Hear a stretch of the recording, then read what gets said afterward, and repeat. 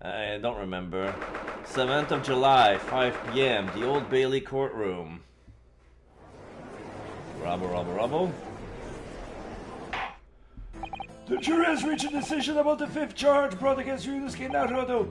Are there any closing statements to be made? Woefully wide eyes and cacophonic knocking knees. Your Japanese have a curious manner. It's almost as if you wish to draw attention to your foibles. What did you say? It really requires the most ridiculous thing. At times I think you two played short of a dinner set. I presume it's supposed to be some witty British idiom, is it? Is that the best a world-famous great detective can do? Time to hear the court's decision, I think, don't you?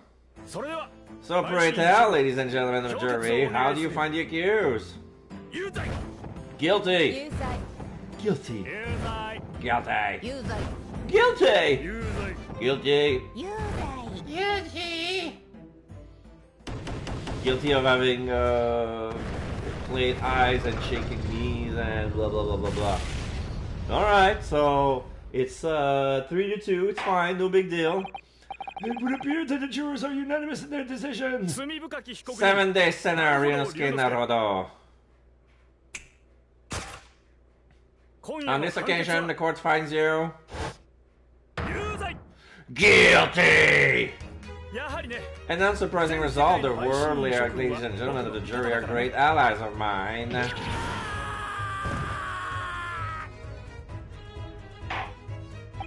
Hereby call an end to this, the 5th of the defendant's trials this week. Talking about us Japanese like that, it's brazen mockery! Quite raisin crockery indeed. But really, there's no need for dry or sour grapes. Curse you! Mr. Shubs should really think about raising the bar. That is all, course adjourned. Until tomorrow, blah blah blah. For the 6th. To be continued. Alright, that was stupid. That was stupid. And I think those are... I don't think those results are fixed. I think it's really a decision made by Vox Populi. Vox Populi? Anyway, survey. Real people found that Ryunosuke guilty of having white-plated eye when he's scared or shit. Alright, so let's start chapter 4. Twisted Karma and his last bow. So yeah, if we remember yesterday, there was a big revelation. We find out that Asugi Kazuma is actually alive, number 1. Number 2, that he's been assigned as a prosecutor by none other than Lord Strongheart from the prosecutor office. So he's the apprentice of Baron von Ziek.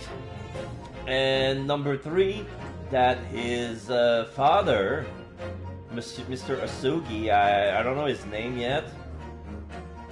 I don't know if they mentioned it once, but was actually the professor, and he went on a ramping, on the killing spree, killing them. I was about to say Democrats, but it's aristocrats and royalty. One of them was Lord Van Ziek's older brother Clint, and he was a very fine prosecutor. And ever since episode 4. It was indeed the most bizarre incident born of a curious advertisement and a commonplace killing at the edge of town. Pipe in hand, Sholmes looked down at the thick, rolling fog outside our window. I wonder exactly how many mysteries are out there, hidden within this bed of fog, he said. Indeed, a most bizarre incident, born of a curious advertisement. A hellhound's mad gallop through the shadows of a serial murder. An executed man's graveyard resurrection in the dead of night. Picture of the professor. And a commonplace killing in a small, forgotten room at the edge of town. There is, naturally, always another side to every case, of which most remain ignorant. And it is that other side which compels me to the scene of the crime, Wilson. So quickly now, take your hat and let's be on our way, my dear fellow. For our adventure is not over yet. Come, the game is afoot. The game is afoot! Like the title of my stream. I felt to say the game is afoot, and yeah. So yeah, they show an illustration of a series of different people, basically common folks, and like it was a black and white picture, but they wanted to focus on the fact that they were all red-headed. So it's like, it feels like a ginger convention. Or some would say an army of the dead, because you know, like, oh, a ginger people have no soul, so yeah, better red than dead. Red power, better red than dead. Oh, so here's the narration. Sorry. 8 years after that earth-shattering trial and Cosmo regaining his memory, we were in the foyer of one of London's most luxurious hotels, the Great Waterloo Hotel. Well, well, well. Oh, what did I Hotel? 1st of November, 10:24 a.m., Great Waterloo Hotel foyer. So we see, like, this is the entrance of the hotel. There's a bellboy at the ready who's holding suitcases. There's two clerks on the other side of a big counter with a big bill. The counter is hidden behind a table with a very, very big vase with a very, very big bouquet of pink flowers. I think they're I don't know the name of the flower. It's not orchids. It's not pink roses. It's not poppies. They're not pink poppies. Anyway, there's a big red carpet with golden ornaments on the side. There's a set of luggage near rolling caddy, one would say, like the thing they use to roll to carry the luggage. Like two of them are on it and the rest is on the floor packed up next to it. The room is lighted by two big chandeliers. Yeah, there's light coming from the chandeliers, like from the candles and from the giant bulb that is inside the chandelier. And yeah, the crystal refracts that lights everywhere. There's many lamps. It's like it's 10:25 in the morning, but every lamp is lit. It's like at the outside light wasn't enough to make the inside of the hotel bright. So here we go. Professor Mikotoba is due to arrive at any moment. Yes, I'm so glad we got here in time. Susato ... Susato-san hasn't been the same since what happened. Not that I'm surprised. The truth about Kazuma-sama's father. Do you suppose my father knew? That he was actually the mass murderer, the professor, you mean? Oh, I knew that's what she was thinking about. There's a good chance, I'd say. I mean, they did come here to London together 16 years ago, didn't they? Yes, that's true. Come to think of it, didn't you say that Professor Mikotoba knew about Cosmo going missing in Hong Kong as well? That's right, but if for some reason he wasn't at liberty to talk to me about it. That probably means he knows then. About Cosmo showing up here in London with amnesia and that he's regained his memory now. Zato ... Ah, there she is! Somebody comes in. Oh! It's Yujin and Jigoku, it's the judge! So yeah, they're wearing civilian clothes. It's so weird to see the judge wearing civilian clothes. He looks like a Westerner, but his beard doesn't hide the fact that he's actually a Japanese.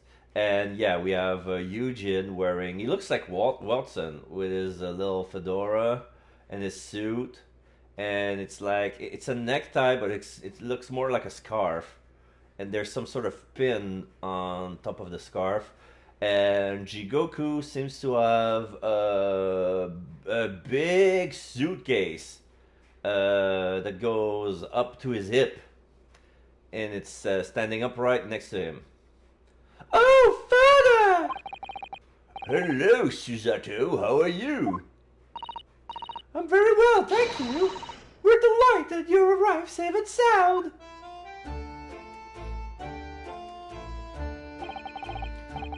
Hello, Mr. Naruhodo. Very kind of you to take the trouble to meet us here.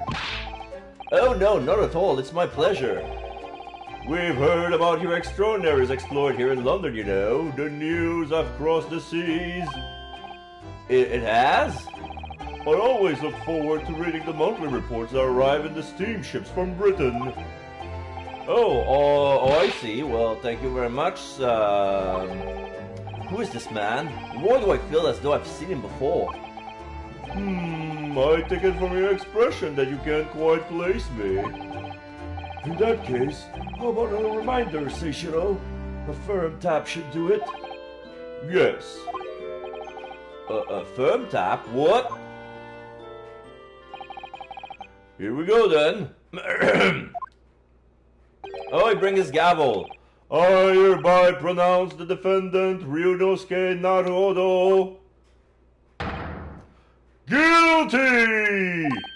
Oh! You're...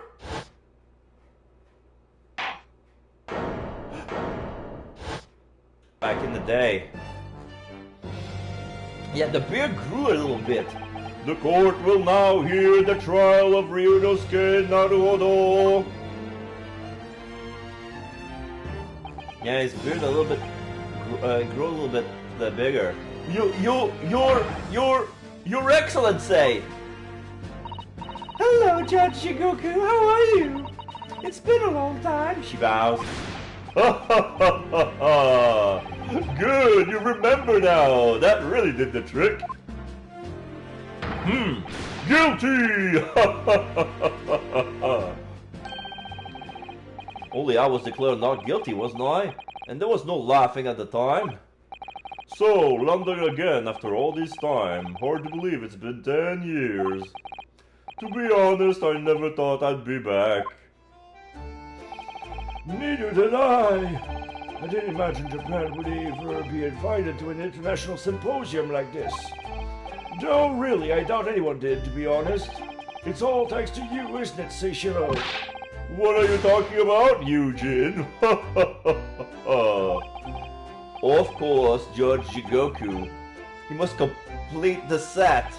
He's the other man who 16 years ago came to London with Kazuma's father and Professor Mikotoba. He's the third visiting scholar. Well, all those passport check and luggage searches at the border look rather a lot at the time. Took rather a lot of time, I must say. I'm very envious of your ministerial status. You didn't have to go through any of that, did you? Oh, I knew you were jealous. Sorry, ministerial status? Oh yes, didn't you know? Seishiro here is also Japan's Minister of Foreign Affairs. Are you now? It was his personal assistant that allowed you to take Kazuma's place here on this study tour. Guilty as charged! Oh. Well, thank you very much. He's really every bit as important as it looks. Yes, now, Naruhodo. I received a telegram from Lord Strongheart yesterday. Oh, you did? It appears that some things came to light in the trial you were involved with 8 days ago. About what happened 10 years ago, that tragedy.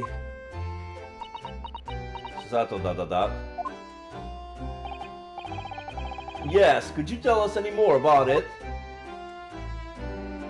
Converse, your journey to Japan from Japan. So, how was the voyage here? Well, 50 days at seas is a long time by anyone's standards. But it wasn't as bad as when we first came 16 years ago. No, that's true. Then I truly wonder if we would be drifting in the vast ocean for the rest of our lives. This time we followed the same route as you, so we were able to relax and enjoy the experience. Ah, so you stopped in France's beautiful capital, Paris? We did, yes. Though only for one night. And yesterday evening we left the port of Dunkirk for Dover. Just in time for the symposium, in fact. It starts tomorrow. It's wonderful that you were invited to attend such an important international event. I'm very proud of you, Father. Well, it's thanks to Seishiro here. 16 years ago, he managed to ingratiate himself with Britain's Attorney General. I'm sure that's why he was invited, and I suppose you could say I'm something of an appendage by default. Speak for yourself, Eugene. You were close friends with the professor of forensic science at a major hospital. Oh yes, well, I'd rather not dredge all that up, really. No, there's been a lot of water under the bridge since then, but it doesn't bring him back. Cosmo's father, I suppose. Cosmo's father? The professor! The killer took the lives of 5 members of the British aristocracy. Was actually Cosmo's father, wasn't he? That's correct. Genshin Asogi. Genshin? You knew, I presume, Father?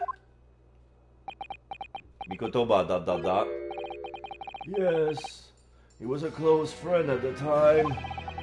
Genshin came to Britain as a police detective. He was studying investigative techniques at Scotland Yard. I've never understood what drove the man to commit such heinous acts. It was a closed trial, so the public never knew the truth, and he was executed with little ado. To this day, very few people know what really happened, even in our homeland. But what about Cosmo? Did he know? Did he know the truth about his father? No, of course not. He was told his father passed from sickness. However, I suspect he may have had his doubts. Oh, why? As you know, I tried to guide Cosmo growing up as if he were my own son. And Jikoku crosses his arms and tilts his head to listen. Then one day he came to my life at the university and said, "I've decided. I want to travel to Great Britain and study there." Do you think he wanted to come here to investigate his father's death? I don't know. But when I looked into his eyes, I didn't know that there was no way I'd be able to stop him. Zato ... Something else came to light in that trial the other day, actually. Oh, what? Well, having disappeared in Hong Kong and been missing for almost a year, Kazuma since turned up here in London working as the apprentice of Lord Van Zeeks. What? What? That's news to us! So, Lord Strongar's telegram neglected to mention that part then. Kazuma's reappearance. As you know, we both thought Kazuma had died on the steamship during our voyage to Great Britain in January. But he didn't die, he's alive! As you knew, didn't you, Father? Oh, in actual fact, no. What I did know is that when your ship docked in Hong Kong, he mysteriously vanished. We sent a team of investigators to Hong Kong to try to ascertain what had happened, but to no avail. But he's still alive? And here in London, you say? I never dared even to dream it. Why on earth did the young man not make contact? The government and the police have been chasing clues fruitlessly for months now. Well, it seems that he was suffering from amnesia. What? Amnesia? When we first came across him again here in London, he didn't know who either of us were. I see. He only regained his memory 8 days ago. This is unbelievable. Yes, it's quite miraculous. I wonder why Lord Strongheart didn't let us know. I must speak with him urgently. Oh, I wonder how Kazuma's been these past few days. Would it be wrong for us to go and visit him? Your time in Britain. That began 16 years ago now. It's a distant memory, really. It was Eugene here, Genshin Asogi, and myself. We were the original three. The first judicial scholars from Japan to travel overseas to study. Ocean voyages were not what they are today, I can tell you. 16 years ago, things were tough for their generation. Your father was an exceptionally fine medical student at Yume University at the time, you know, young lady? Yes, grandmother told me. He went to do research at the Great London Hospital to study autopsy, practically unheard of in Japan. Yes, it was an eerie place, sandwiched between the back of a prison and a burial ground. Wait, what? Was it Lowgate? No more talk of graves, please. Very often, there's no one willing to deal with bodies following autopsy work. So you see, autopsy labs have something of an unavoidable relationship with graveyards and prisons. Not my cup of tea at all. Do you remember that Scottish prison governor? Caden, his name was. He was a good man. Yes, but of course in our 6th year here, everything changed with that dreadful case. When Genshin was arrested for a series of the most gruesome murders. I simply couldn't believe it. I'd known the man for years. I was a witness at the secret hearing and I tried to speak in his defense, but you went a little too far and ended up facing charges yourself, didn't you? well, suffice to say that after that trial we were sent back to Japan. There was nothing more we could do to save Genshin. He was a lost cause, sadly.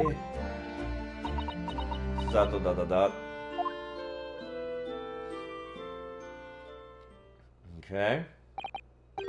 Well, if you'll excuse us now. Yes, I would like to get this trunk up to my room as soon as possible. I'm so sorry. I shouldn't have held you up here for so long. Oh, I'll call for the porter then. Just wait here. And she bolts. Susato-san's gone off at a run. I'd like to stay and talk more, but I do have various preparation to make for tomorrow. Yes, of course. It must be a big responsibility representing our entire country. I wish you the best of luck. Naruhodo.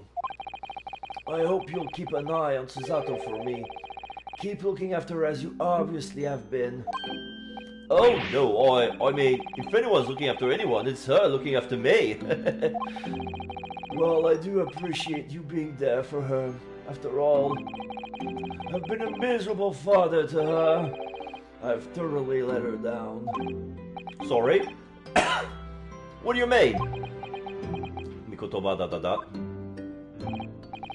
Well, it was 16 years ago that I started my long study tour here in Britain, as you know. Yeah, he left her, she wasn't even born. The first time she saw her was when she was 6 years old. The very year Susato was born. Yes, I heard. The birth of my daughter was the most joyous event of my life, but... well, sadly it was accompanied by the most tragic event of my life too. Oh yes, Susato-san's hinted at something like that. Yeah, she was born on the day Genshin was was tried. Which is sad, actually. It was a rather turbulent time, I hope. Anyway, I won't bore you with details. The point is, I became rather less dependable than befits a grown man. And it was then that Seishiro offered me the opportunity to study here in Great Britain. I was too worried about you to leave you behind. So perhaps I was a little heavy-handed when it came to persuading you to accompany me to London. So, that's what happened in a nutshell. And that's also the reason why I now feel compelled to give my daughter as many opportunities as I dare. Though the world does not readily afford young women such things, I must say. I completely understand, Professor.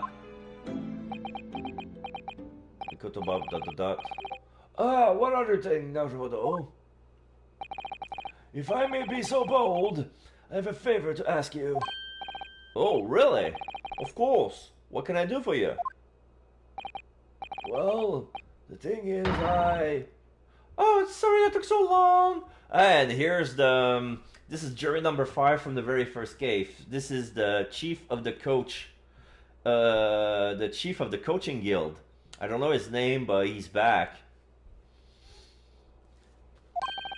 Miss Susato. Now then, allow us to take your bags. Allow me to take your bags. Oh, one moment, if you please, Porter. Of course, sir. He's still holding his flask on his hands. It's still open, like he was about to drink from it. He's holding a camera around his neck as well. That machine around your neck is a camera, I believe. Quite right, sir. Just 5 shillings for a lovely photograph to commemorate the wonderful stay at the hotel, sir. Well, I think given the occasion, we could justify the expense. Porter, ... Ah, yes, of course. Take a picture of... Oh, it's a picture of the judge, Mikotoba and his daughter, and Ryunosuke in the middle. I would like to thank you for coming with me, Mr. Naruto. It's really made Father very happy, I think. Oh, well, I'm pleased then. But we were interrupted before. Professor Mikotoba was about to ask me something. Shall we return to Baker Street, then? I expect Artemis will have some delicious tea waiting for us. Yes, let's go. I'm getting more and more anxious about Kazuma, though. Perhaps I'll try to meet with Lord Strongheart later and ask after him. Okay, now I can... Oh, I can examine everything. But now everybody is gone. Okay, here's a picture of the Crystal Tower.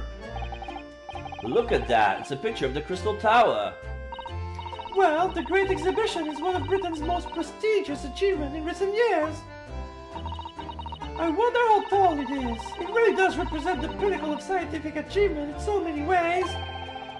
There's a 20-meter tall chimney on the bathhouse near my lodgings at Yume University. The attendant there is always boasting that it's the tallest object in the neighborhood.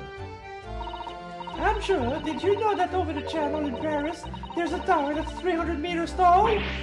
What? How many times taller than the chimney at Yume Soaking Hot Springs is that?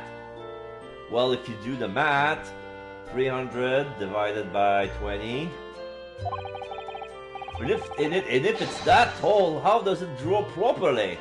The smoke would get stuck, surely. It's not, there's no chimney there. I don't think it's that sort of tower, Mr. Naruto.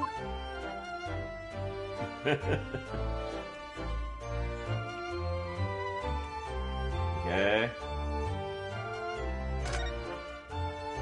So, that desk is known as the hotel reception. Anyone wanting to spend the night has to report there to sign in for their stay. Oh, so do you think that's the head clerk behind the desk there? Yes, I'm sure it must be. I'd love to stay in a grand hotel like this for a little while, wouldn't you? Just to know what it's like. If the hotel fee was paid through our stipend, I'm afraid it might bankrupt our homeland. I might bankrupt the homeland. True, true. London gives the words expensive a whole new meaning.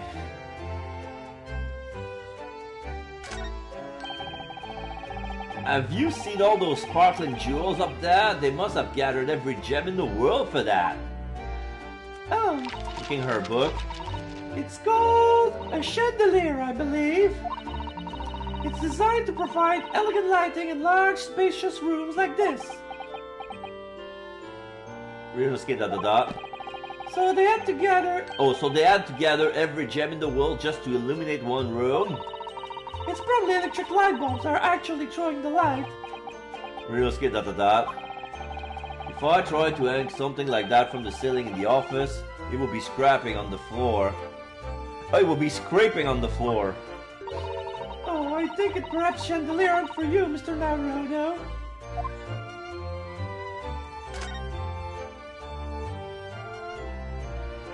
No, I'm not gonna sing Chandelier by Sia. I don't know the lyrics very well, and I would be swinging from the chandelier.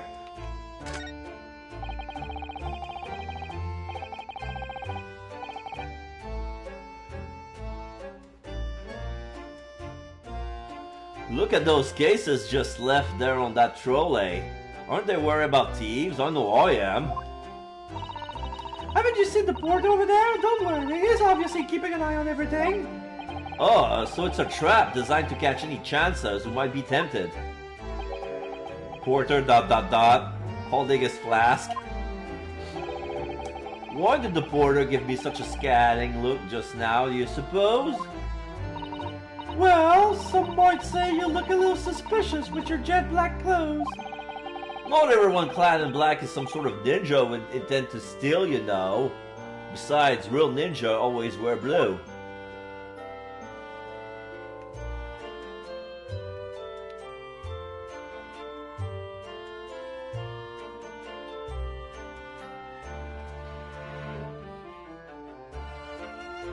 I think we've done everything here. We can move. A new location has been added. The Waterloo Hotel. Okay, we can go to Shom's suite. We can go to the desk. We can go to Lord Chief Justice's office. Yeah, I had some clothes in my drying machine. It was beeping for a while, but I don't know if it still beeps. Anyway, back to Shom's. We're gonna go visit Shom's for a while. Oh, there's a mask! Hey, this is the mask Azuma was wearing. They kept it as a memento? I thought the memento was the little book. The little booklet that Professor Hairbrain had with the whole is explaining his theory of instant kinesis. 1st November. Way! What's that? What was that? A man screaming in the most unflattering way. Do you think? Could it have been Mr. Sholmes? Oh my, I do hope not. Oh my god, there are two red-haired people. And there's okay, there's the smaller one is crying.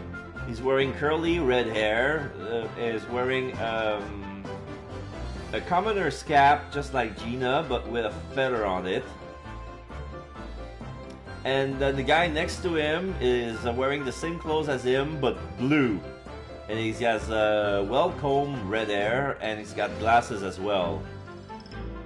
I don't know what they're doing. Like the first one seems like a child, and that was him crying. I don't know if he's Italian because it says, "Way, I don't do it anymore." But I don't know what voice to give the kid. In fact, I have no idea what voice should I give to those two. Those are new characters, so... Okay, I went for a Luigi voice back with the Loon. So let's try Kid Mario. Wah! I I don't do it anymore. Oh, he's French. Mon ami, mon ami. Hello, Tyler. How you doing? I'm doing very good, thank you. How about you? Oh, 2, 3 pieces of candy. Oh shit, you went. I thought it was only No Highside who was spamming me with candy. I thought you were going for something else for a change, but alright. 3 pieces of candy that is. Wait, 5? 1, 2, 3, 4, 5. Alright, you're spoiling yourself, Tyler. Hey, shit. Do I have enough candy left? Yes, I do, but oh my god. Alright. I cannot eat. Okay, I'm gonna eat those candies one at a time because I wouldn't be able to speak if I chunk them all in one go. 1, 2, 3, 4, 5. Alright, 5 candies. Oh, wait, I got 4. Okay. Ooh, piece of candy. So, the tall one is French. Mon ami, mon ami. Stop this disgraceful display, huh? Who are these people? Look at their hair, it's bright red. I think they must be clients of Mr. Sholmes. Oh, Gina's here. Right, you two. You're coming with me now. Down to the clank. No, not in the prison. It is a dark and a damp, and I don't like it. I don't like it. I don't like it. Buff, the darkness is my friend. I am not scared. Where? But your arms get scared of the dark. Shut your mouth, you idiot. I will sit quietly in the dark and plan our next daring heist. Where? I don't like this. I don't like it. Oh, well, Duff. Well, tough it. We'll finish this down to the yard. Now get moving. And the guy falls down, and the smaller guys do a salute. Bye then, Genie. Oh, this is Iris, by the way. Bye then, Genie. Have fun. Both of crying. Oh yeah, thanks, Iris. Thanks, you great detective. And she does a salute and she leaves with both of them. Gina makes a fine detective herself, doesn't she? Oh, Susie! And Rena! Hello, Iris. We're home. Well, did you find your daddy? Yes, we arrived at the hotel just before he and his friend. Oh, well, that's great news. I hope I'll get to see my daddy again soon. Ah, yes, of course. Your daddy, John H. Wilson, the guy who was murdered at the beginning of the game. Whoops. Dr. John H. Wilson. So, Iris, all that remains now is that greatest of problems known to man. Oh shit! Herlock shows us hair are dye red now. Oh, this is troubling. This is troubling. But before we concern ourselves with that, I believe some tea is in order, don't you, my dear fellows? You're not scared of that. Yeah. Yeah, alright, this is me reacting to the candy. Ugh.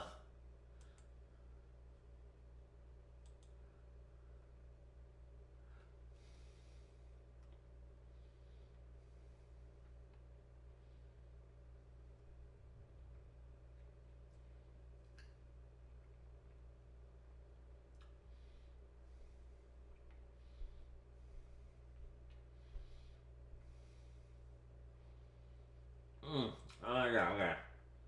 Alright, down with candy number 2. Ryunosuke da da da. Susato da da da. Is something wrong, Mr. Naruto? Do I have a crumb of such light on my face? Not so much on your face as on your head, I'd say.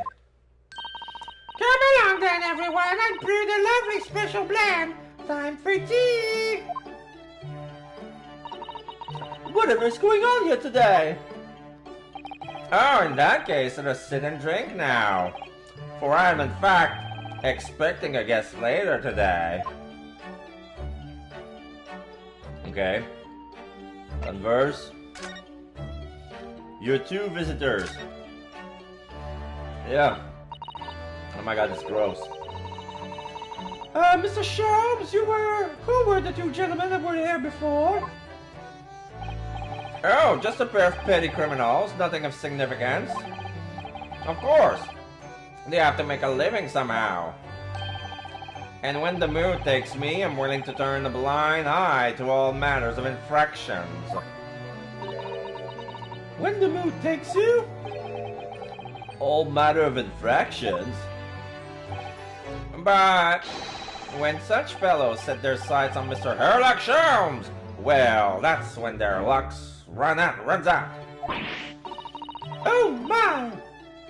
You were the target of crime, Mr. Sherlock. But I quickly devised a plan to entrap them and deliver them to our young detective ally. You should have asked Gregsy to come too. We're gonna have a real and arresting tea party. Ah! Horse breaking.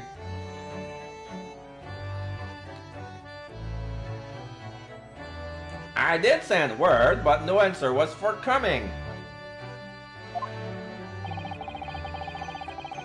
The man is consumerly in the wrong place at the wrong time. There's a word for it, I'm sure. I'm gonna take piece of candy number 3. Ugh. Aha! I have it! A bungler! That's the word. It's a good job is not here to hear you say that. So those redheads have been up to no good. I wonder what the man did. The greatest problem.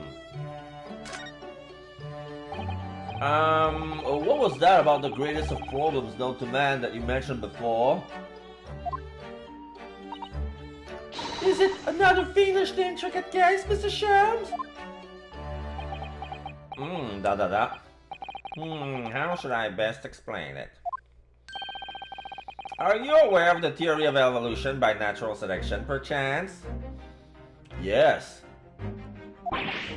Well, I think I've heard talk of it somewhere, possibly. It's a revolutionary scientific theory that was newly proposed 40 years ago now.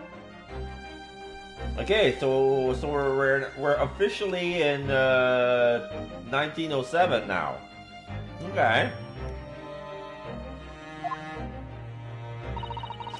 According to this author, Mr. Darwin, we humans were once apes who lived in the treetops. Wait, what? We were apes?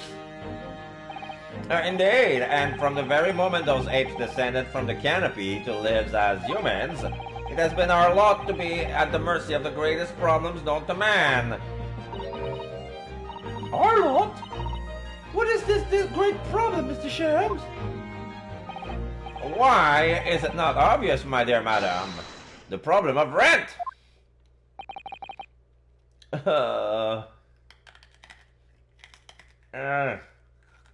Gross.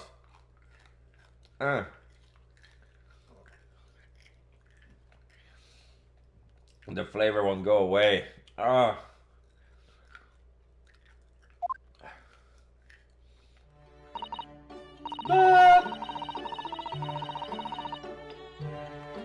did you not receive a rather large sum of money from Madame Tuspel's only the other day? Pshaw! A large sum! One potted herb for Iris and a new motor car for me later, and all of this has quite disappeared, I assure you. Oh wait, so the money? Okay, I need to drink.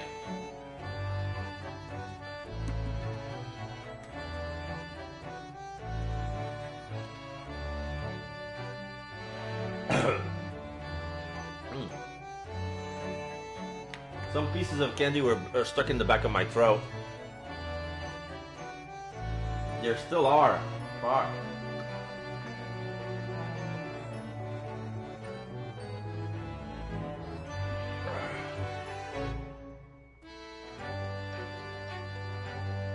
Okay, it's better now.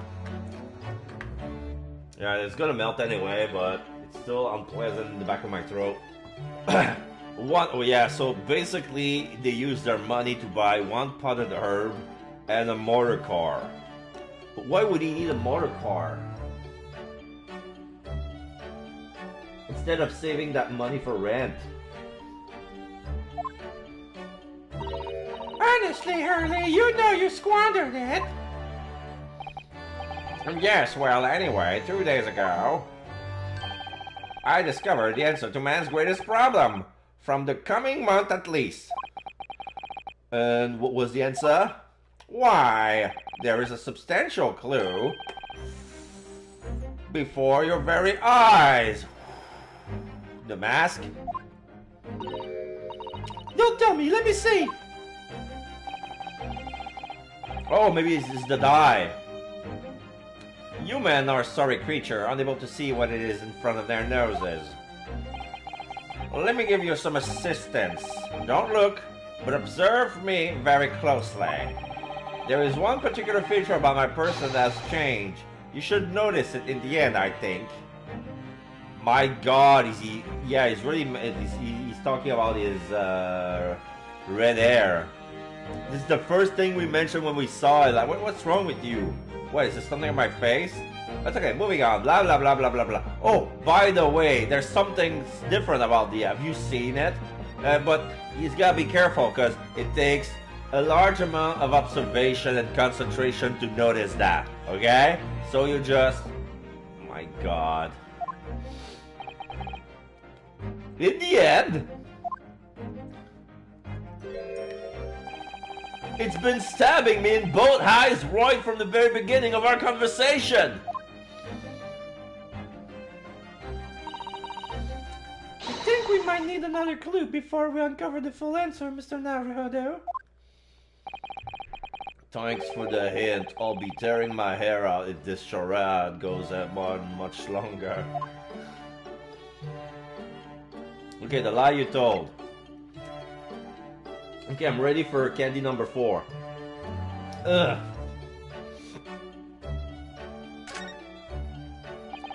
Mr. Sholmes, isn't it about time you told us the truth? Just over a week ago, you said to us...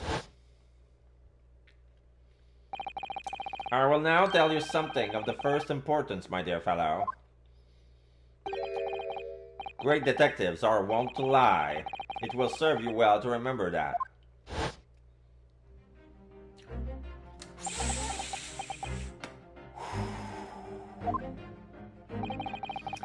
That case of Brawl the SS Brewery in January, Kazuma wasn't killed, and you knew he wasn't dead at the time.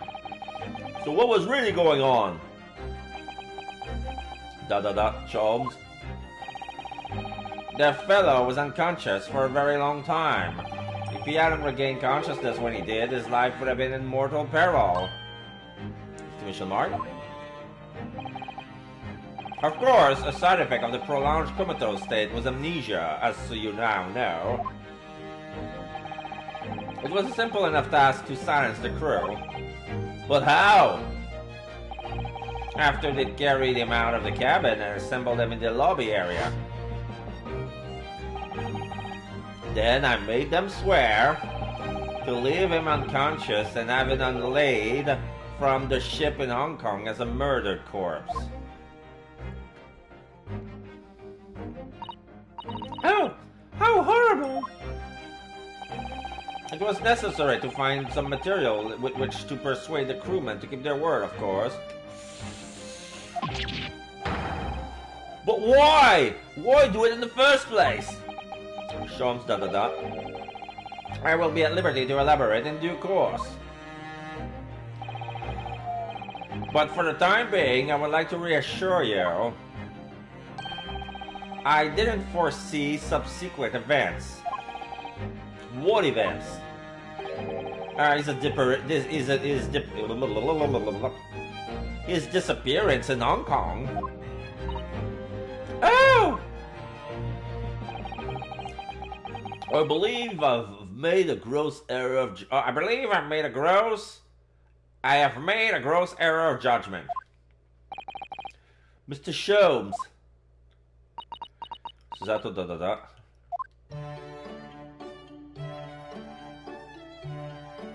Okay. So, can we observe?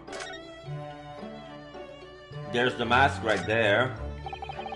The mask Azuma wore when he was assigned to Lord Van Ziegs as his apprentice. When he cast it aside after the trial the other day, I just sort of picked it up.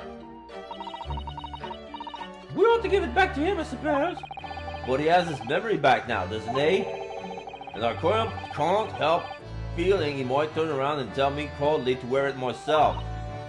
But isn't he your best friend?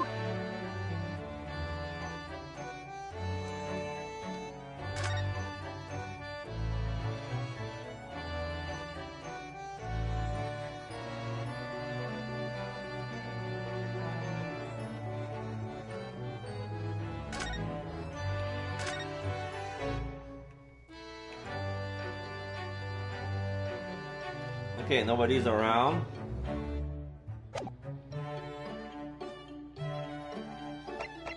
We ran out of conversation and there's no new evidence.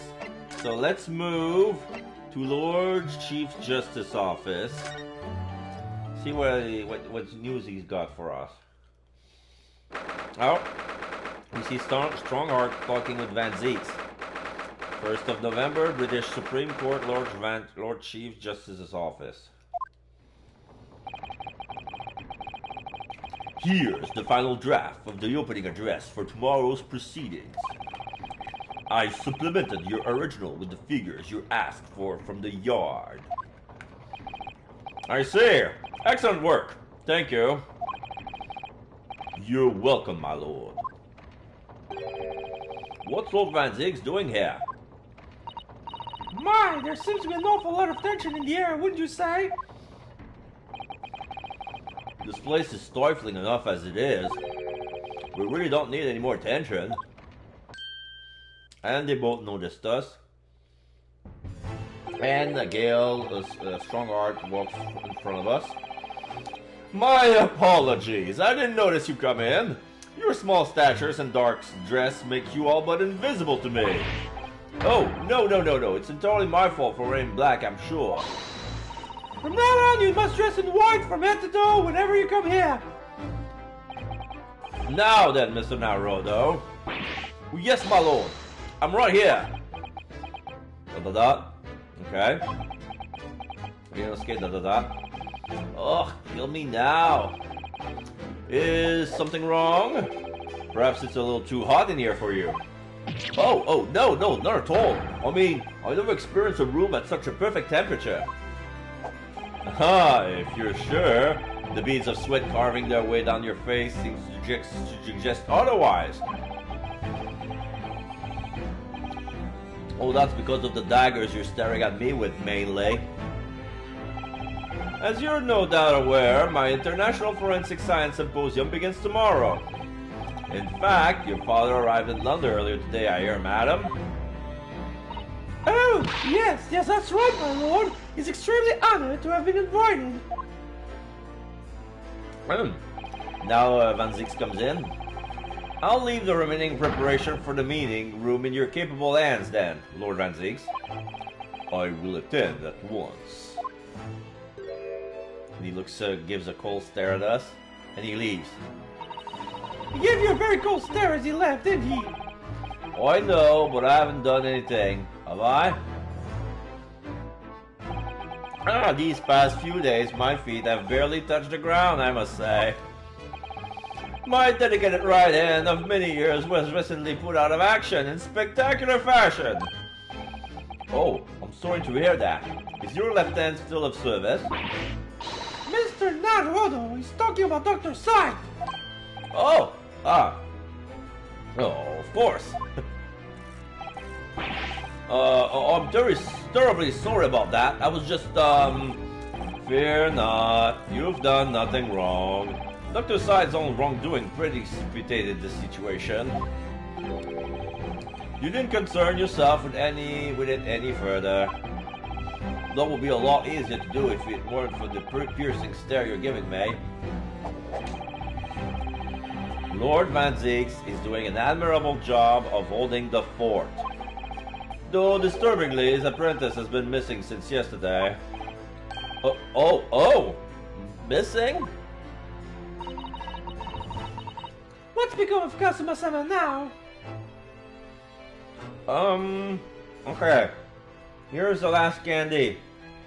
There you go, down the hatch. Yeah.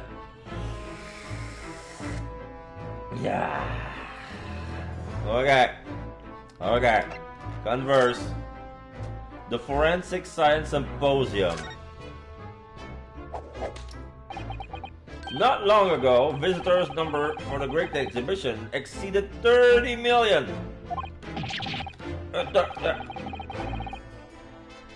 30 million? Are there even that many people in the world?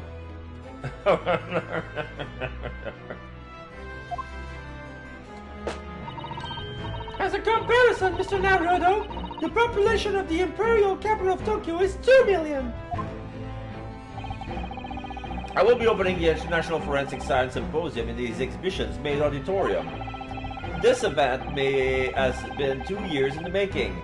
2 years of preparation and negotiation with other countries. It sounds like a tremendous achievement. Congratulations.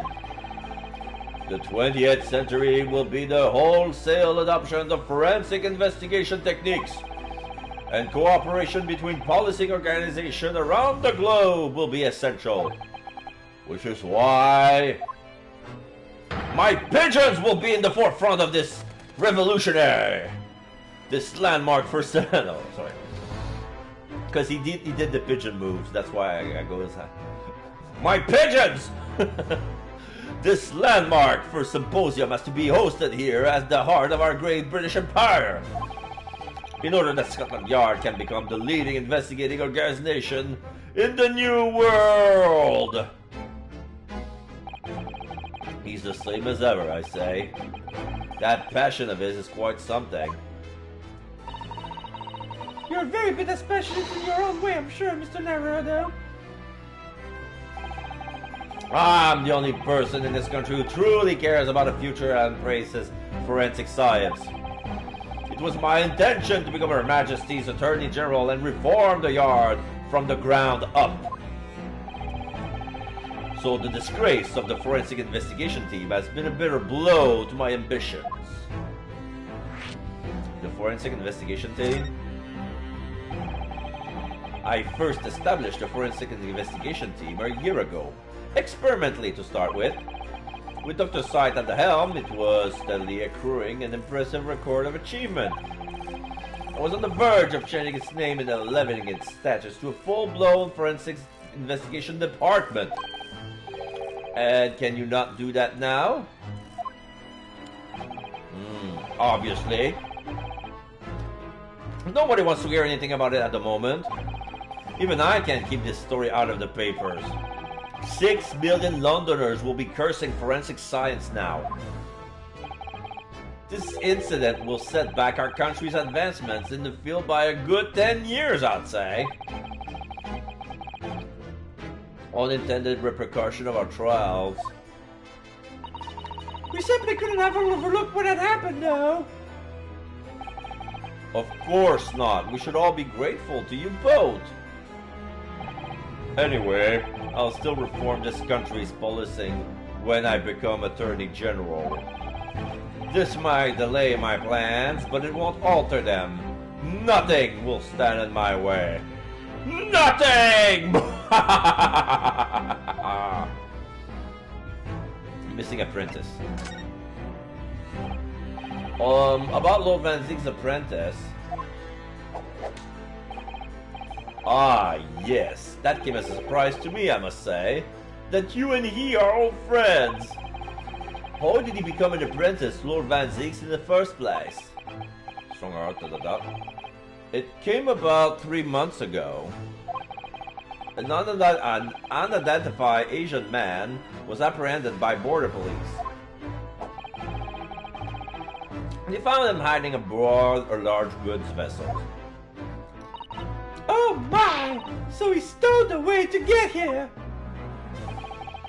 He had no papers to identify him, no passport, and he was suffering from amnesia too. Other than the fact that he was clearly of Eastern descent, there were no clues as to who he was. So I decided to assign him to Lord Van Zieks. That way I could keep an eye on him. But then, why the mask? Oh, I didn't want to burden Lord Van Zieks with tiresome explanation about why he had an Eastern apprentice. Because it would be so much easier to explain why he was wearing a mask. He's proving to be a great help to Lord Van Zieks. I have high hopes for his future. By the way, do you know where he's gone? Oh, no idea. But I believe he's left London from the time being. Oh! I take it you also didn't know that the man's father was one of our country's most infamous criminal, I mean. Exclamation mark. Genshin Asogi. Kazuma's father's crimes.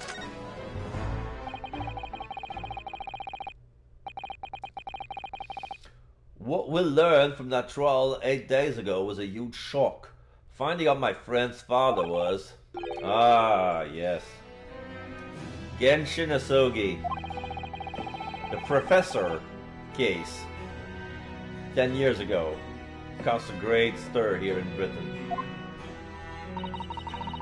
There's such awful murders and unprecedented. Using a ferocious dog as a murder weapon. And no one would have believed the culprit was a foreign student invited to study here by the government.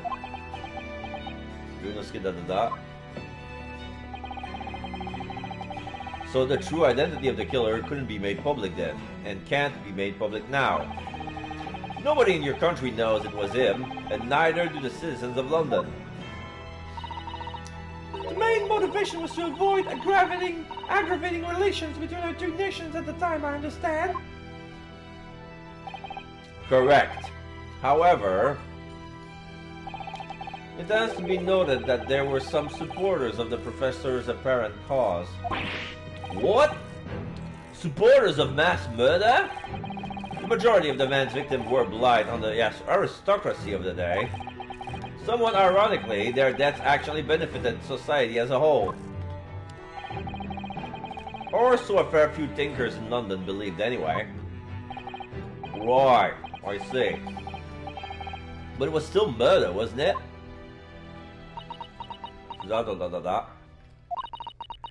It seems very similar, doesn't it? To the idea of the Reaper of the Bailey. Exclamation mark. Stronger.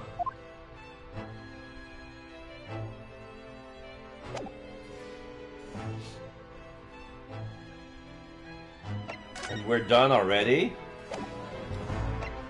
What are we supposed to do now? We're supposed to go back at the Grand Hotel? Let's check the library. You couldn't read all these books even if you were reincarnated 6 times over as a bookworm. Can Lord Strongheart really have read all of these? Thinking about it, Father's study's full of books that looks as though they were never been read too. Sorry. Oh, really? Her peddlers of books are forever pushing their wares on him, you see. And I think he's just too kind-hearted to refuse them. There's a phrase for that in Britain. People would say they saw him coming. Makes me wonder if perhaps the vast number of books on the shelves in here are a sign of Lord Strongheart's overwhelming kind-heartedness.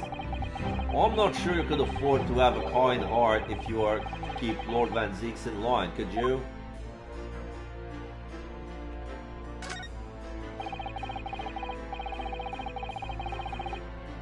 These very European suits of armor are still glaring at each other across the carpet, I say. In a way, they feel like guardians of the Lord Chief Justice's office. I suppose. They're running like the lion dogs that guard the shrines in Japan, aren't they? Aren't they a bit too human to be called lion dogs?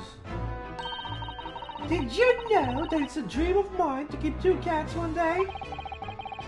I feel as though we're gone off of a bit of a tangent, don't we? Don't you?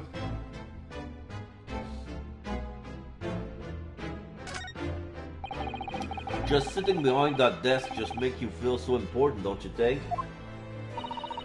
Would you like to have an office like this, Mr. Naruto? With such a grand desk? Who, me? No, I don't think so. Oh? Well, imagine if you suddenly found yourself needing the toilet. You had so far to go. ... How true. Perhaps the important people who work in ostentatious offices like this haven't considered such things. I'm going to take that as a compliment.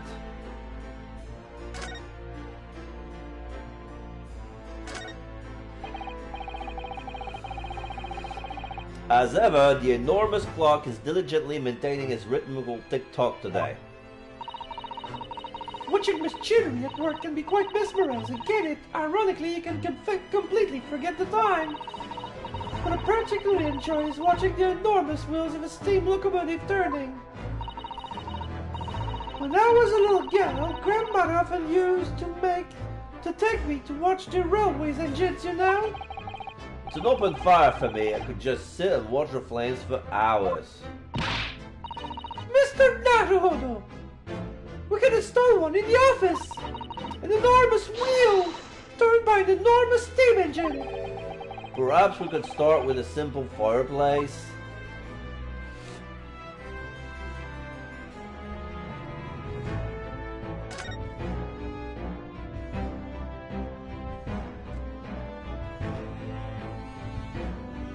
Okay, we're done here.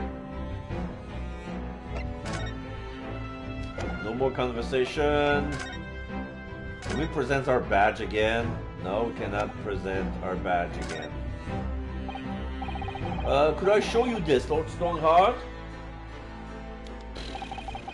Yeah, I'm the Lord Chief Justice. I'm not here to offer advice about evidence. Oh. Especially when the evidence in question is so dull. Ah, so that's the real reason. Okay, let's move out. Should I go back to Naruto? Back at my office. 1st of November, Naruhodo's legal consultancy.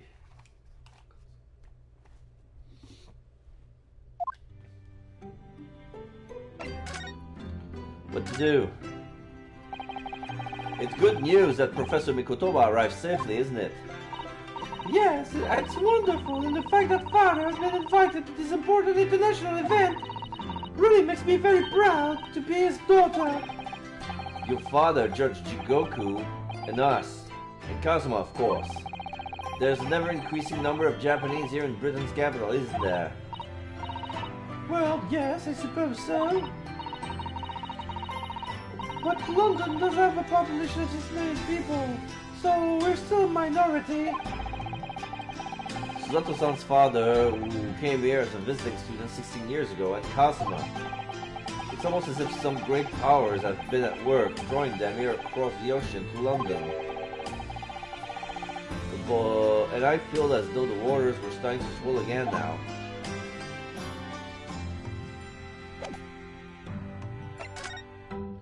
Okay, so there's literally nothing to do. Let's go back to the Waterloo Hotel. Did we overlook something?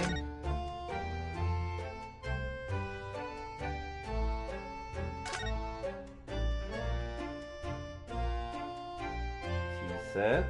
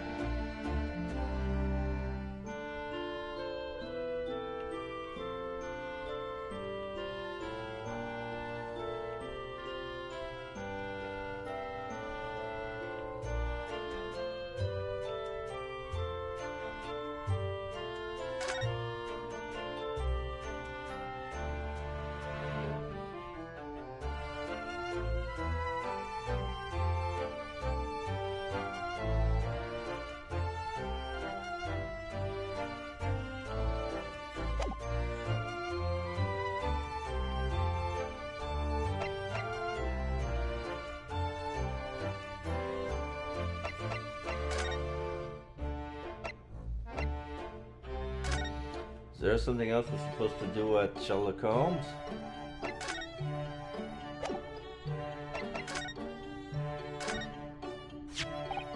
Mr. Sholmes, about this. Tell me, Mr. Naruto, is this the first time you've shown me this particular trinket? Oh, I don't really remember, to be honest. If my saying that it's a collar for a breed of miniature canine with a particularly long neck, that were to precipitate, here we go again, from your lips, would be sure that it was not the first time. Exclamation mark. Deduction, you see, my dear fellow, deduction! Okay, so this is interesting. Is there something else we could, Oh, there's, the hurt. I do like this fireplace. It's one of the best things I've seen since we arrived in the country, in fact. Although I do yearn for a Japanese kotatsu. Putting your legs under a warm blanket table is so comforting.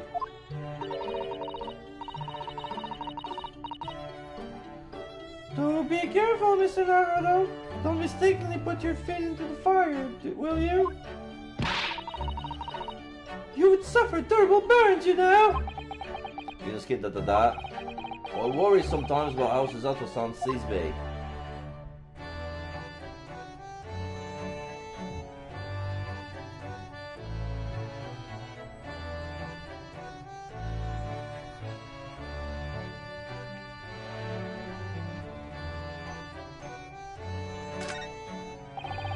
There's all sorts on these shelves. Chemistry apparatus, books, papers, and lots of things I've never seen before. Okay. It's all up so high, I can't help feeling that the whole lot is going to double at any moment.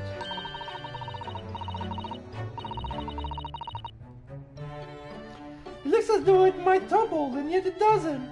The epitome of Mr. Sholmes' brilliance.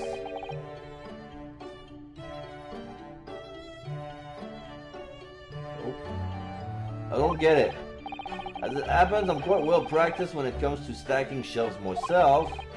Just the other day, the shelves in my office finally gave way under the strain, though. It looks like though it might topple, as it does, and it does. Yes, the epitome of your disarray. Or really don't get it. Newspaper? This looks like last week's edition. What's that article circled in red ink there? It's an advertisement column. It says, "To the Red-Headed League." Oh, the Red-Headed League? What's that? I don't know. Never heard of it before, but... Sholmes, is something on my face? Clearly, this has something to do with that lively hair. Red-headed lead article has been added to the court record. An advertisement from the newspaper that entitled to the Red-Headed League. It seems somewhat suspicious in nature. I don't know why I have a drop of energy. I took my vitamins. I have a good meal. I didn't take any candy. Well, besides the 3 mandatory piece of candy.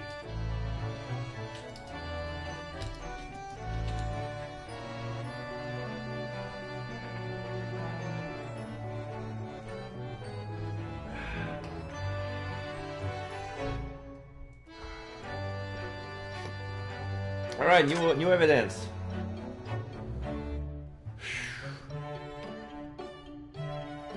Can I check? Yes, I can check. Okay, to the Red-Headed League. On account of the bequest of the late Ezekiah Hopkins of Lebanon, PA, USA, there is now another vacancy open which entitles a member of the league to a salary of £4 a week for purely nominal services.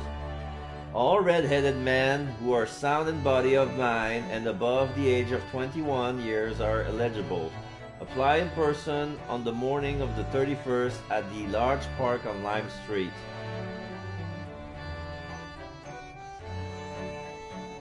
Get £4 per week if you are redhead. Oh, okay, now I see now. Sherlock Sholmes dyes red so he can hit £4 a week and be part of the redhead league. The redhead league. A most fantastic money-making opportunity. Public health report. Despite the condition of the city of London itself of late, it has been a positive year so far in public health. There have been fewer cases of consumption reported when compared to this time last year, and smallpox is an all-time low thanks to the vaccination offer at the smallpox and fever hospitals throughout the various parts of London. Doctors, however, warn that there appears to be a beginning of yet another cholera epidemic on the horizon. Although the cause of such outbreaks remains unclear, the public is strongly advised to drink only water which has previously been boiled. St. Bartholomew's Hospital. The latest research finding and leading hypothesis this month for the teaching hospitals of London. There is an emerging consensus amongst doctors and scientists of all nations whereby the theory of miasma is being soundly rejected as experiment after experiment as yielding conclusive evidence in support of what physician John Snow has concluded many years prior, that there is a strong correlation between contaminated water and the prevalence of certain diseases. That's what I was talking about last stream. Like the aqueduct was removing like fecal disease. In fact, the latest news to arrive from the continent is consistent with our own research in the so-called germ theory, by which minuscule microorganisms are the actual causes of a great many illnesses. Okay, so it was not a period, it was actually a dash. The medical community has already begun in earnest to identify and categorize the tiny creatures as microscopes, also continue to improve through the dedicated work of London's famous instrument maker. We expect that in the coming years, improved instrumentation will allow us to see the germs with further clarity and in greater detail as never before.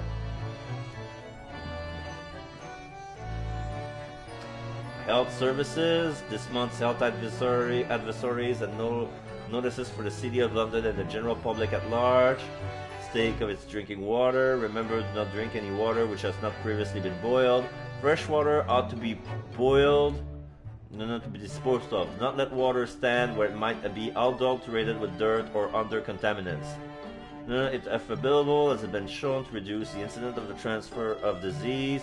Indeed, the compulsory vaccination is for the greater good, as history has shown that public health overall. Retrospect. Continued from page 1. Truly, more than any other nation, Britain has been successful in its endeavor thanks in part to the generosity of its many investors and its long illustrious tradition of fostering inquiries into the science. Lest it be forgotten,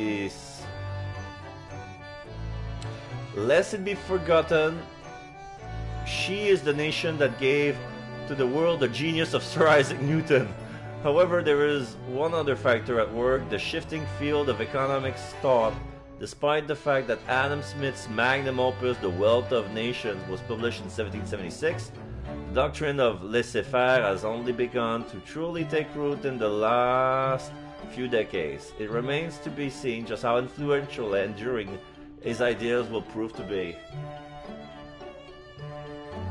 And then the other thing is about fashion. I can barely see anything because it's outside of the...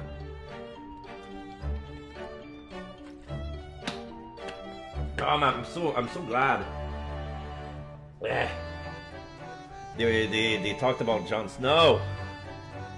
Not the one from Game of Thrones, the real Jon Snow. Yeah. Yeah. Okay, so now I can present the newspaper with the... It looks as though someone circled an advertisement in this paper, Mr. Sholmes. To the Red-Headed League. Does that strike you in some way? I was thinking that just maybe it might be related to your bright red hair. Shums ...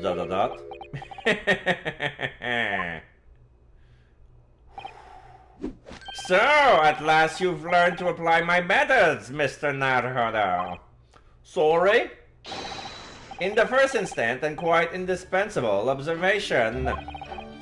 Believe me, I could have seen that hair with my eyes shut. The hue of red is so bright and striking. The first thing you notice when you close your eyes and you open them, the first thing you see is the hair. It's like the color attracts your eyes to look at it subconsciously. Try it if you don't believe me. Close your eyes. Well, sorry for the non-seeing people, but that's how color works. But you guys, that's how the psychology of the mind works with the seeing people. Close your eyes. Open them and tell me the first thing that you saw as soon as you open your eyes. 95% of you will say the goddamn hair, because it attracts the eyes.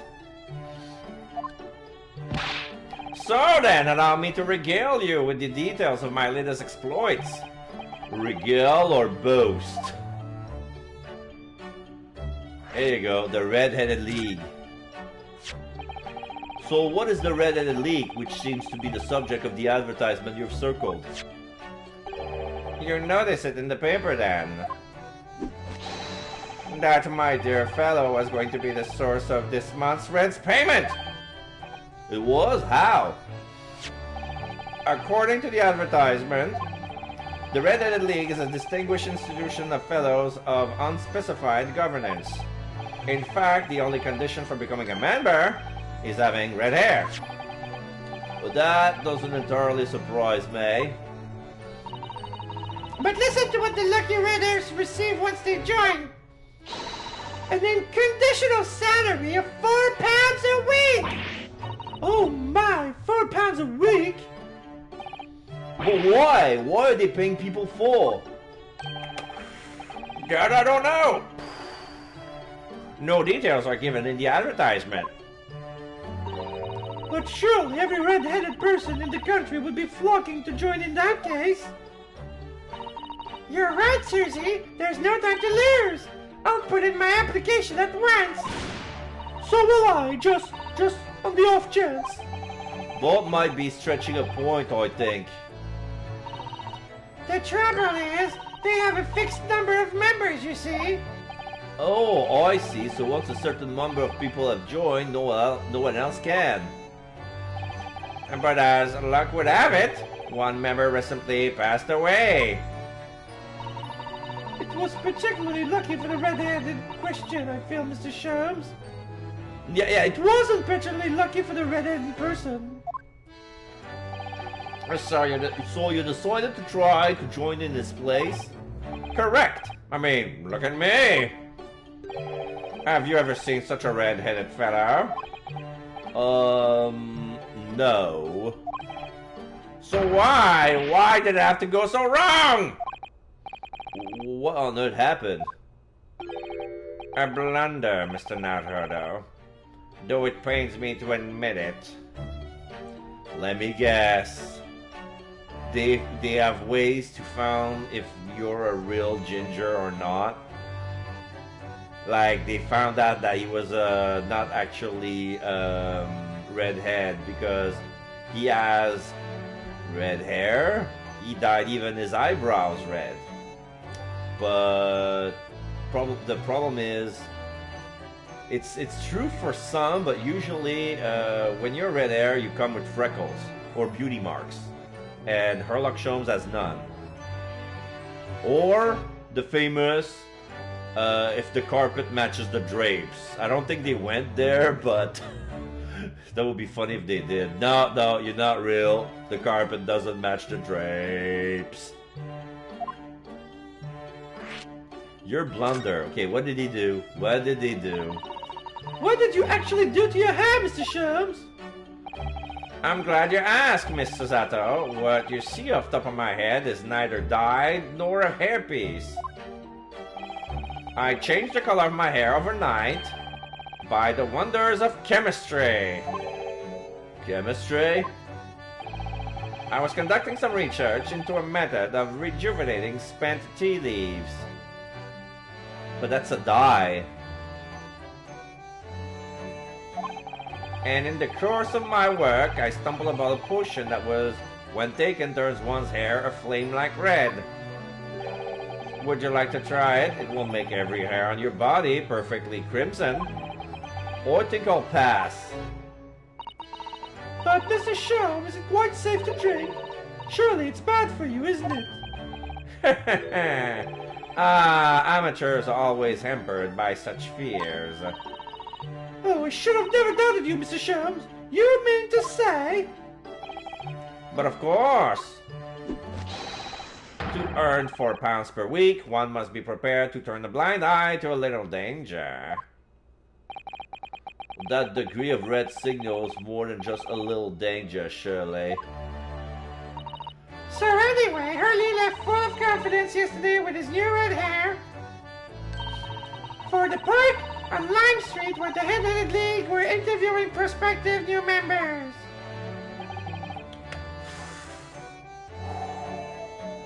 So what went wrong? The whole park was choked with red-headed folk like a coaster orange barrow. I queued for 8 hours solid before at last I reached the front. But when the panel of interviewers saw me, they immediately said, "Ah, Mr. Sherlock Sholmes, are you in disguise to conduct an investigation?" ...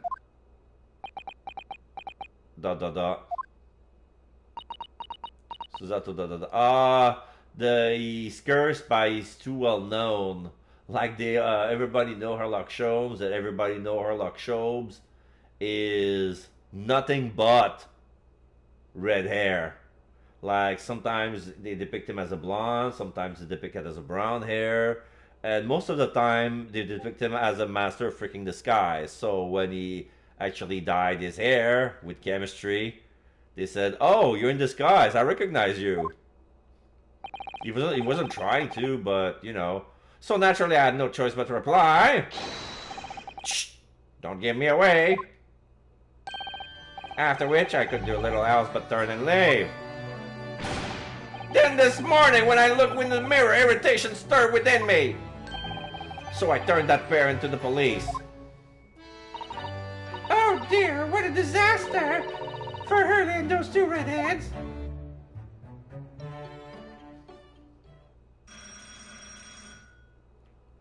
Ding-a-ling-a-ling. So I believe this is the doorbell.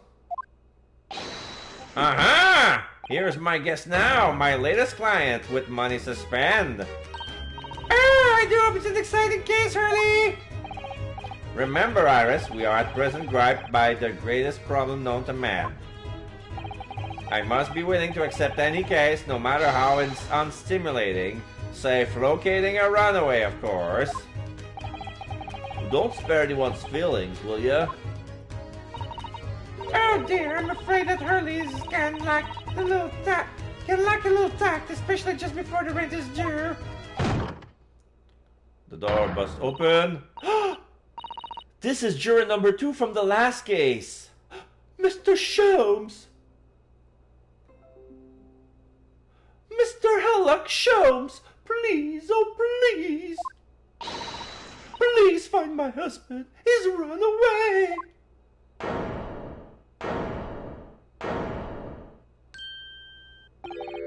To upset me? I beg your pardon? Never mind. A personal matter. My apologies. What exactly are you trying to say, Mr. Narrator? I didn't say a word. Come, my dear madam, be seated. Iris, some tea if you please. Of course! Susato, What's the matter, Miss Susato? Oh, it's just that gentlewoman. I feel sure I've seen her somewhere before. Very recently. Oh yes, now you just come to mention it. Her name is Evie. Evie Vigil. Okay. As is explained earlier, my name is Evie Vigil. I implore you to take the case, sir. Money is no object. Simply name your figure. Money and wealth are of little consequences to me, madam. Being offered a case to solve is reward enough. Take the money, you stupid! Oh, Mr. Sholmes, you are the picture of benevolence. I will of course make a mental note of your offer, however, for contingent reasons. I trust you will remember your words also. For my inquiry, sir, this gentleman and lady would be... Oh, May? What I'm about to tell you, I should like to communicate in restricted confidence, you understand? Ah, these are my friends, I assure you. Say before despair anything which you may say to me. Ah, I see. I can vouch for the gentleman personally, after all. He's hard of hearing. Why did I ever get my hopes up?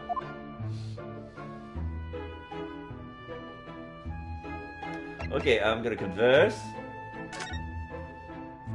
Mrs. Vigil.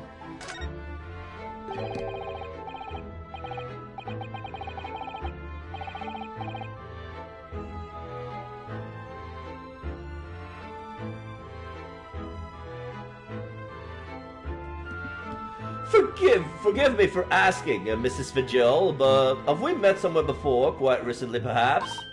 Oh, my! Pshaw, my dear fellow, what is your intention? Clearly you have no ability to differentiate the facial features of the English. If you wish to invite the lady to tea, you must do so in a more gentlemanly fashion. Is it possible that you're the nice young lawyer from the trial I attended last week? Oh, I knew I recognized her! Yeah, she's juror number 2. To have a man's fate in the palm of one's hand, oh gosh, oh golly, oh my! It sends shivers down my spine. Oh, I didn't quite recognize her because she's acting so differently now. Oh, it must be very difficult for you as a lawyer, being hard of hearing, I mean. Pardon? See? Oh dear, I'm so sorry, don't worry if you can't hear. It was frippery, really, and nothing more. Now look what you started, Mr. Sholmes. Thank you very much.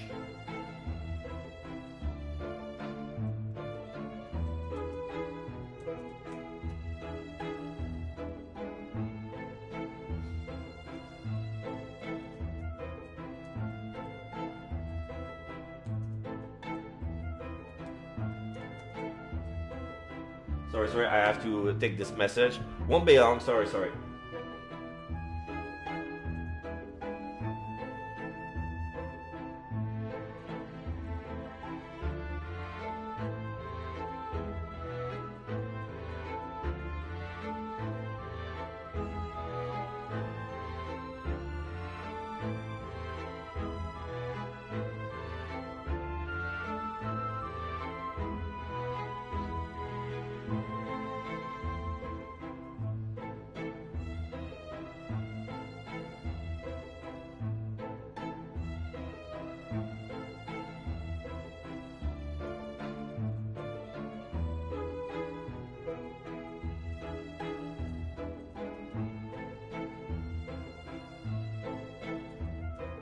Okay, sorry about that.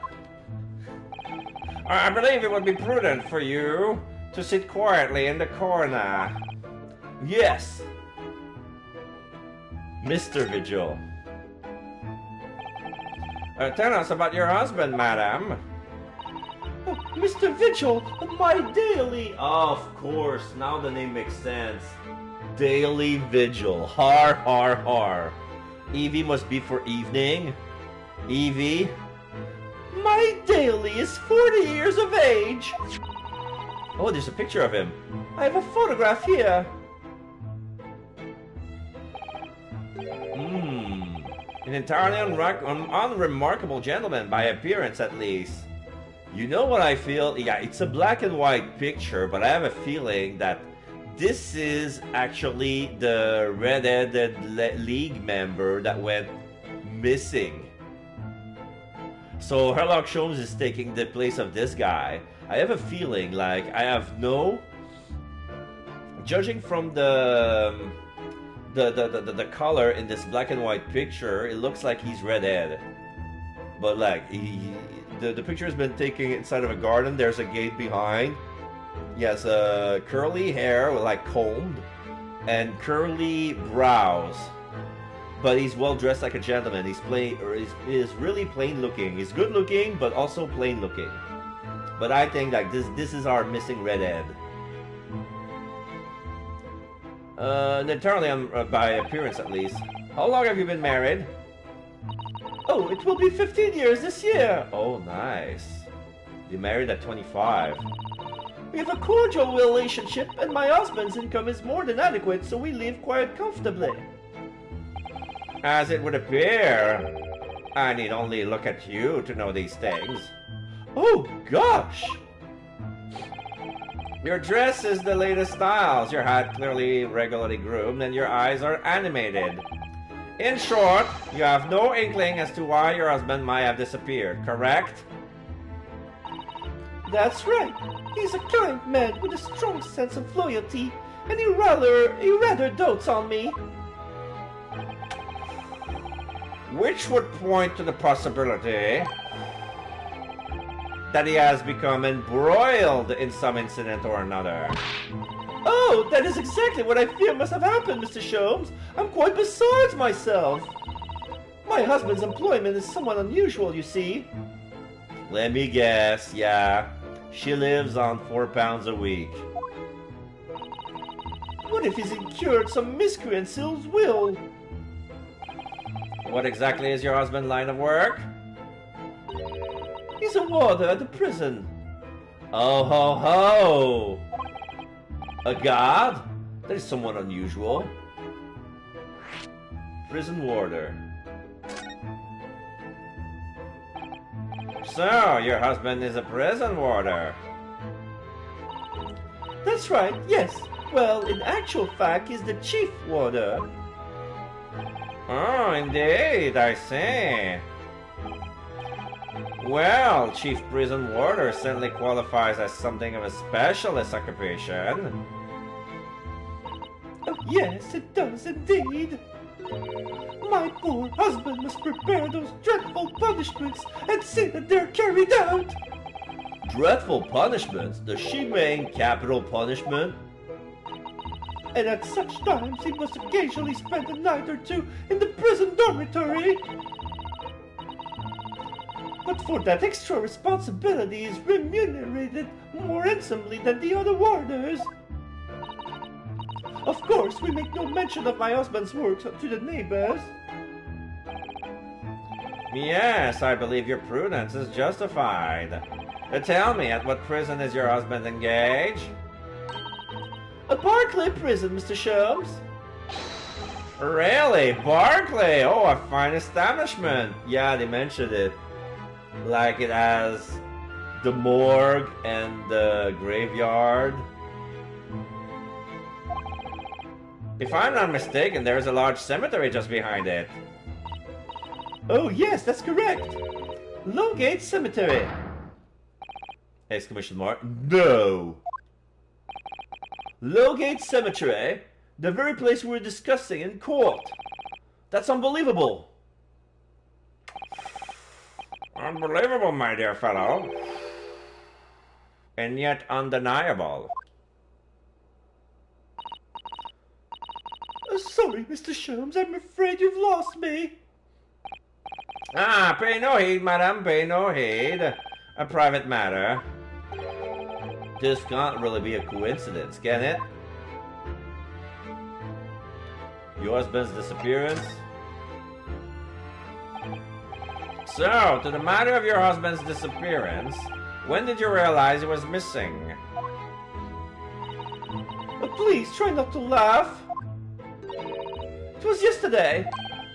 I'm sorry. Yesterday? That really is recent, laughably so. The truth is, my husband does at times have occasion to spend the night away for his work. It's not at all of the ordinary for him to not return home at night, but this is different. For him not to make any contact for a whole day, that's certainly never happened before. Oh, my dear Daly, whatever can have happened? My dear Mrs. Vigil, please calm yourself. Now then, have you contacted the police? Why, naturally, but sadly, they refuse to listen to my pleas as my husband has only been missing for 1 day. I was asked to wait patiently at home. In truth, Mrs. Vigil, I concur with the police. However, let us not be hasty. I see no reason why we should not engage my detective powers to track your husbands down anyway. Oh, thank you, Mr. Sholmes. And furthermore, let me assure you, a chance to solve the greatest problem known to man for another month has no bearing on my decision. Winkety wink wink. I seek only to put a sweet smile on another Londoner's face. That's really all there is to it.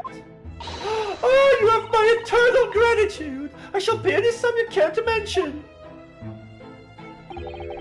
You seek only to put this sweet rent in your landlady's purse. That's all there is to it.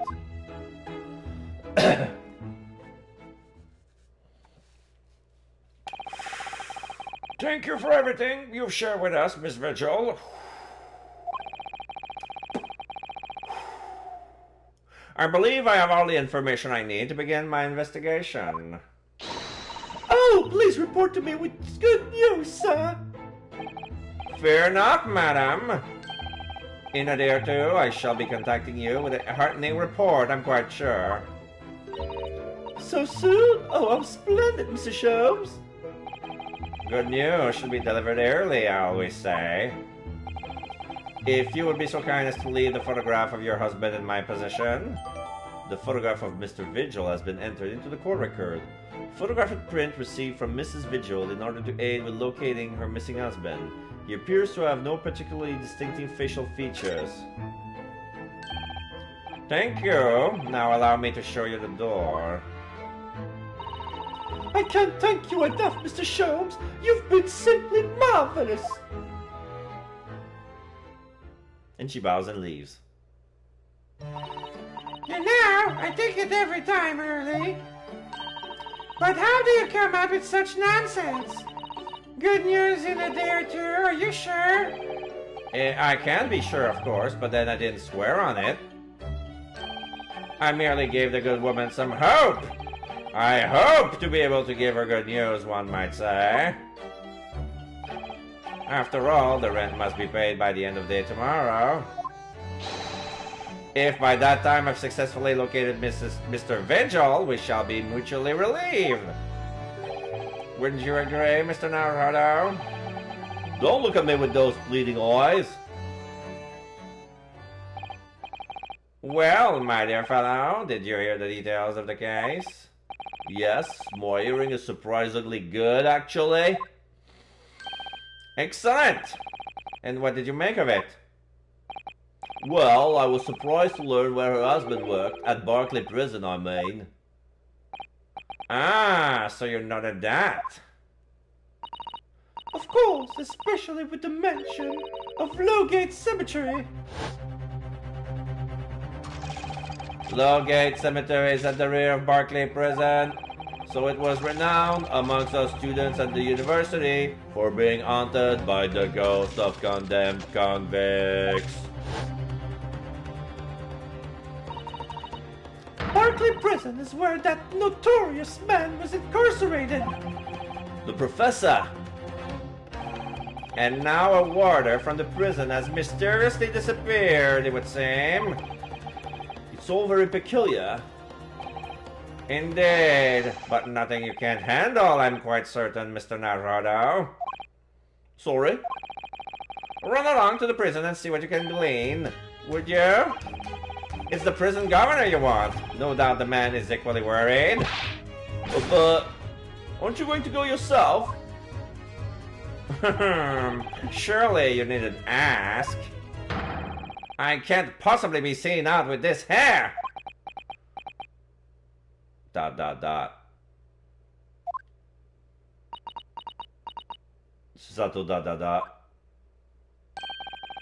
But didn't you go to Lime Street with that hair? That was quite a different matter. So I leave it in your capable hand. Now if you'll excuse me, I'm rather busy. And I bow. And I leave. And toodaloo.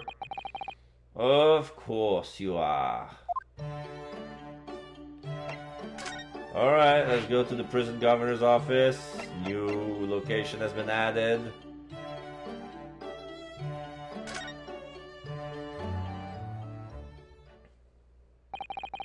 Barclay Prison is on the outskirts of London, backing onto a lonely burial ground. Its 4-high outer wall loomed quietly before us in the fog. Having requested a meeting, we were shown to the governor's office in the watchtower.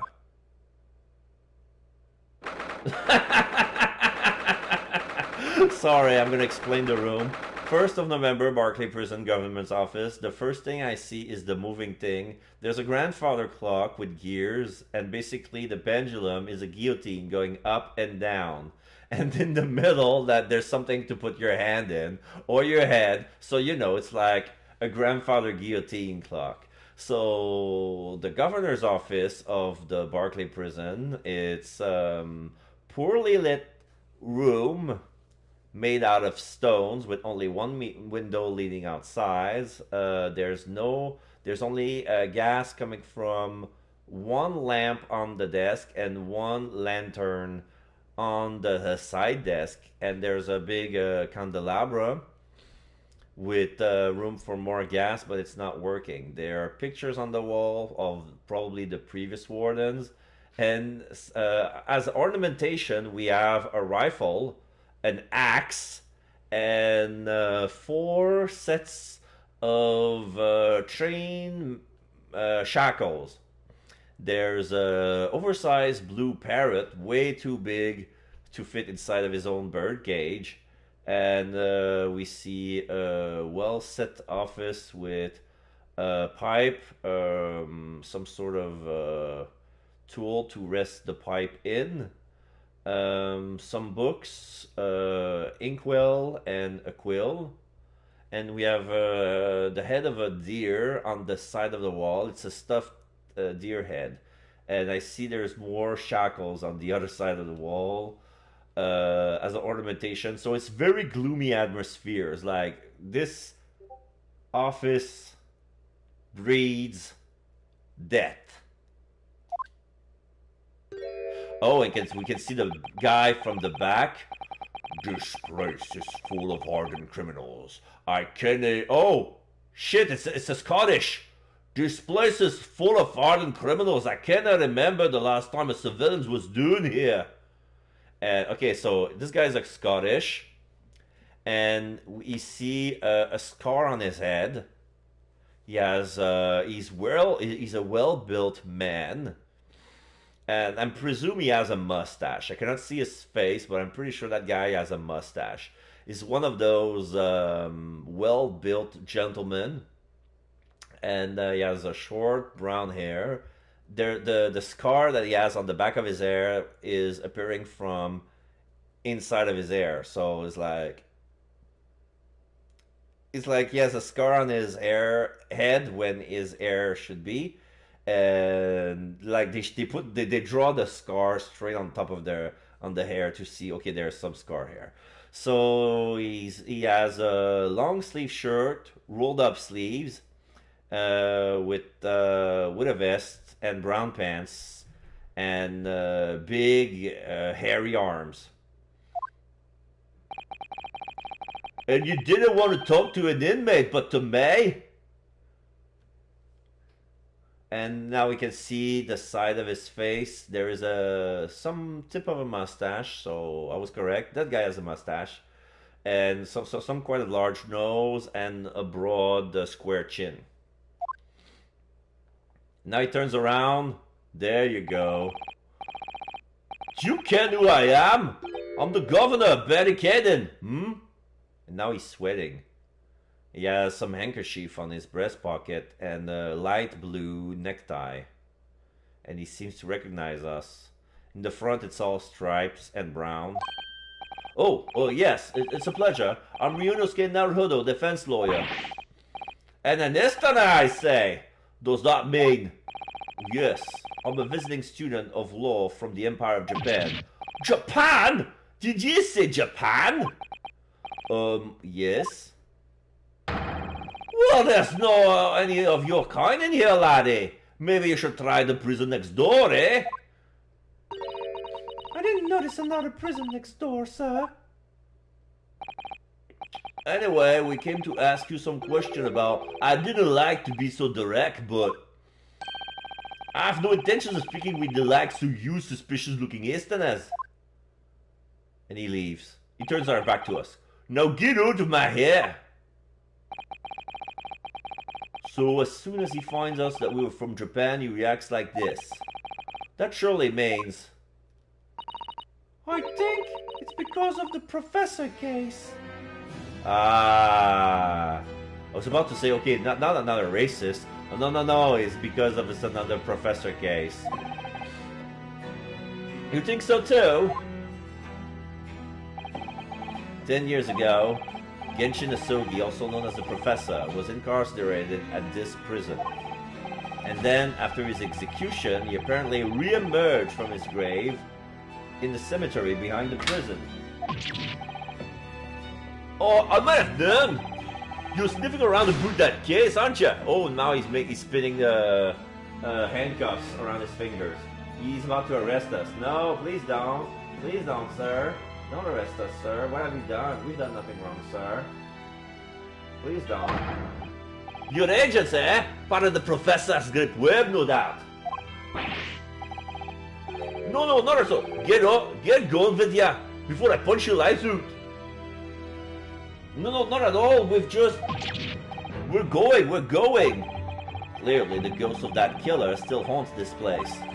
We're not going to get anywhere here. Unless we can somehow prove this man that there's nothing suspicious about us. Governor Kaden? What are you thinking, Mr. Zato?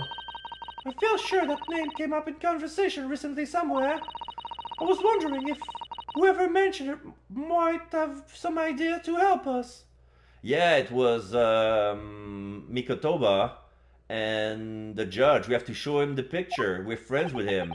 Come to think of it, I have the same feeling.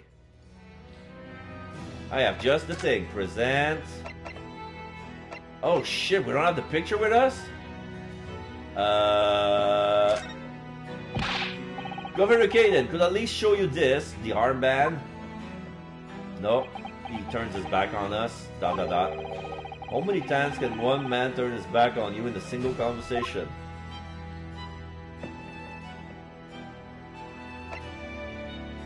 Read the lead article? No.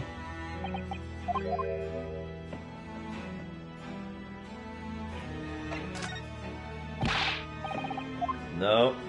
So I have to come back. Okay, so the picture has been taken, but I don't have the picture with me yet. It's I have to find the porter.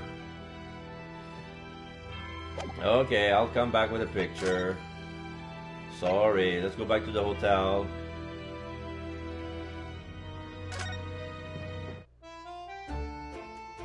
Oh! Mikotoba's here! Perfect! Let's talk to him. Where's... Okay, Jingoku is not here, but yeah, let's talk to Mikotoba. That's Professor Mikotoba over there.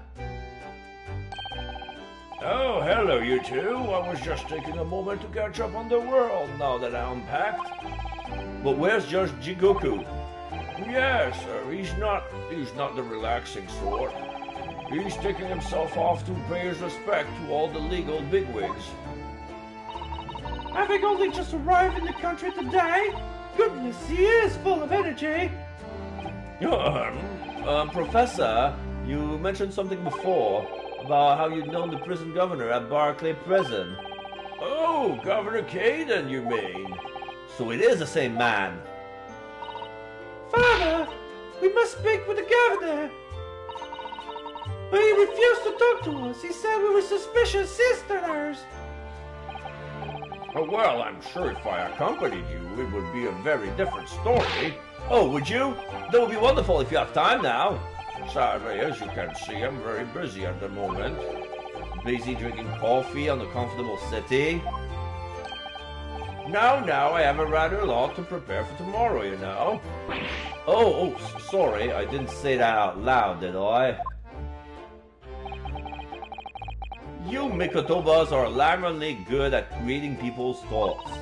Or could it be that your Naruhodos are alarmingly bad at hiding your thoughts? Let's not fall out now. I have an idea. Oh, he's gonna write a note. What's he writing on that piece of paper? Here's a letter of introduction for you. Hopefully, when he sees my name, he'll change his tune. Oh, thank you, sir. The letter and introduction have been entered into the court record. From Professor Mikotoba to Governor Caden. Hopefully, now he'll be willing to talk to us. Good luck, then. I cannot talk to him. No, I cannot change the conversation. I got what I need with him. Oh. Oh, shit! He drew this on the back of his train ticket. The Black Bird line. Oh, it's a boat ticket. Month 9, day 11. Number 29. Jim. Dem. 906. Blah, blah, blah, blah, blah. Oh, it looks like this is some sort of steamship ticket. The SS Grouse, first class cabin, 001. Yokohama departure, 11th of September. Yeah, it's 9/11. It says 9/11. London arrival, 1st of November. It doesn't say the arrival, just that this was punched on September 11th. Oh, that's the boat that Professor Mikotoba and Judge Jigoku came out from Japan, isn't it? Yes, I think it's called the Dunkirk on the north coast of France for a night before finally arriving in Dover. It says California for some reason. Or, I don't know, maybe it's not conference, one fringe only. The writing is so bad, I cannot read anything. To think it's been almost a year since we arrived in Dover on the SS Buria. It seems a shame not to keep your ticket as a memento of your trip, don't you think? Yes, I agree. I have mine safely in my diary. And I keep mine in my wallet, so I have it with me at all times. Oh, well, how strange. Where could it have gone? Are you like this on purpose, Mr. Naruhodo? Did I imagine it, or was that comment accompanied by a little sigh? Okay, a note of introduction on our behalf from Professor Mikotoba to Governor Caden. It's written on the back of a ticket for passage on a steamship. And the side says, Professor Mikotoba has wonderful handwriting, doesn't he? This dark-suited young man is not in the least bit untrustworthy. Is it just me, or does that make me sound extremely untrustworthy? I do wish you at least called you a nice young man. I'm really not sure that will help.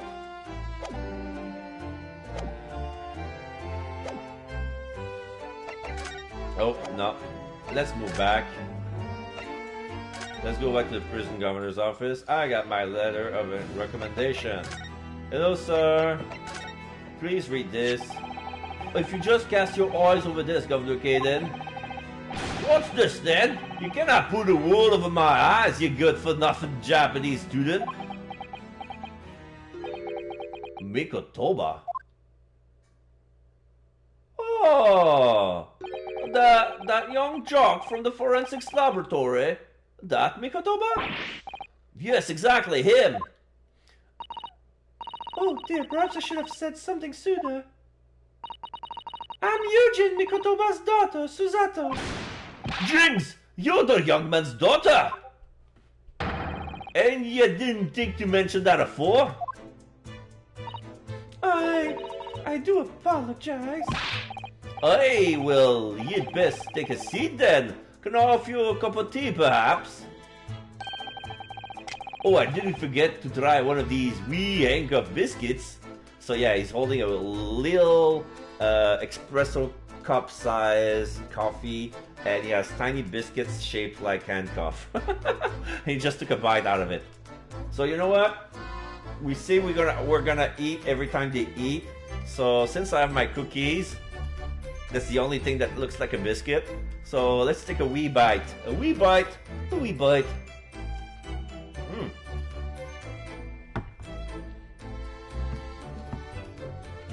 Alright, wee bite.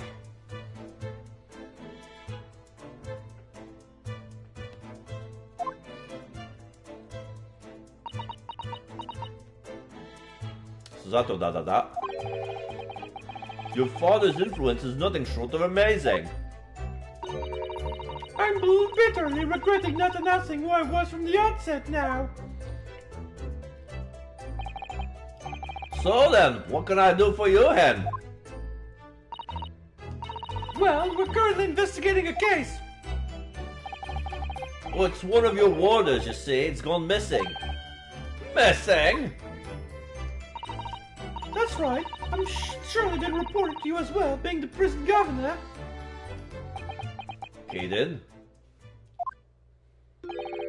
I haven't heard nothing of the sort. There's no missing persons in my prison. Oh, but Well, how can that be? it's Mr. Daily Vigil, your chief warder. Eh? Vigil? That's right. His wife came to us and asked us to investigate his disappearance.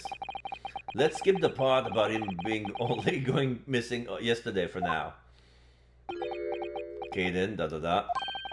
Clearly that means something to him. Would you be so kind as to tell us what you know, sir?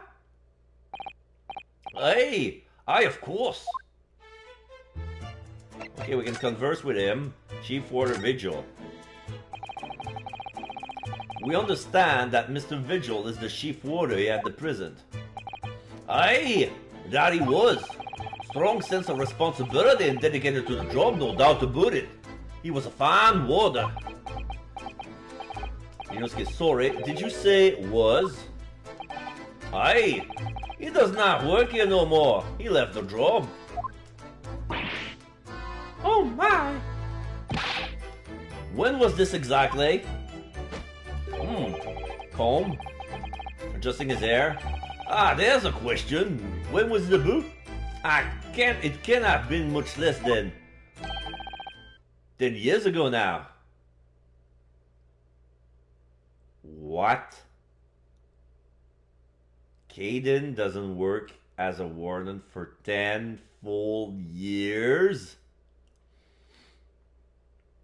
And he's been pretending to be working for 10 years to his wife? What? 10 years ago? He stopped working here 10 years ago? Aye, as I minded, I've never heard of the fella's name in all that time. That's the word if he's gone missing though. But Mrs. Vigil made no mention of it. I think perhaps Mrs. Naruto that his wife simply doesn't know. I think she's unaware that he no longer works here. Governor Kaden, can you tell us what happened?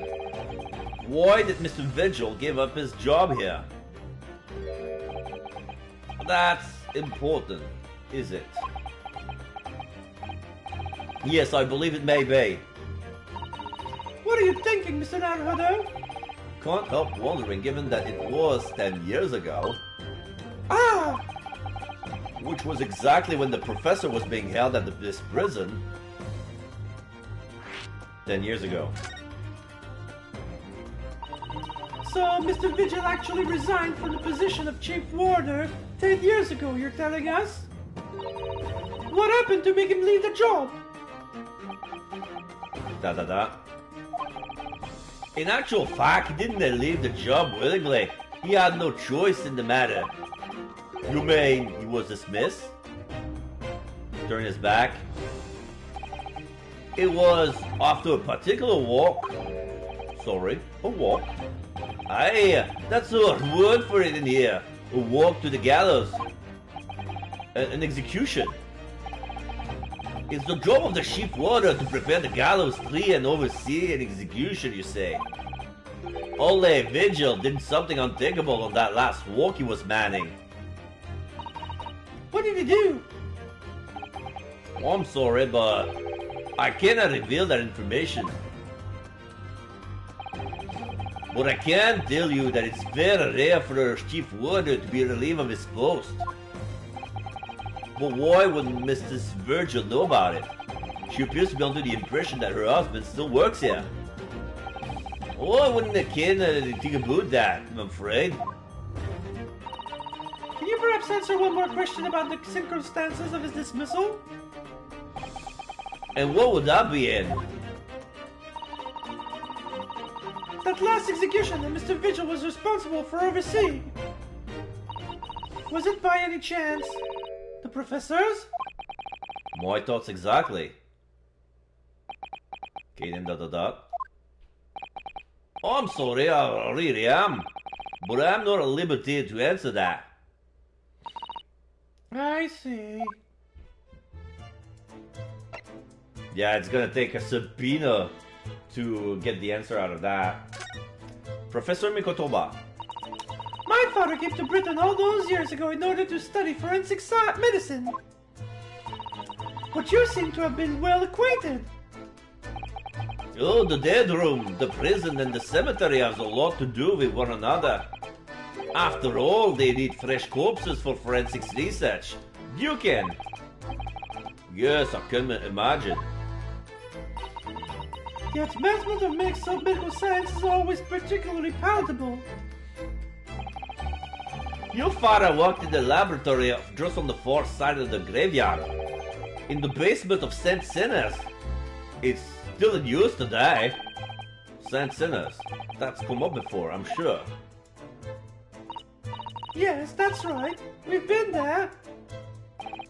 Mikotoba and I have to use to ride in carriage together and negotiate terms. For more fresh material, I suppose. Aye, and we used to sit in here for hours to give on and about dissection and all sorts. Oh, he takes me back. Over a pot of tea and plate of cough biscuit, of course. Bye.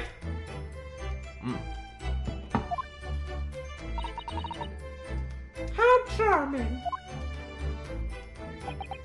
Hitting da.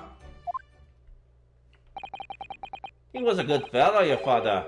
Reliable, and did sit on his work. But I'm afraid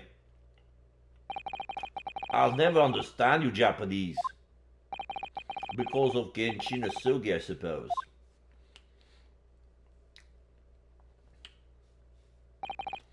Well, turn his back on us. I cannot tell you anything else. Thank you so much for your time, Governor. Oh, one moment before you go away again. Oh, he goes in his cabinet. I'm sure I have it somewhere. Hello, Coil Twitchbot. Thank you very much for the 100 biddies. Very appreciated. Okay, let me take a little sip of water.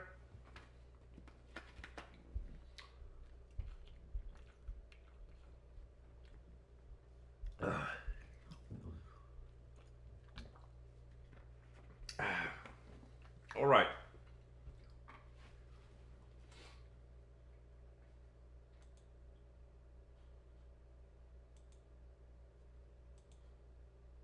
Okay. I'm sure I have it here somewhere. Found it. Here, take this as a wee souvenir of your visit to the prison. City of London Police. This looks like a certificate. What is it? Oh, that's Vigil's dismissal notice. It's 10 years old now, of course. Oh my, are you sure? Aye, it's no trouble at all. It's no the original mine. Vigil's dismissal notice has been entered into the court record. The harsh reprimand incurred by Mr. Vigil 10 years ago that resulted in him losing his job as chief warder of Barclay Prison. Thank you very much, Governor Caden. Let me read that. Chief Warder Daily Vigil is relieved of his post with immediate effect for having violated Clause 132 of Her Majesty's Code of Conduct for Prisons. All rights to redundancy pay and other financial benefits are fully revoked. Oh shit, is his wife okay? Reason for dismissal: aiding and abetting the escape from this prison of a convict just prior to his execution. Details of his escape are still being investigated. Full cooperation with inquiries will be expected. Signed, Prison Governor Barry Caden. Oh my god. The reason why the name is Caden is because his first name is Barry. Barry Caden. Oh my god. Additional notes. Indication are that the jailbreak plot was conceived prior to the convict's incarceration. It is believed that the convict engaged in some sort of negotiation with prison staff in order to secure assistance. Full disclosure of information regarding this negotiation will be demanded.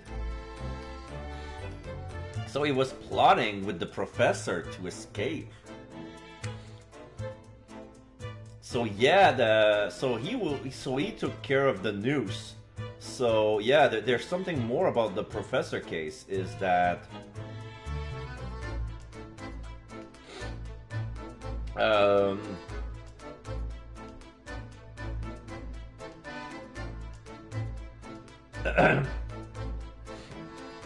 is that the hanging, the botch hanging was no accident. That's what this document is saying. Of convict asterisk asterisk asterisk. So yeah, they censored the number of the convict.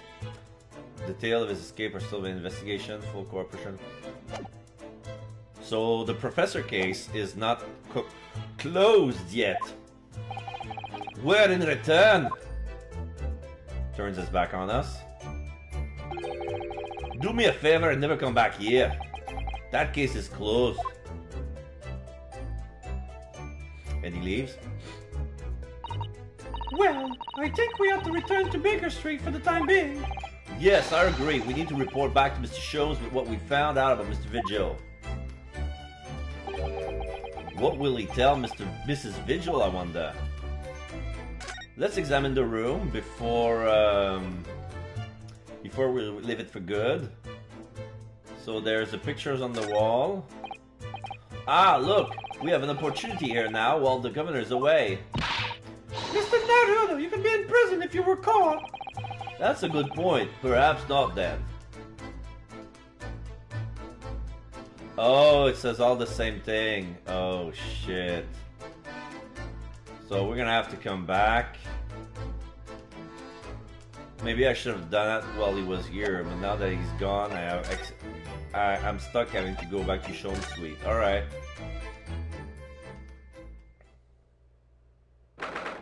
First of November, Sholmes' suite. Sholmes is gone. We're back! Hello, you two.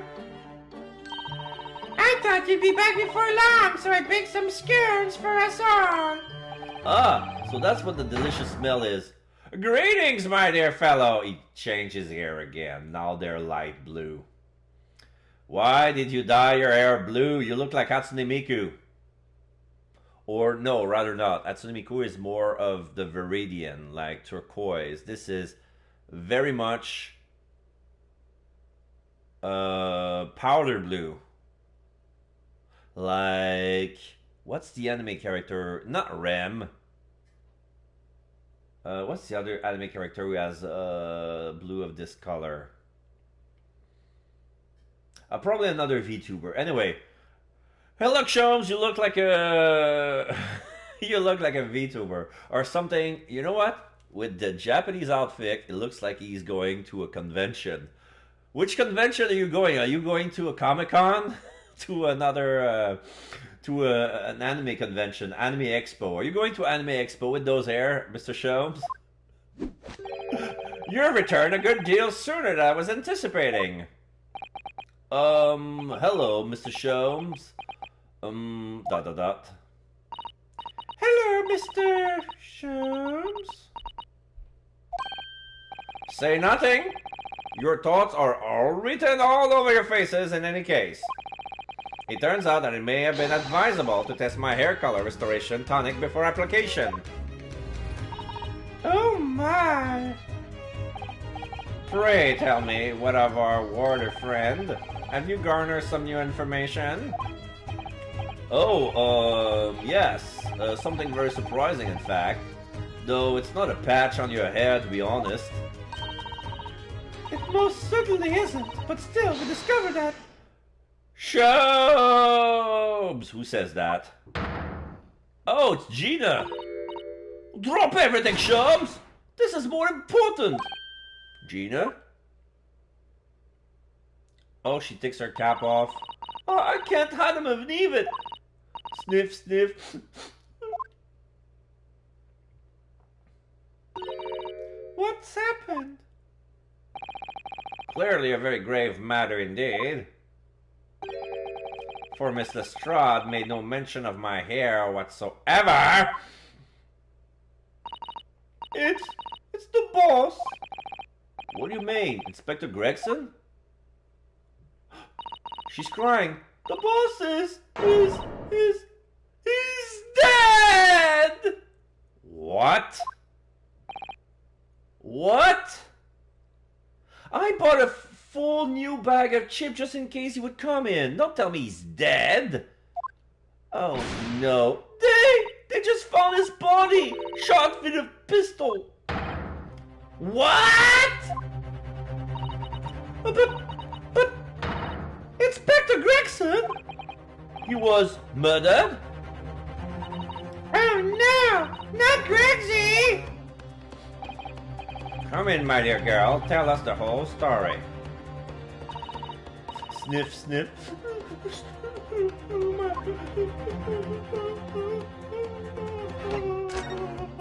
The inspector's dead. Are you serious, Gina? Inspector Gregson he was really shot? I don't know much about what happened myself yet. They're still there investigating the scene. Where did this take place? A little rented room in the building full of flats on Fresno Street. The outskirts of town, nowhere near his home. Was perhaps investigating a case then? The thing is, no one at the yard knows nothing about no case around here. Oh, how strange.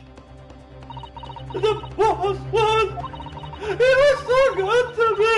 I hadn't up too much yet, but one day I was gonna show him I'd become a proper detective. Oh, Jeannie. The culprit. So who did this? Do you have any idea who the culprit is? They got him already. Already? They've caught the shooter so soon? A witness reported something was going on and the boys got straight down to there and took care of him. Who? What awful person did this? ... Don't tell me it's gonna be Mrs. Vigil. Oh, I still can't believe in myself. I still cannot even believe in myself. Gina? Don't say that Toby did it. Toby didn't do it. Please don't say it's Toby. Don't say it's Toby! It was... The Reaper! Dun dun dun! The Reaper!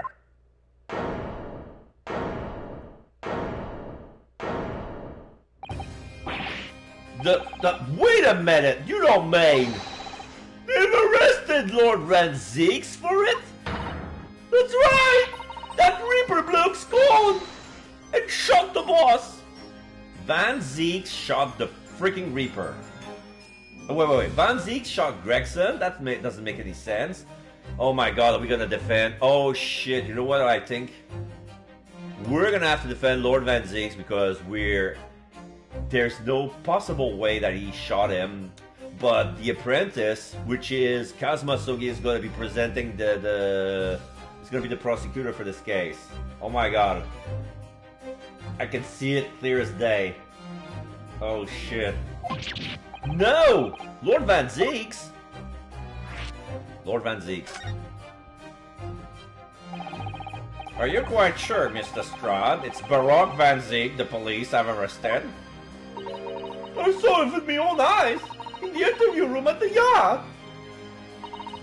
I don't believe it. But then there were witnesses, and they're all saying it was him. So you mean there were actually multiple witnesses? They heard the gunshot, apparently. And when our lot got to the scene, there was only the boss and that Reaper bloke in the room. But there's no way Lord Van Zeeks would have taken Gregson's life. Oh, I just don't believe it. I don't believe it either.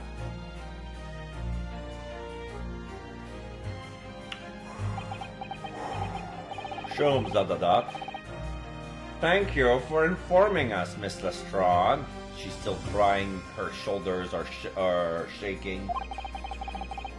This really is most terrible news. I'm dreadfully sorry.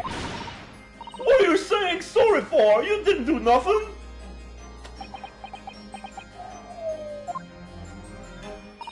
Well, anyway, I'm taking a cab over to the scene right now. Please come in all, as soon as you can. You gotta help.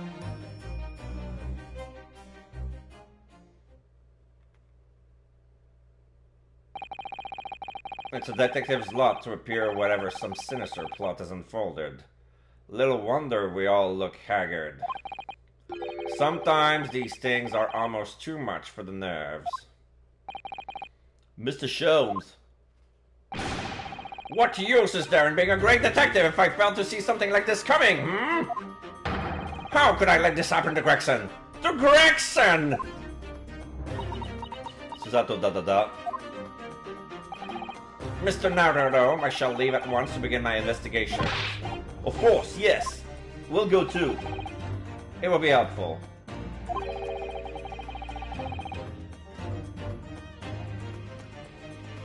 If you could talk to Mr. Reaper and see what you can glean. I'm sure you were intending to do so anyway.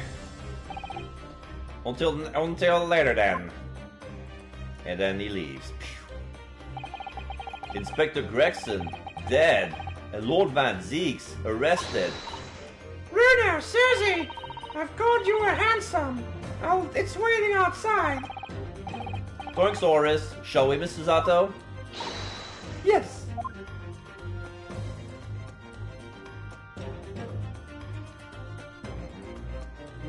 Alright, let's move to... New location has been added. Prison. Fresno Street Room. Okay, so we can go visit both. Let's start with the prison first. Yep, Lord Van Zeeks is raiding inside of his cell. 1st of November, local prison, cell number 1. Oh my, he's got the numero uno cell. What a lucky bastard. Favor treatment. There he is, Lord Van Zeeks behind bars. So it's true, he really was arrested. He's sitting with his back to the wall reading something. I don't think he's noticed us. Lord Van Zeeks?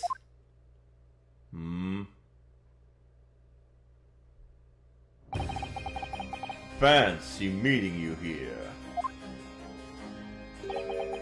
The last place on Earth I would like to be, with the last person on Earth I would like to see. I couldn't very well not come. We heard what happened. That Inspector Gregson was... Van Zieks, ... Go home! This has nothing to do with you! But... Forgive me, Lord Van Zieks, but I must disagree. Van Zieks, ...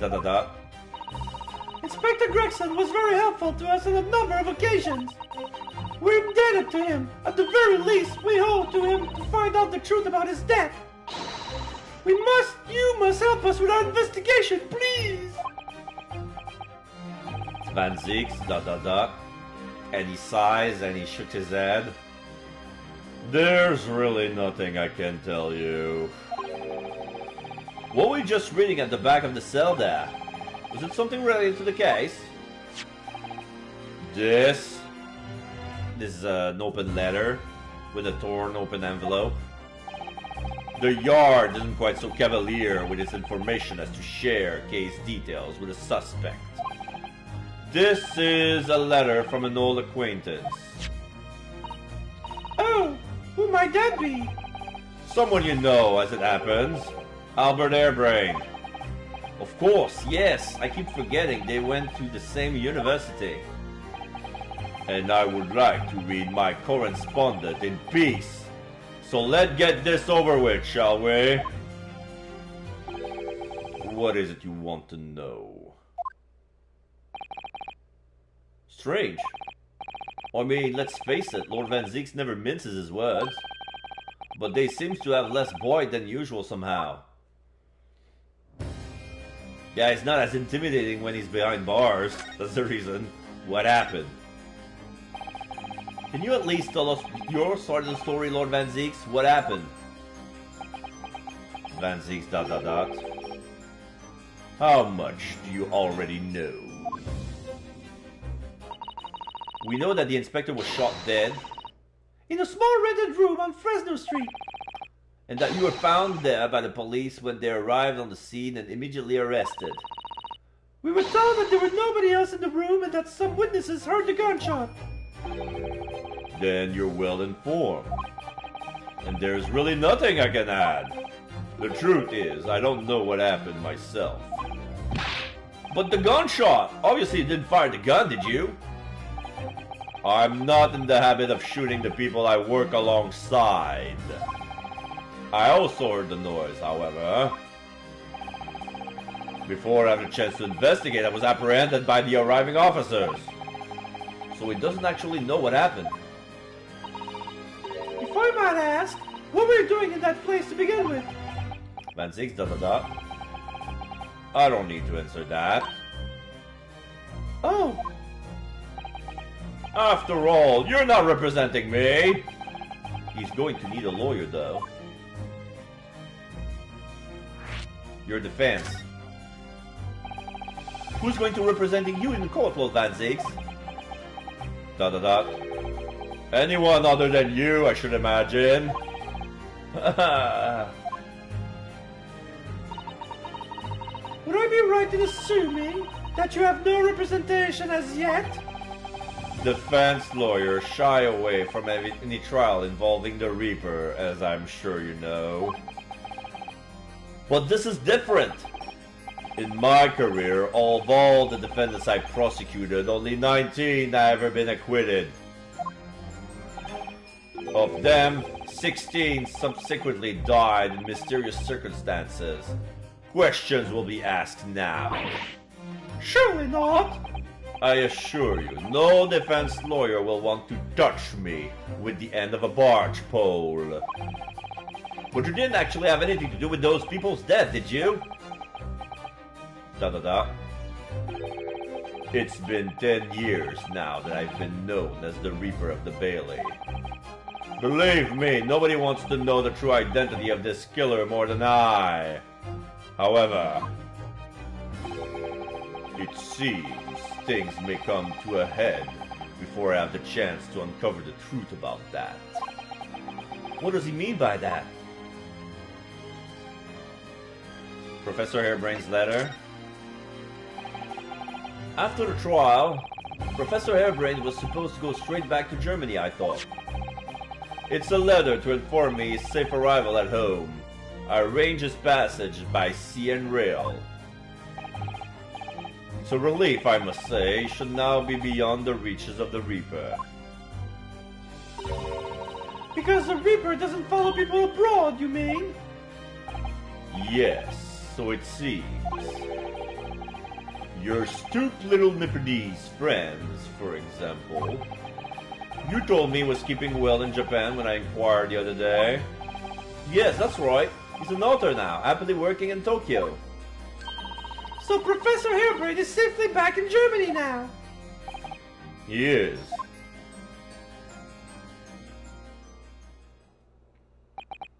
Van Zieks, ...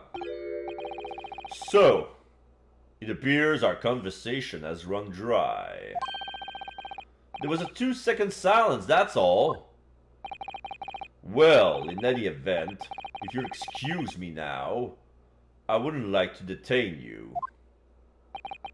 I was wondering, Lord Van Zieks, if you'd like, I would be happy to advocate for you. Exclamation mark. You trust me, do you? Yes. I've heard you speak many times in court. I've seen how you treat people. So I'm quite sure that you would never have taken another's life. It's just, my feelings can be used as evidence in the court of law, sadly. Van Zieks, ... It's a very gracious offer. However, I trust no one! What? Not the police, not the judiciary, and not you Nipponese. But please! I have no intention of engaging your services. Yunosuke, ... The chasm between us is just too wide and too deep, it seems. I would appreciate if you don't visit again. Then neither of us will waste any more time. And then he sits back with his letter by the candlestick. Perhaps we need to dig a little deeper and find out more about Lord Van Zieks and what happened to Inspector Gregson. Alright, we're ready to move. Let's go to Fresno Street Room. Scene of the crime, hidden room accessed from a small alley of Fresno Street in a quiet part of London. Let's see about that. 1st of November, room on Fresno Street. There is a quaint apartment, very simple, just one table, like one desk, one stool by a fireplace. There doesn't seem to be used recently. There's a big board with it's a wooden board, like it's same as a whiteboard, or one of those cork board where you could put strings on pins on cards. It's kind of like that, but there's no strings. But it's just basically a scrapbook of notes and pictures pinned on the wall. I don't know if it's a tool used by the police officer or if it's been part of the furniture of the apartment. It's hard to know yet. But yeah, it's a poorly lit room, and there's only one lantern glowing. And on the desk, there's some sort of picture of a woman on the green frame. And the body has been removed and has been drawn down. There's a gun on the floor, there's a toy soldier on the floor, and there are 3 cops from the yard. And we see barricaded windows with wood planks, and the top window that's not been barricaded has been broken. This really is an out-of-the-way part of London. I doubt many people find their way down this back street. So this dust-ridden rented old room is where it happened then. Oh, there's a red wig on the floor too. So this is where poor Inspector Gregson lost his life. Yes, and the police already are at work investigating, it seems. I don't see Mr. Sholmes anywhere, though. Perhaps his investigation have taken him elsewhere? Oi! What do you think you're doing there? Every one of them dwarves has got to be taken right out so you can look underneath it all. I want the space above these ceilings checked. And don't forget to look inside the chimney stack, too. Blimey, ain't you lot never gone over that house looking for dough even when the owners are out of town? Gina's obviously got some unique investigative techniques she wants everyone to adopt. Oh, she's mad and she's looking at us. Oh, so you've turned up at last. Mind you, I ain't been here long myself. Hello again, Gina. Sholmes has only just left. You're lucky you missed that. Ah, he went prancing around here, pointing at stuff and flicking it flicking the hat at his end, just cap. I'm gonna read it again because there's so much Cockney in there. He went prancing around in here, pointing at stuff and flicking that hat of his end, then just scampered. Oh, flicking that hat of his. Pointing at stuff, flicking the hat of his, and then just scampered. Oh, he's finished investigating already, you mean? Yeah! He didn't stop saying nothing to no one, not even me. Gina, would you mind if we investigated too? Gina ... Listen, Otto. You're a lawyer, right? Yes. Why? Well, you're not thinking of trying to help that Reaper bloke, are ya? Oh, poor Gina. She's never going to forget, is she? That trial will haunt her forever. Gina, if you don't mind me saying, if Lord Van Zieks really is responsible for this crime, he will be duly and fairly judged in court. Gina ... I suppose you're right, yeah. Go on then, Hodo. Get investigating. I want to know the truth about what really happened here. Thank you, Gina. Let's examine first and then let's talk to her after. Okay, fireplace? An empty fireplace makes room level even colder than it would be otherwise, doesn't it? It's thick with dust, look! I think it would be fair to say it hasn't been used in a very long time. In other words, whoever lived in this room must have been extremely hardy in cold weather. Or nobody lived there at all and merely visited when the occasion arose. I wouldn't like to say which is more likely. No, that's right. It's one or the other.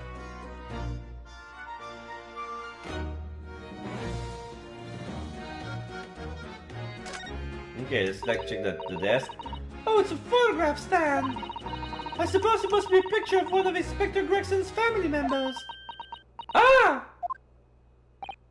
Oh, what's the matter? Your eyes looks like they're about to pop out of your head. They are! Look! Mr. Naruto! Quickly! Oh, it's Mrs. Vigil!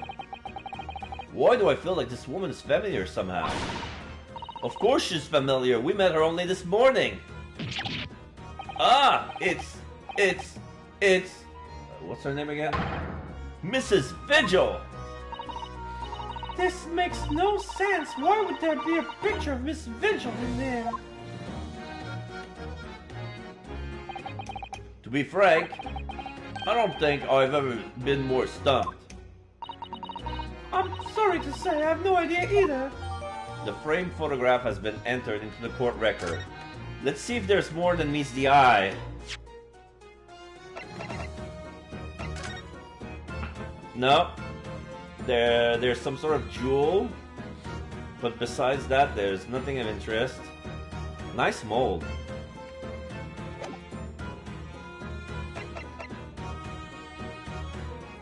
Yeah, that's all I can do with that evidence.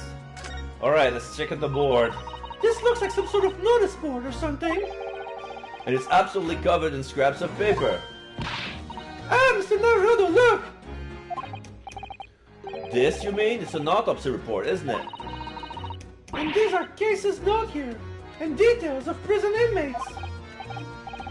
Yes, in fact, they're all the sorts of document that only a detective could normally acquire. What on earth went on in this room? Some old newspaper cuttings. Ah, and this one here. Oh yes, the advertisement you made. To the Red-Headed League. But why? What's that doing here? Whoever occupied this room was clearly interested in this for some reason.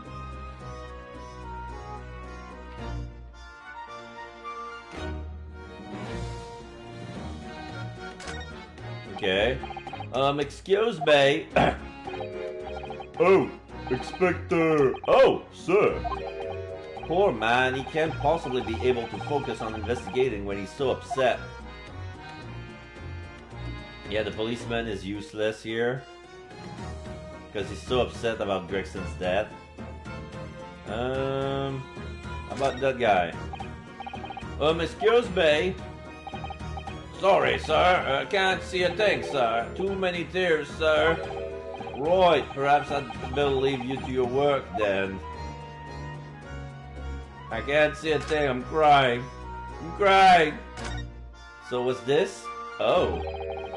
The top of one of the candles on this candle holder has been completely blown off. Yeah, but the candles aren't the same size. For some reason, the first two candles are almost completely melted off, and the third one is only halfway. And there's a big black crack that goes. It's not even a candle at all. It's like it's something else. Maybe it's a firework thingy. Maybe when they lighted the candles, like this is what caused the explosion. The top of one of the candles in this candle holder has been completely blown off. Yes, there's wax spattered on the wall behind. Look. I suppose if a bullet had hit it. It does seem likely that the bullet hit the candle, having first passed through the inspector's body. Ugh, now that wax on the wall looks like blood to me. The candelabrum has been entered into the court record. A candelabrum from the wall of the room of Fresno Street where the inspector was found dead. The top of one of the candles appears to have been blown off. Okay. I want to check it more. Yes, I can inspect it. Yeah. This end is weird. It's charred. Oh, there are some black marks there. Look. Yes, they look like some sort of scorch marks. So perhaps the bullet struck the candle here, do you think? It's only this one candle has been cracked in half, it seems.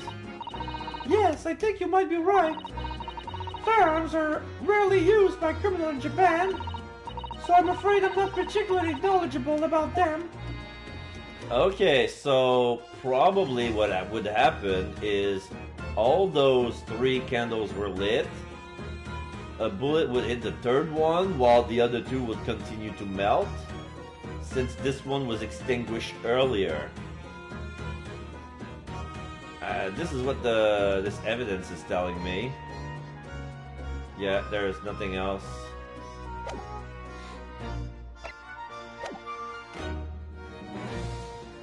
Okay, policeman number 3. Excuse me! Well, if you're looking down on us from the great beyond, Inspector, don't worry. We'll look after things in the yard. I've interrupted some deep thoughts there. Okay, let's check the windows. Somebody's very half-assedly nailed those doors over the broken glass, haven't they? You couldn't even really call it a window anymore. Well, if you remember the window in Mr. Natsume's room, it was totally blocked up with bricks. This one does at least still... Wait. This one does at least still let in some light, so... You could say... You could say nothing more about it. I'm starting to feel even more sorry for Mr. Natsume now.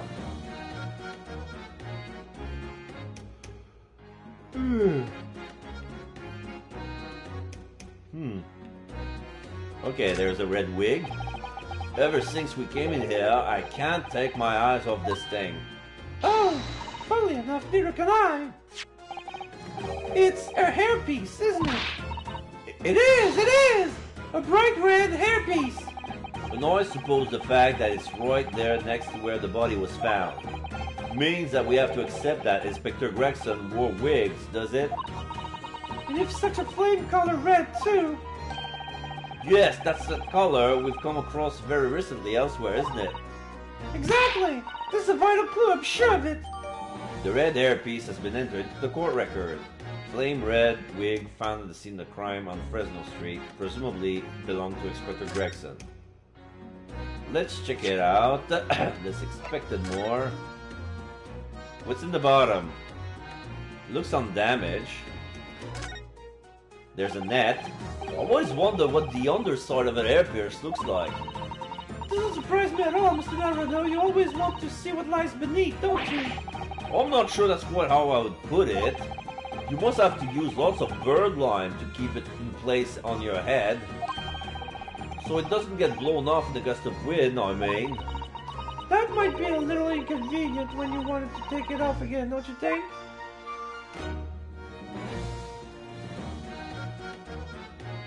There are some sort of, not noose, but, rings that are being sewed inside the sides of where it would fit on the neck, on the skull.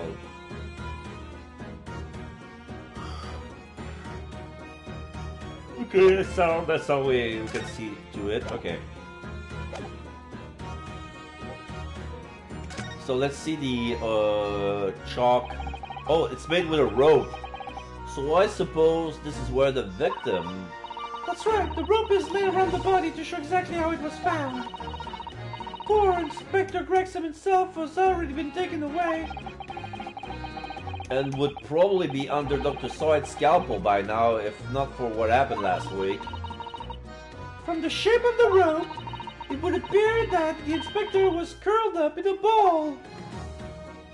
And lay on the right side of his body. Are you feeling alright, Mr. Naruto? You look like you've just seen a ghost. Well, I know it's just a rope, but, well, it conjures up quite a terrifying image, that's all. Especially with all that blood stain next to it. Oh, I do understand. In some ways, what we picture in our minds can be even worse than reality. Susato-san is so strong, though. She's taking this far better than I am.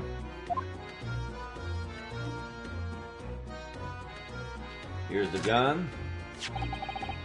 This is presumably the murder weapon, then. Oh my! Is it real, I suppose? I think so. Guns are so rare in Japan, I really know very little about them. There's one way to know for sure, Mr. Naruto. Fire a shot! No! If I did that, I'd be looking for a skilled lawyer to represent me in court. It's likely safer just to ask someone who might know, I think. The killer's revolver has been entered into the court record. Alright, let's check the gun. Okay, what can we tell? Let's check the barrel. I suppose this must have been the murder weapon. Oh my! Is it real, I suppose? I think so. Guns are so rare in Japan, I really know very little about them. Perhaps someone more familiar with firearms could shed a light on things. Okay, so we know nothing about guns, so we have no idea where to look. So I'm gonna present the gun to Gina. She knows probably something about guns. There's a little toy soldier here. Oh, what's this? It would appear to be a little model policeman. It's rather charming, isn't it? In a way. Seeing as it's on the floor here, do you think it belonged to Inspector Gregson? It's a little hard to imagine Lord Van Zeeks playing with something like this. It's only about 8 centimeters tall. Could have fallen out of someone's pocket, I suppose. I think we should record this as evidence, just in case. Yes, I agree. It is rather delightful after all, in a way. The policeman figurine has been entered in the court record. Small and rather endearing model of a British policeman found in the scene of crime on Fresno Street, sorry. Autosave. Let's examine. It looks like it's made of wood. It's been carved from the wood and it's hand painted. Is there something in the bottom? No.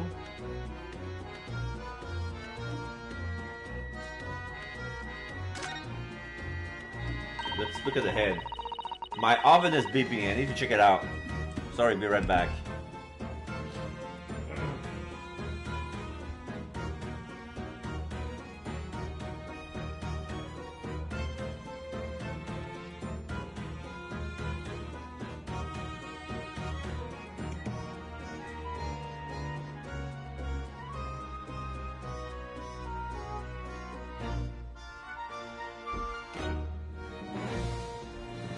Yeah, I'm keeping something warm, and I was sure that the oven will just leave me alone, but it seems that after a while, the oven would say, "Oh, don't forget you have something in your oven, you know." It's a nice warning, but I'm fine, oven, thank you very much. The helmet of this charming police must be a little worse for wear. Yeah, I'm not convinced about the charming part, but yes, you're right. Yeah, the paint seems to be chafing from the helmet. The head part looks like it's been fairly heavily manhandled. Almost as if somebody has enjoyed twisting it around and around for fun. Oh, does the head turn? Shall we try twisting around and around too for fun? Yes. Oh shit! You turn the head and something comes out of its feet. What's that? It appears to be some sort of key. So it's a hidden key. But it's tiny though. It couldn't be a key for a door, not at that size. So what is it for, I wonder? Policeman figurine. A model of a British policeman found at the scene of the crime on Fresno Street. Giving it a twist caused a key-like shaft to pop out from the base. Yeah, it's a key, and the side it's made. Okay, so the key is shaped to fit a hole that looks like a bar, like a flat screwdriver with the center being round. So it's a very special shape. So it would be easy to figure out where it would go. So this looks like some sort of key. Yes, it does. A very tiny and simple key. What's the little key doing inside a figurine of a policeman in the first place? And what's it for? Turn the head and then this pops up like a jackknife. So it's like, whoa! What the hell? There's metal inside of this wooden toy. Alright, so this is a key. Are we done? I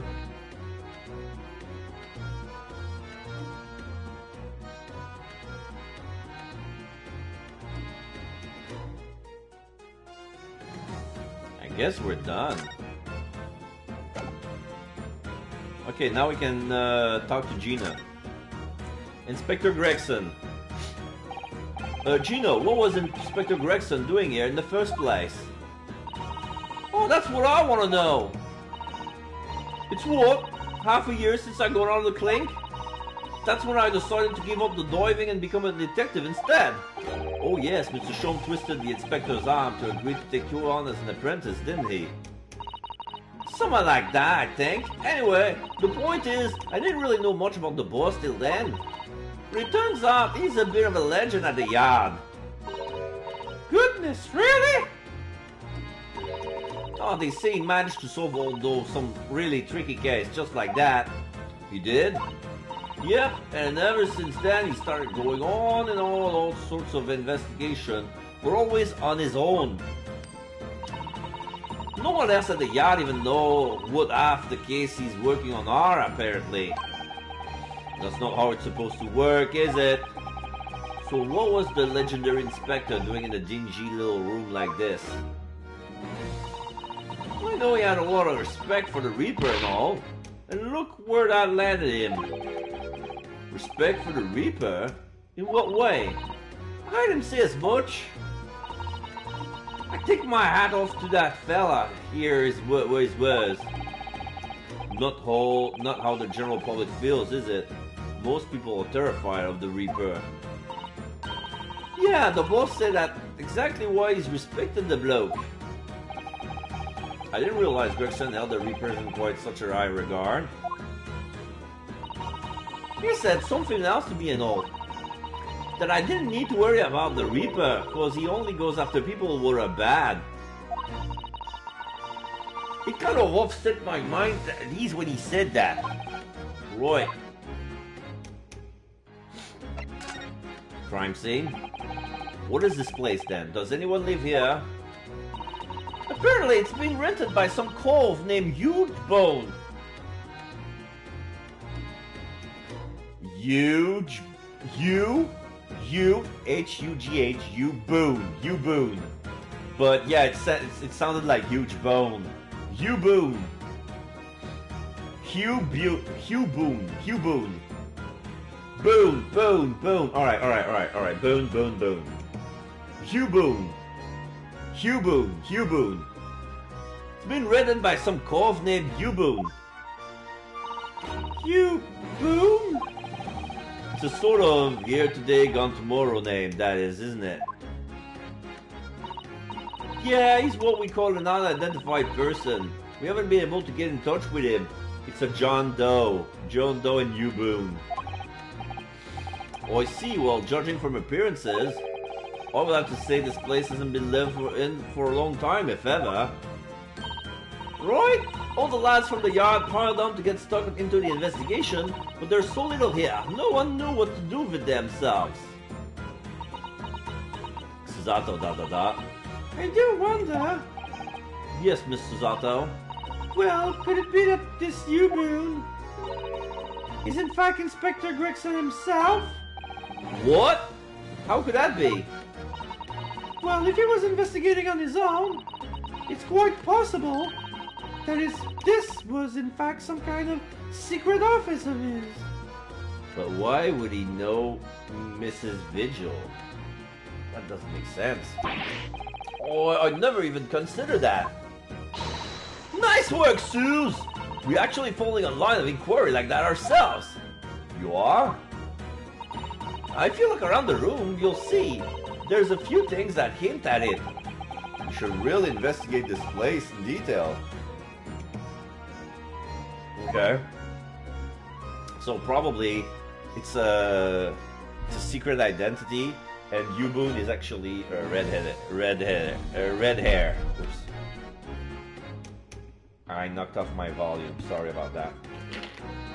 You didn't hear a thing, but it's more from my headpiece.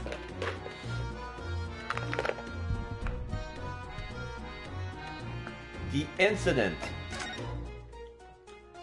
I see that's where the board inspector was found, over there. Yeah, that's right. They said it was a single bullet what did it in. Apparently, the bullet went right through him and struck that candle tree on the wall. Oh yeah, it's blown one of the candles apart completely. And the gun used is there on the floor. It's the Reaper's in it. No denying that. What? Really? How do you know that? Take it easy. Or I don't know what to do with myself when you stare at me with them big eyes, big wide eyes. I'm only saying what I've heard. I don't know much about guns myself. Okay. But there's some bigwig lawman or whatever who said so. Why don't you ask him? Bigwig lawman? A bigwig lawman, is it? Anyway, Fresno Street runs around under that window there. There were some street sellers just outside who heard the gunshot. Oh, but I don't recall seeing anybody outside. Oh yeah, they've all been taken down the yard for questioning, that's why. We're talking about the yard's legendary Spectre here after all. They've been getting her grilling. Do you think we might be able to speak with those street sellers ourselves? I doubt it. The lads at the yard just want to know what you're snooping for and you'll be up for grilling and all. So we can't interview the witnesses then. Shame. And alright, so now we have to present more evidence. What would she be interested in? The photograph? Look at his photograph! Gina, what do you make of this? What is that? Evidence? Work something up about what happened, have you? Oh, no, not exactly. I ain't been long enough in the job to get all this deducting business yet. But I swear I'm gonna get the person who did this to the boss. Who did this to the boss. Okay, so this is a negative. The candelabrum. Same thing.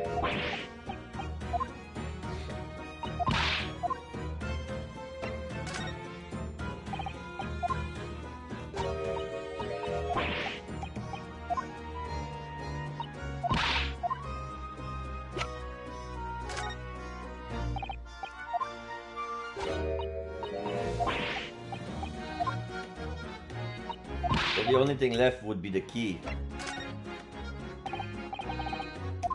Not even? Okay, so let's try something else then. The armband! This armband is proof in Japan at least, though I'm a defense lawyer. And this badge is proof that I'm a detective! So you're all gonna have to start calling me Inspector Lestrade!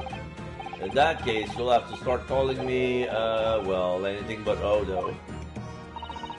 I could call you Defender, not Odo, if you like. But it don't really trip off the tongue. No, it doesn't have a great ring to it, does it?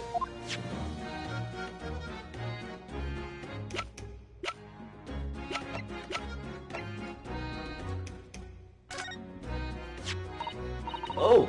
That business! Yup, Inspector Lestrade here soon at that one button up. Oh, I thought it was Mr. Shome who led that pair into a trap, wasn't it? Gina da. Listen, Odo! It ain't easy going from East Andover to Scotland Yard's detective, right? But anyways, it's all part of the charm, ain't it? Being a bit loose with the truth when it helps. That's wrong for so many reasons.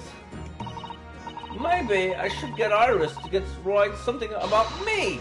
The Adventures of Inspector Lestrade! Let's see the photograph. No.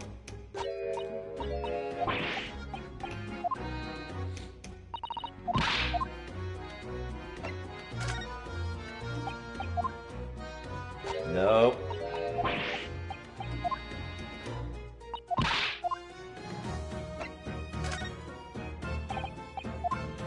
No, did I miss a piece of evidence? Because I tapped out all the conversation, but something tells me I overlooked something.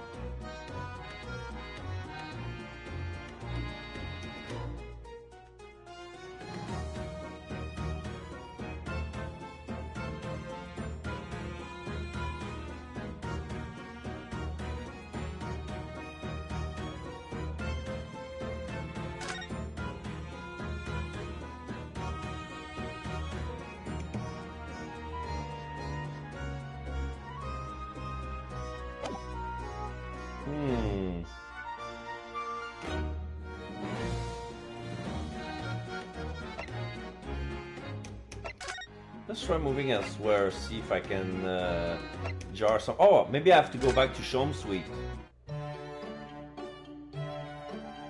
No, I think I did that already. Yeah, I went to Shom's suite to... Finally managed to remember this behemoth's name, the Great Analytoscope. I don't think it was here when I left for Japan, was it? Oh, is that right? Yes, because it was with the pawnbroker.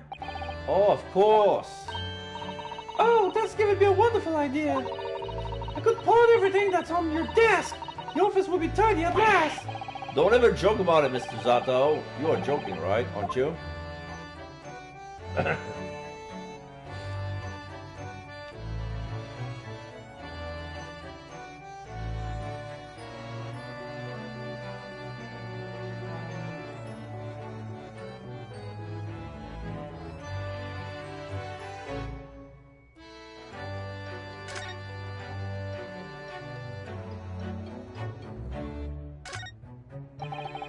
Well, I was always drawn to this big metal chest that Mr. Jones and I always use as a coffee table.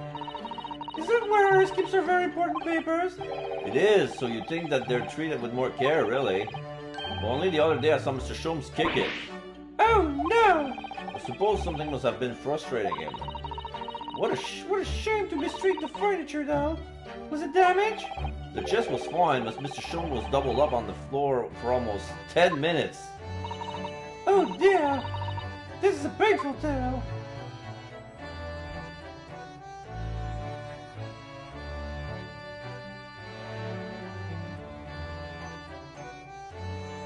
Okay.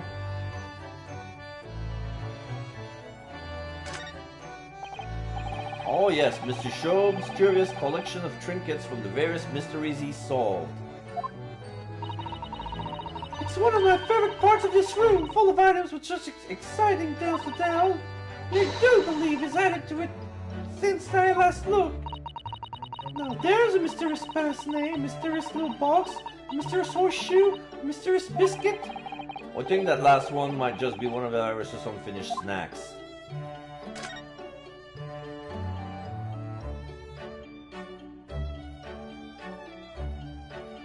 Okay.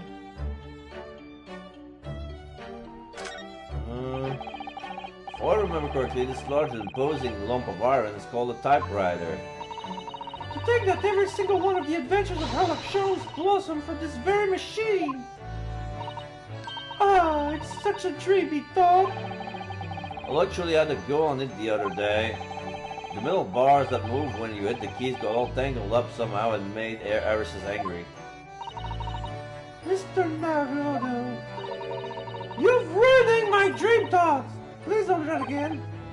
Yeah, nor I made Suzato sound angry as well.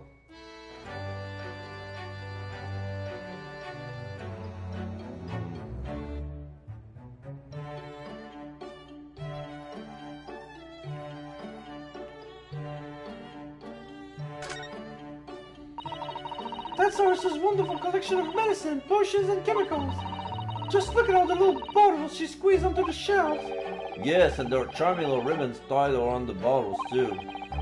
But the labels aren't quite so charming, are they? This one's here is read deadly poison. Oh, I've been so excited about the idea of helping Iris with her experiments, you know. Just try to avoid any bottles labeled deadly poison or highly explosive.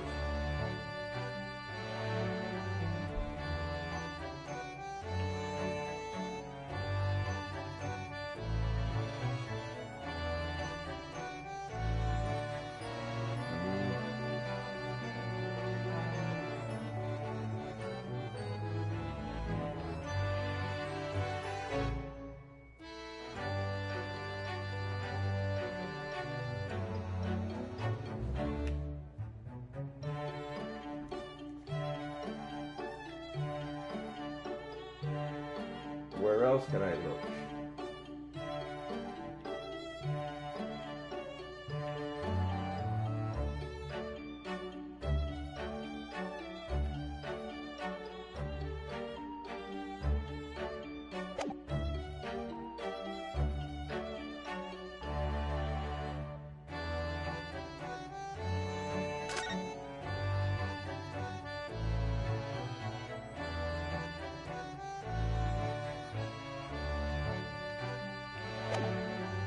get out.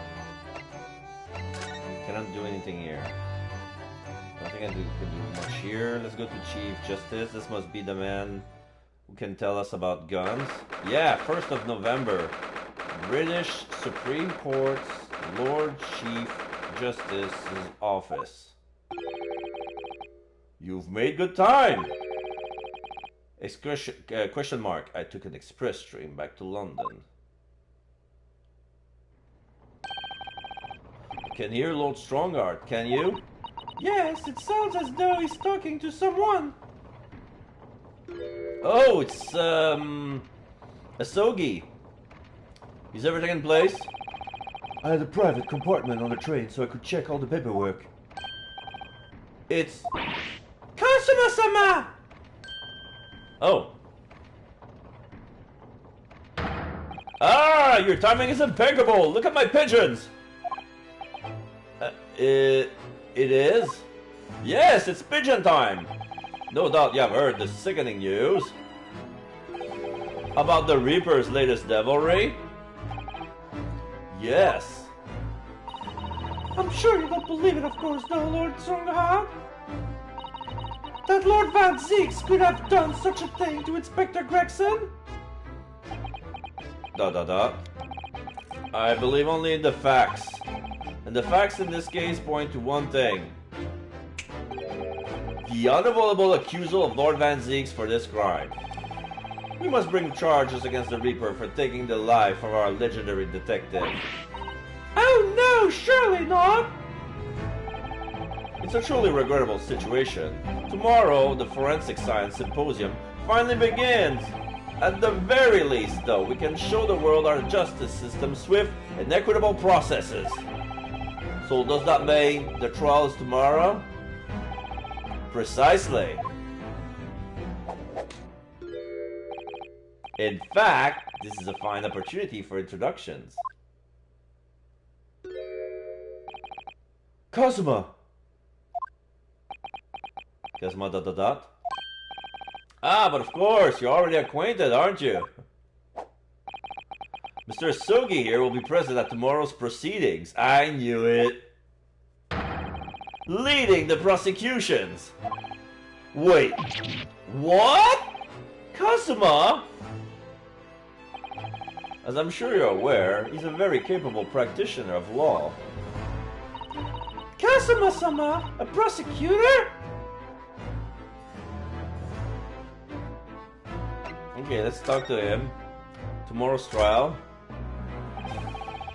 I'm sure you can imagine that tomorrow's trial will be closely followed all over London. In fact, though, people all over the Empire will be watching closely to see how it unfolds. There's no salvation for anyone in a trial prosecuted by the Reaper of the Bailey. And now, the Reaper himself must stand in the dock? Quite so. The public wants answer about the Reaper. Answers about how and why those who escaped conviction subsequently died mysterious deaths. But Lord Van Zieks firmly denies any involvement in such matters. And there have been thorough investigations that prove him to be innocent. Oh wait, that's Ryunosuke said that. Yeah, oh, okay, let me... And there have been thorough investigations that have proven him to be innocent. Yeah, that's certainly true. Or it has been, at least until now. Ah! No. Tomorrow's trial will mark the start of a new chapter in our country's great judicial history, featuring pigeons! Pigeons, I say! Prosecutor Asogi. So, Kasuma will be prosecuting tomorrow? That's right. He's a defense lawyer, Lord Strongheart. Accomplished young law practitioner cannot pick and choose their roles! Exclamation mark. And imagine what will it mean for the prosecution to know the strategies commonly employed by the defense. A devastating combination, wouldn't you agree?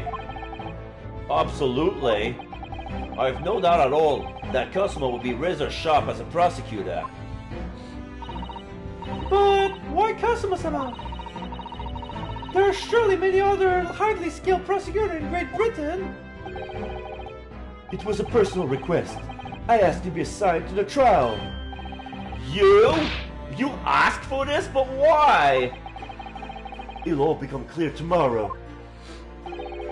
I'm guessing you intend to stand for the defense, don't you? Exclamation mark. Although, the Reaper appears to be turning down all offers of representation. Ryunosuke ... I'm surprised such a personal request would have been upheld. It seems unprecedented. Quite exceptional, in fact. You are quite right, Miss Mikotoba. Tomorrow's trial will be unprecedented and exceptional in every way. After all, the accused is one of Britain's greatest prosecutor, the pride of the empire. It would be unwise to give the public a reason to perceive it as the judiciary closing ranks. So that's why you're happy to let a foreigner handle the prosecution. Ryunosuke, let's see how your skills have been honed. After practicing law in this land for so many months. Kazuma, I don't understand why you're being so hostile to me now. This isn't going to end well, my friend. The killer's gun. Oh yes, we noticed that there was a gun at the scene of Inspector Gregson's death. Do you know if it belongs to Lord Van Zieks? That would be a question for the lead detective investigating the scene. Well, the thing is, she wasn't sure, so she told me I should ask somebody higher up who might know. That's right, Mr. Naruto, be direct. Oh, it's certainly a model that's issued to all personnel involved in law enforcement, yeah. Which includes prosecutors, as I'm sure you can imagine. In that case, it could actually have belonged to the victim. No, Gregson has his gun on his person. What about Lord Van Zieks? He claims it's currently not in his possession. What? According to his story, he lost it. In short, it's more than a little suspicious. But just because the gun in question is the same type as the defendant's is no proof that it actually is. No, of course not. Nevertheless, the situation is grave for Lord Van Zieks. Okay, so let's, can I present the gun? Could I show you this one, Strongheart? Okay, this is a negative.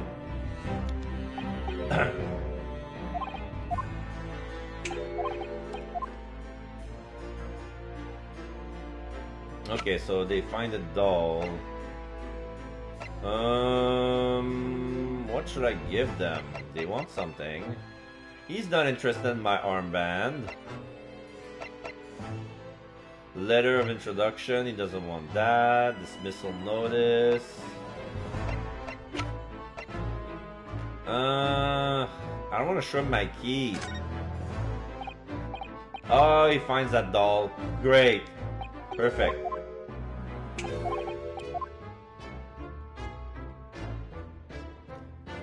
What if, can I explore and... Yes, I can explore and talk to Kazuma. I'm sorry for all the worry I've caused you, but you'll be alright now. Has your memory completely returned? Yes, completely. I remember everything, including what I was coming here to do. Right! Kazuma-sama, I can't tell you how happy I am to see you alive and well like this.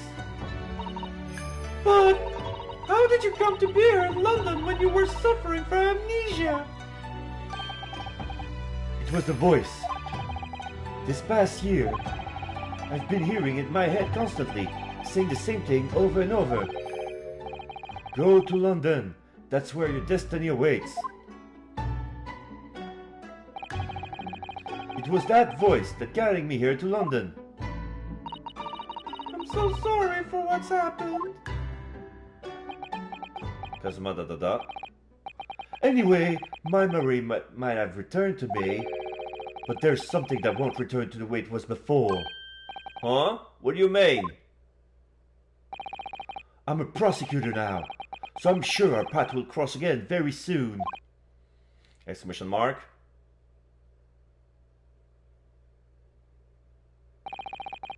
It doesn't look like we're going to glean much more here. Well, thank you very much, Lord Songheart. Remember, tomorrow's trial will go down in our empire's history. There's much you could learn from the public gallery. And then he leaves. Sorry to have taken up so much of your time. We'll see ourselves out. Hold it! Oh! Before you go, Ryunosuke, Oh, what is it, Kazuma? I just wanted to thank you. Kazuma-sama, what? You took my determination to heart and brought it with you over the ocean in my stead. And you carried out my role to perfection. You always were intent on studying British law in order to change our own justice system. It was your dream, and Mr. Naruto didn't want that to die with you. Yes, but I had another purpose for coming here. Oh! Kazuma-sama da. I actually have a favor to ask. Which is... This trial I'll be prosecuting tomorrow, I'd like you to be there to see how it ends. Right in front of me, as the defense counsel. Why? What's this all about? I know you have what it takes. But Lord Van Zieks would never put his fate in my hands. On the contrary, he recognizes your talent. He does? It's not easy to see behind that facade sometimes. Here, have a look at this. Here's a picture. Wait, there's Van Zieks, there's Gregson, and there's Kazuma. But that doesn't make sense. Wait. No. You know what? This is probably Clint. This doesn't look like, because Gregson looks younger. This doesn't look like Kazuma at all. And this kind of looks like Van Zieks, but not really. So this is probably Clint. Clint, Gregson, and that can't be Genshin. He grew a mustache until then? That's Lord Van Zieks and Inspector Gregson. Oh, wait. It is? That's Lord Van Zieks, Inspector Gregson. In a photograph that must have been taken some time ago by the look of it. And who's the third person? It was displayed very prominently in the detective's office. In Gregson's office, you mean? Yes. What I'm trying to say is, if you really think you can trust the Reaper, you might find that some straight talking makes him take a different view. Take it. Gregson's photograph has been entered into the court record.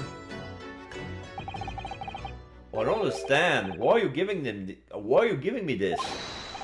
Just hurry, Yunosuke. Visiting hours at the prison are almost over. What are you doing, Kazuma?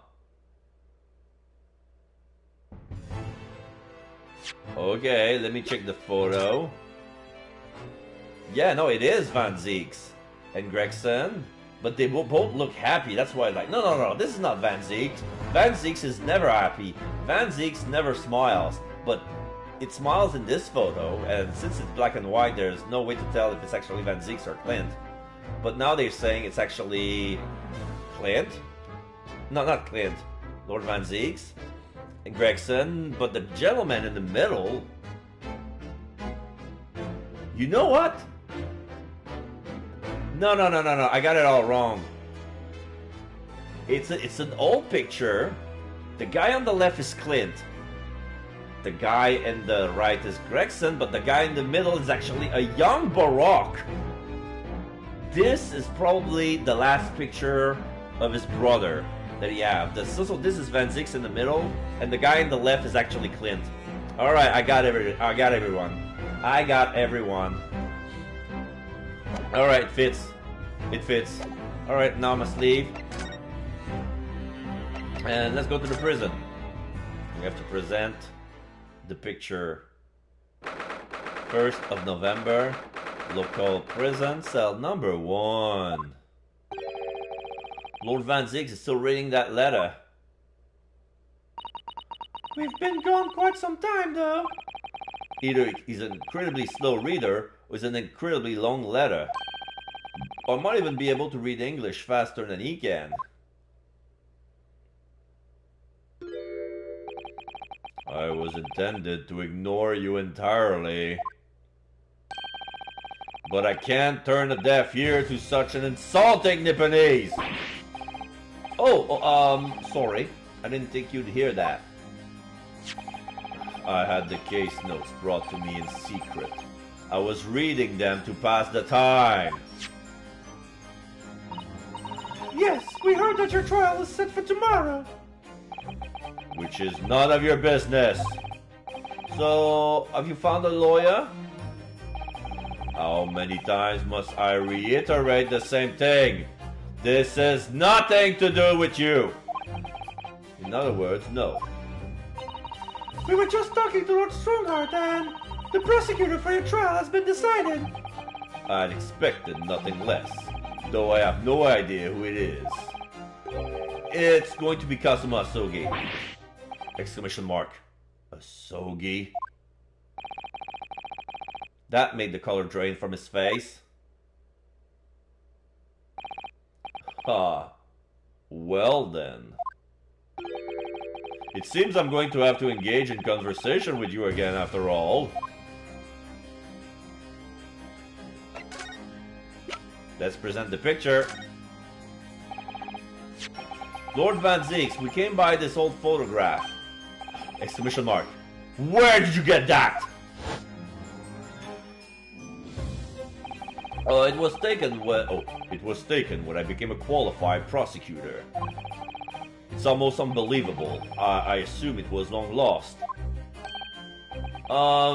Is the man on the left there? Yes, that's my brother, Clint. I knew it! I knew it! The details of Gregson's photograph have been updated in the court record. An old photographic print displayed rather prominently in Inspector Gregson's office. The person on the left is Lord Clint Van Ziggs. There you go. It had to be, really.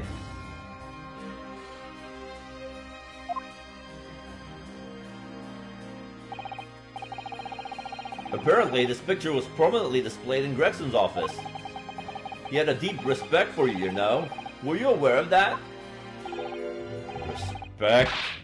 That's nonsense! No, we've heard someone attest to it very clearly. Inspector Gino Estrada, no less. Van Ziggs ... Well, maybe once, yes. There was a time things were like that. We were brothers in arms, jovially discussing the future of justice and other such lofty subject matter. Van Ziggs ... That was a nice glimpse of the past. I thank you. I feel as though I've got a nice glimpse of the past then too. There was a glimmer of light in his eyes, a brief twinkle. An insight into the true nature of this man known to all as the Stone Cold Reaper of the Bailey. Alright, so let's go talk. Asogi. 10 years ago, my older brother, who was the director of prosecutions at the time, was murdered. And the killer, as you know, was a visiting student from the Far East. Not a single day goes by when I don't curse the name Asogi! Genshin Asogi was Kazuma-sama's father. So what cruel twist of fate is this now, 10 years later? The man's son is to crucify me in some kangaroo court? I still don't understand why Lord Strongheart apprenticed Kazuma to you. It's what he does. No doubt he knew of the young man's true identity from the outset. What could he have been hoping to achieve? And let's not forget that it was only 8 days ago that Cosimo recovered from his amnesia. Why would Lord Strongheart assign this trial to somebody like that? Asogi. That name is the very epitome of my bane. The bane that is you, Nipponese. Right, you hatred of all of us Japanese. The Nipponese bane. I'd only just been appointed as a prosecutor when it happened 10 years ago. My brother Clint, the director of prosecutions, was hunting down the mass murderer, the so-called professor. Assigned to the investigation was as his partner was a certain visiting student dispatched from Scotland Yard. And that was Genshin Asogi? Exactly. I developed a deep respect for the man. He seemed noble-minded and chivalrous to the extreme to me. But none of us saw the true nature of the man. So I lost everything when it happened. My esteemed brother, the people I believed in, and any semblance of right prevailing over wrong. Oh, how awful! To avenge my brother, I prosecuted in Asogi's trial. It wouldn't ordinarily have been allowed, but I beleaguered the ascribed prosecutor until he consented. What do you mean by the ascribed prosecutor? The man in charge of the professor case inquiry, Lord Miles Strongheart. Wait, what? Lord Strongheart? He was a highly accomplished prosecutor, but he agreed to relinquish the trial to me and act as my advisor instead. Since that time, he's the one to whom I felt indebted. I'm sure he must have seen your zeal for the case and recognized your potential as a prosecutor. Anyway, time passed, but then earlier this year, who should arrive in London but you? And of all things, as a lawyer! Ryunosuke da. I felt your animosity the first time I ever faced you in the courtroom. You obvious deep loathing of us Japanese. I kept telling myself it was illogical. But for so many years, that hatred that festered inside me, I could no longer control it. And I can understand why, now I know the history. But in the same way that I've long felt the Nipponese to be the bane of my life, to Cosimo Asogi, I am the bane of his, the Reaper who sent his father to the gallows. He's looking for revenge, and he intends to take it in his court tomorrow. Ryunosuke da. Inspector Gregson? Gregson's transfer to the Paris Police Prefecture has finally been arranged for the coming month. But he'll never make it to France now. It's a tragedy. Oh yes, come to think of it, he did mention something about that, didn't he? I wonder, does it happen often? Being transferred internationally, I mean? It's the first time I ever encountered it. Oh! The Paris police welcoming an English detective is almost inconceivable! I can't imagine what kind of magic Gregson must have worked up to put that arrangement in place. It sounds like that mystery has even the Reaper perplexed. I'm afraid to say that we were very ignorant about Inspector Gregson's standing. We heard that he was considered something of a legend at Scotland Yard. Van Zieks da. Again, it was 10 years ago that he first made a name for himself. By uncovering a decisive piece of evidence that exposed the professor's identity. If it wasn't for Gregson's singular approach to the case, the discovery would never have been made. What sort of approach? After my brother's life was taken, the inspector pushed for a full autopsy. Oh my! 10 years ago? Why is it that's so surprising? Autopsy was considered a desecration of the body at the time, and rarely performed. And my brother was of course a noble. That made the idea of it even more unthinkable. But something Gregson has dug up in the investigation made him determine it was necessary. His powerful conviction somehow influenced the House of Lords, and as a result, I could avenge my brother's death. So, you must have had great confidence in the inspector's abilities then. And it's even more inconceivable that you would have taken his life! Van Zieks, da. Inspector Gregson. Okay, I just realized something. The A shin, it's a missing part of the telegram, because that thing still run over my mind over and over and over. There was Asogi Kazuma, Tobias Gregson, and then there was a missing piece of the telegram, then Shin. It's Asogi Genshin. I just clicked and it's on my mind. So yeah, it fits now. So the telegram was talking about the professor and Tobias Gregson, who 10 years ago, like, it's weird that even today, like, the government would still like send information about this recently, but there's still more to the case. So I can't wait for case 5 to pop open the lid that will connect the two games and all the background history that's been so far about Van Zieks, the professor, like every character of the game. And I'm pretty sure that Stronghearts has a hand into it as well, because it was no strike of fate nor a coincidence that Strongheart would deliberately put Asogi in Lord Van Zieks' care.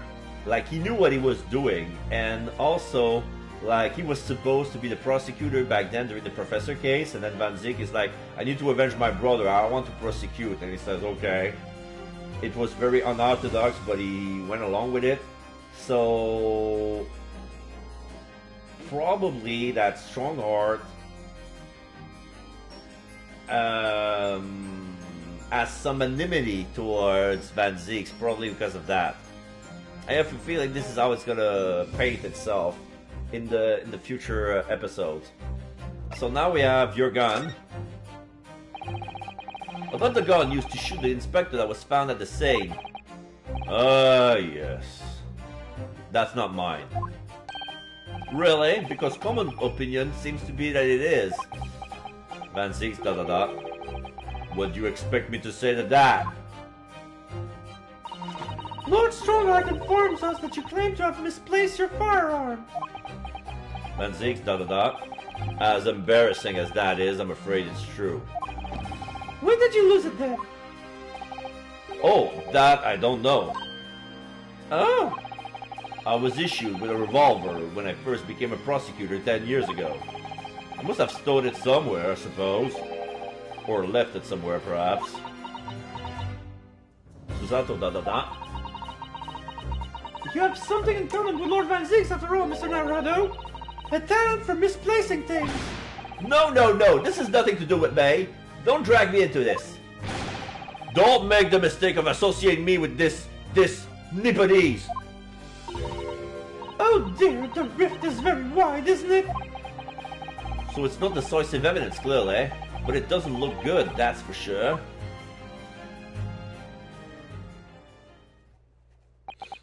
Van Zieks, Mr. Naruto. Oh, that's the first time he's ever used my actual name. I've lost all confidence in my country's justice system. I don't trust the police, the judiciary, or lawyers. But there's still one thing I'm willing to believe in. What's that? That which you see in the eyes of another across the courtroom. A simple determination to know the truth. Lord Van Zieks! From the very first time we clashed in the Bailey almost a year ago now, I couldn't deny it, even though I dearly wished I could.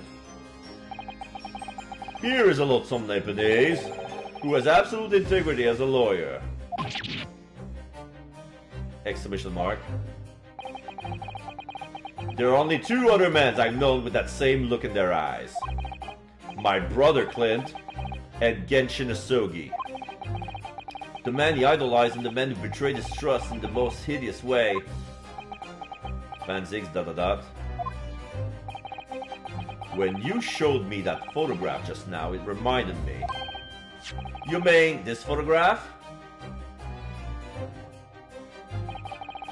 Back when I was able to laugh, I was free of the shackles of mistrust that plague me now. Yeah, back then he was able to smile. There's no scar on his face either.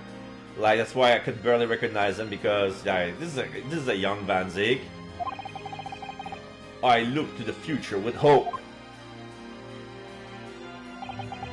Since then, I've protected myself against betrayal by refusing to trust anyone. But at times, the mire into which I've sunk makes it almost impossible to breathe. Oh, I'm so sorry. Van Zieks ... So, Mr. Naruhodo, I want to believe in that look in your eyes. I need to believe in it. In tomorrow's trial, will you advocate for me? I will not ask again. Ryunosuke ... Of course I will! It'll be an honor! I'm so pleased, Mr. Naruhodo! Then my life is in your hands.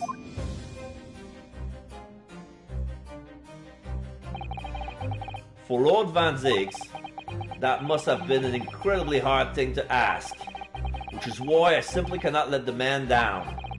Tomorrow, in the Old Bailey, against my old friend Kasuma.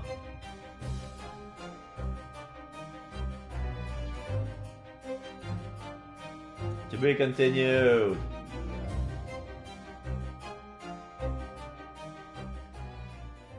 Oh my god, this is so invigorating. This is so invigorating. Like I was slacking off a bit during the investigation. Where does it go? I was feeling a bit tired, but listening to that story, it gives me energy, gives me strength to proceed. And I find this too early, even though it's almost 4 hours. I find it too early to call it now. So one more chapter as per tradition. So it's gonna be like one more part, and then we're gonna stop. So instead of having another day of investigation, it's gonna be like straight to the trial. So let's do it. Trial part 1. 2nd of November, 8:56 a.m. The Old Bailey Defendant's Antechamber. There's that old familiar feeling again. The crushing pressure of this historic courthouse. Actually, no, it's a little different today. There's an even more menacing tension in the air. There's a menacing tension in the air here today, isn't there, I suppose? Yes, I think so. Van Zieks is here. It can only be the result of the menacing appearance of the defendant. A little more courtesy, if you please. Oh my, I do apologize. However, you're certainly not mistaken that this trial is far from ordinary. What do you mean? I'm not privy to the details, however. I understand that no jury has been selected. A trial without a jury? Well, that's just like the trial of the professor 10 years ago. A close court. Good morning, my dear fellows. Mr. Sholmes! Have you made note of my hair, Mr. Naruto? An outright victory for science! You must agree. Yeah, his hair is back to normal. To be perfectly honest, so much happened yesterday that, well, I completely forgot about your little hair problem. Ha! What to one man's is a little hair problem is to another a day of drinking dubious potions after dubious potion. You have no idea how my stomach ails me this morning. Oh dear, how awful for you! I'm afraid you only have yourself to blame, Mr. Sholmes. And good morning to you, Mr. Ripper. I'm delighted to see you're looking so full of vim. And I see London celebrate a great detective is as active as ever. Oh, you exaggerate, my dear fellow. Compared to my paltry engagement with a few trivial cases, the Reaper's overbearing presence is a far greater deterrent to the black fruits of crime in our capital. Van Zieks ... And whilst I may not agree with your methods, there is at least one point on which I would readily commend you. What an honor, and that would be... Sorry, I have an important text I need to read. It's a personal matter, but I need to read it now.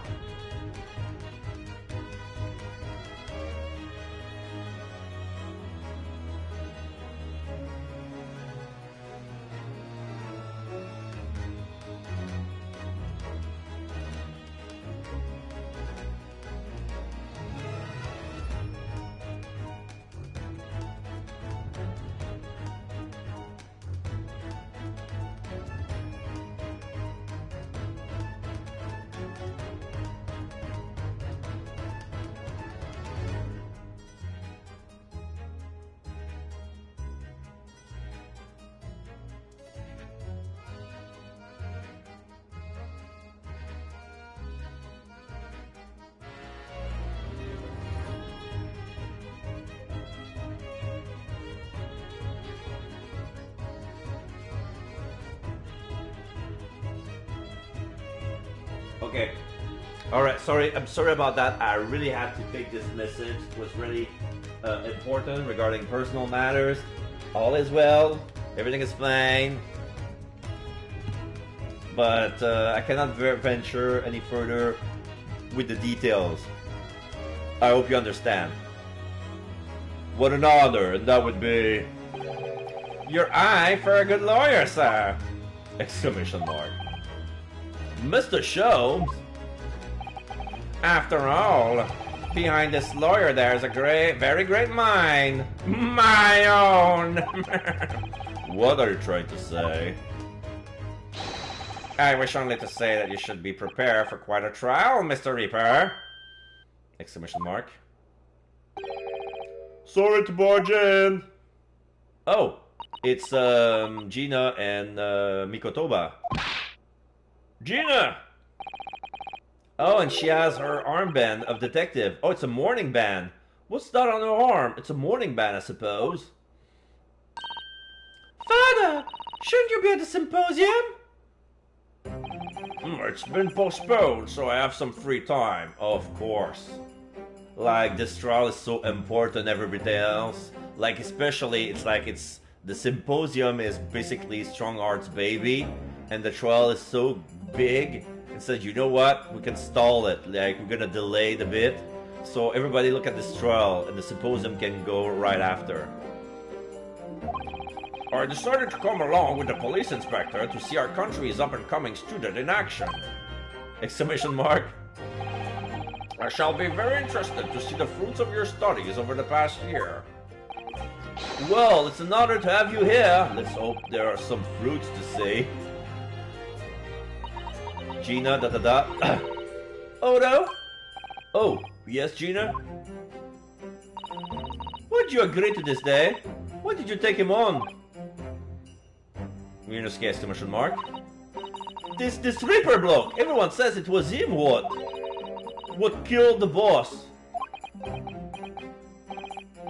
Hoot killed, oh, Hoot, everybody, Hoot killed the boss. Okay, so I have to remember that W-O-T means Hoot. Hoot killed, oh, I'm sorry, Gina.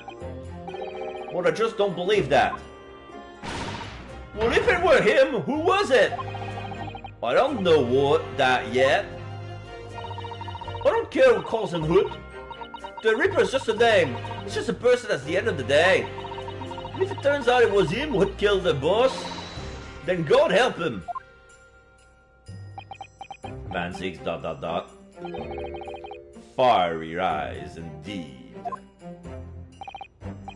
Yes, the culprit deserves every ounce of your loathing. Eh? At least that may be some solace to the deceased. She takes off her cap and she's about to cry.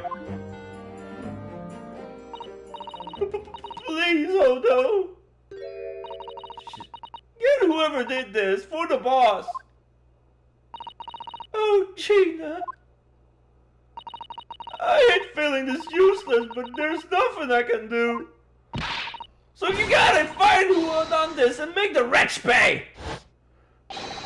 Counsel for the defense and the defendant. Court will be in session shortly. Make your way into the courtroom at once, please. Alright then, here we go.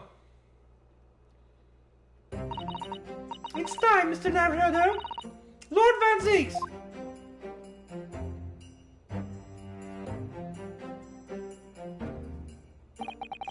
One who lost his treasured brother to a mass murderer. One who lost his treasured father in a foreign court of law. And one who lost the man who helped her escape destitution. All that misfortune, all that pain, on course to collide headlong in this trial. It's time to shine a light on all these dark events. And whatever truth is revealed, we're going to have to look it straight in the eye. For some reason, they show a picture of Sherlock Holmes. Because at first they show a picture of Van Zieks, then Cosima, then Gina. 2nd of November, 9:20 a.m., the Old Bailey courtroom. Yeah, no jury. Almost no people. There's almost nobody in court. It's a closed court. In the name of Her Majesty the Queen, I hereby declare this court to be in session. We are here to conduct a fair and just trial of the defendant Baroque Van Zieks. Counsel for the defense and prosecution, are you ready to begin? The defense is ready, my lord. The prosecution is more than ready. Oh, Cosima-sama. I've been wishing to see you in court again for so long, it feels. But I never pictured it happening like this. I never thought I'd be facing you behind the prosecution's bench. The so-called Reaper of the Bailey has been a scourge like no other, undermining Her Majesty's justice system. Today, we must uncover the truth behind this scourge. In other words, this trial is going to be a lot more far-reaching than Inspector Gregson's murder. The truth reveals by these proceedings may have been unpredictable repercussions through the judiciary. Accordingly, they are to be conducted as a closed trial with no members of the public present. By Her Majesty's direct orders. How will that work, my lord? The burden of all arbitration and adjudication falls on my shoulders. Therefore, as you will see, No seats. the juror's bench shall remain vacant today. If no members of the public are present, might I ask who's currently occupying the gallery, my lord? Yeah, I see. There's there. We see silhouettes of people. They are members of the judiciary, here to witness proceedings and ensure an equitable trial. Members of the judiciary. Oh my! This is a very unusual trial already. There is, of course, another unprecedented aspect to these proceedings on which I must elaborate. The counsel for the prosecution and defense are both aliens of Great Britain. Kazuma da. I believe it takes an outsider to see the truth sometimes. And as I stand here in this courtroom now, I'm quite certain. This is the reason why I had to come to Britain. Kazuma? Very well, let us commence proceedings. Prosecutor Asogi, your opponent's statement, if you please. Fist to the heart. Certainly, my lord. Scroll! The incident took place on 1st of November, at just after 5 o'clock in the afternoon. The location was a building of flats on Fresno Street on the outskirts of the city. The victim's body was discovered here in an old single-room rental property. Yes, Inspector Tobias Gregson, a name known very well indeed to this court. Not least for his miraculous resolution of one of his country's grimmest cases 10 years ago. The Professor case. How sure are you about the time of the incident? Several witnesses on the street outside heard the gunshot and have all reported the same time. Yes, that's what Gina told us too. There were a number of witnesses.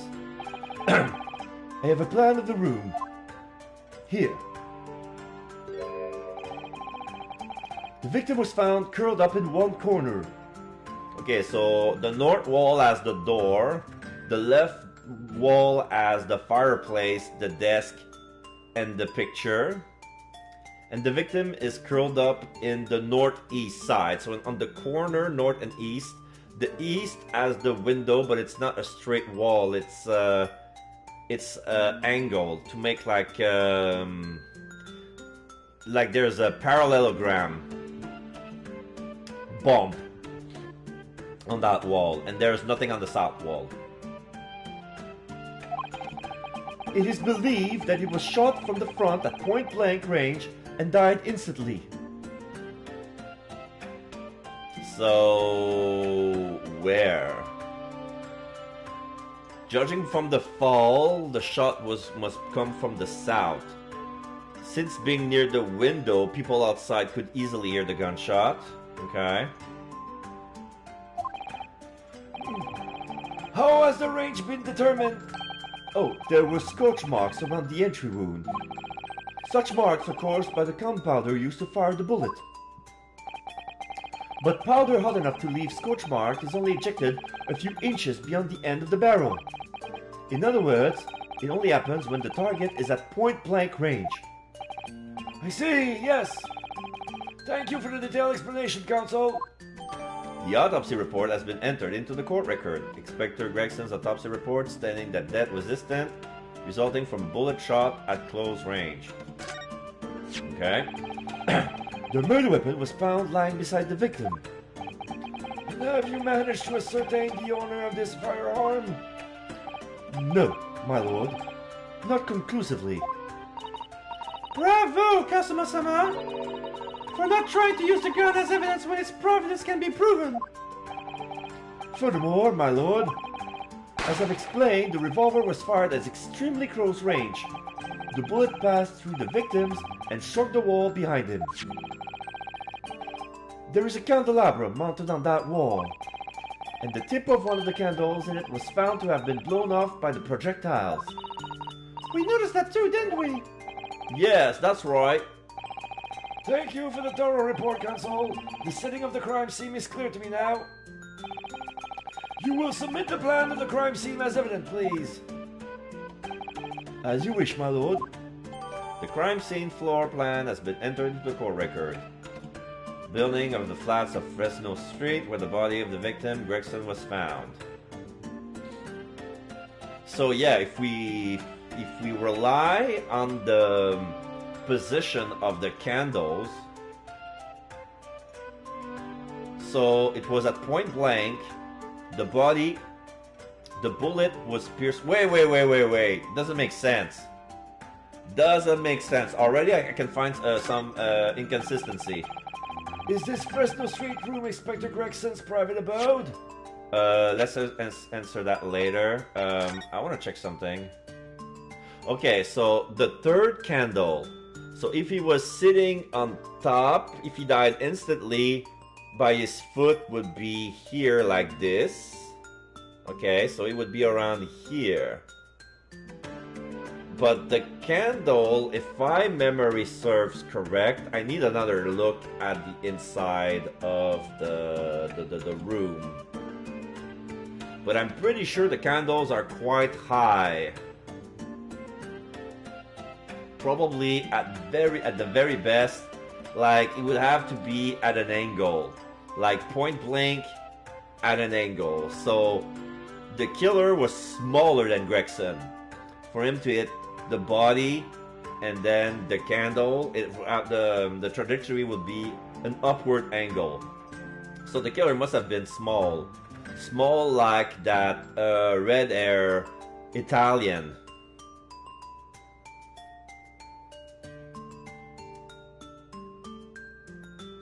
Or something like that.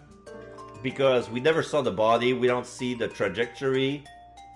But yeah, it should be, there was supposed to be one entry wound, one exit wound, we never saw the body.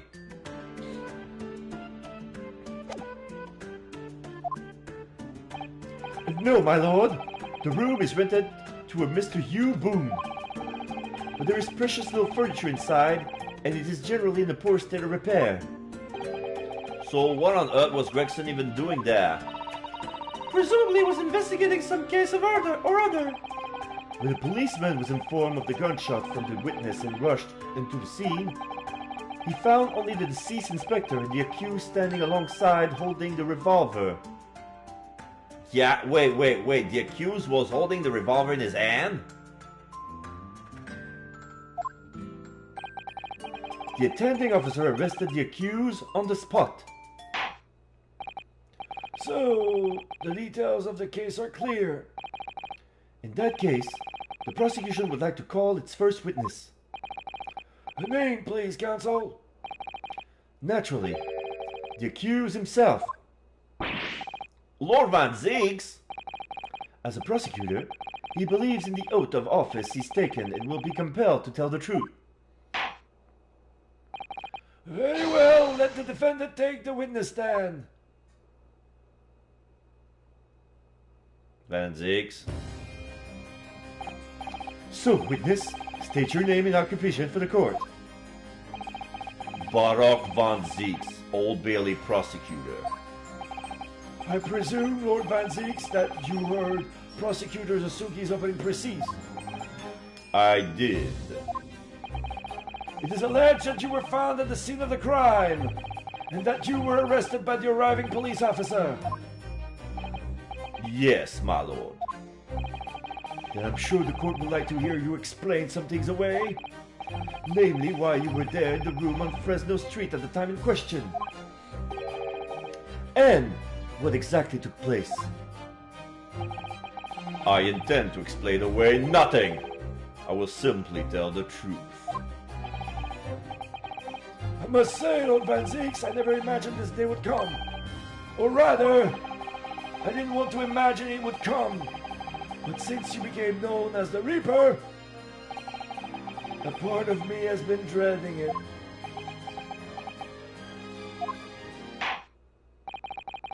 Your formal testimony then, witness.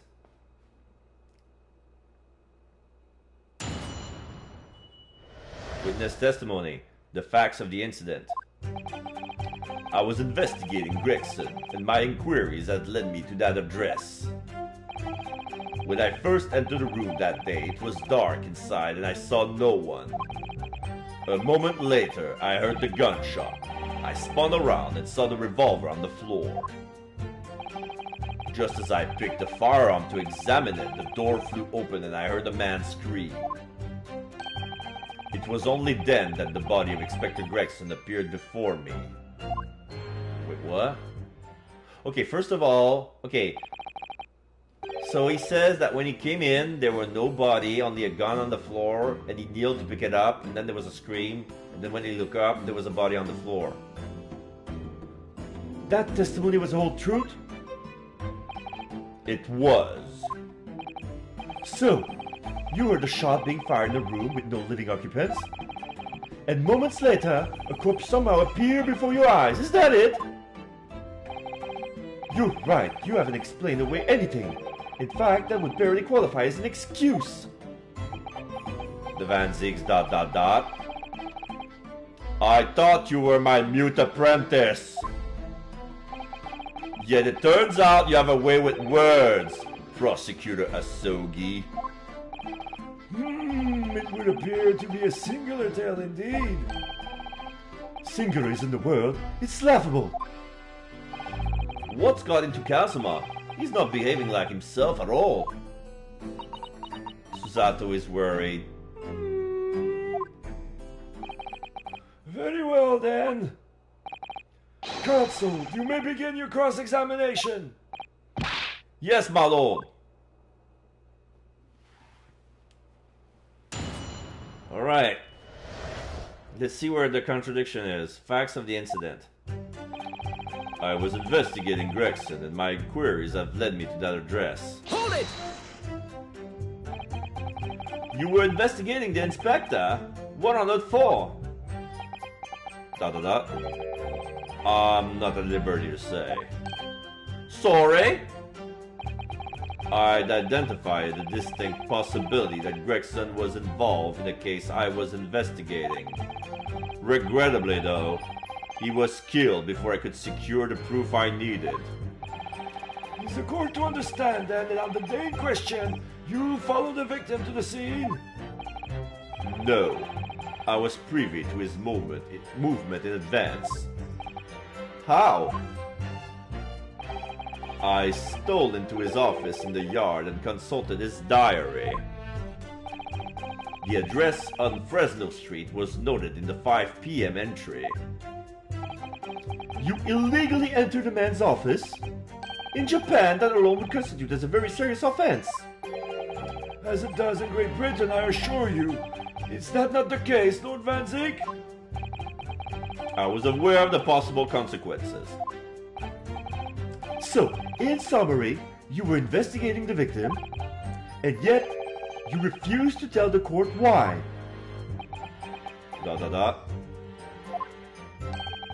I didn't realize British prosecutor enjoys such freedom to choose what to divulge on the oath. Why did I ever think I could defend this man? When I first entered the room that day, it was dark inside, and I saw no one. Hold it! And you haven't been to the address before? No, never. I only learned of the place as a result of my investigation into Gregson's activities. There was no light inside when I entered, so it was all but impossible to make out anything. What about the candles? They were lit. But at 5 p.m. the sun would only just have gone down. It would still have been reasonably light outside. The room has a window, but it was boarded shut. Very little light found its way into the room from outside, so it was extremely murky inside. I wouldn't have noticed if the victim was already lying on the floor. There was no artificial light in the room, you say? You're quite sure? I'm quite sure that the part of the room where the body was found was very dark. I have a feeling there was a small oil lamp burning on the desk, though I couldn't say for certain. Look, Mr. Naruto! There's a small desk in the room just there. Yes, I remember, and there was an oil lamp on it, as well as the framed photograph. When I entered the room, I closed the door behind me and started towards the desk to investigate.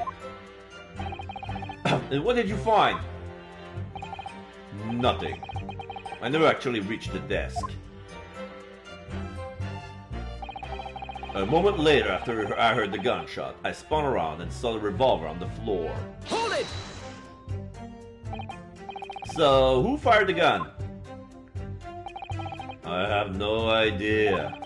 I didn't see anybody else in the room. Would you say it was very dark in there? Yes, that's right. All I can tell you is I didn't sense another's presence. Aha! Then it could be that the gunshot actually originated from somewhere outside the room? No, that's out of the question. Oh! Without doubt, the sounds emanated from inside the room. I could smell the gunpowder. Ugh, this is going from bad to worse. And you say that that's the point at which you noticed the revolver on the floor? Correct. And I foolishly picked it up. That was carelessness on my part. Presumably then, the gunshot you heard came from the firearm that you somewhat hastily took in your hands. In point of fact, my lord, I believe it did not. What? The barrel of the revolver I picked up was cold, and there was no smell of spent powder.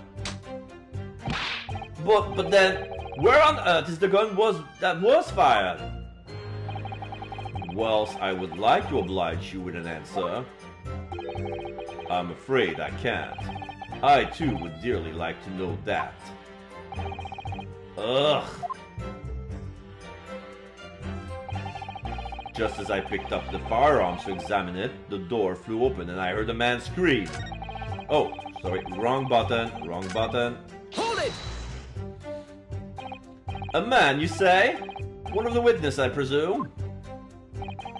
That's right. One of the street merchants working on the Fresno Street. Who are these merchants? A number of them has set up their stalls directly beneath the boarded window of the crime scene.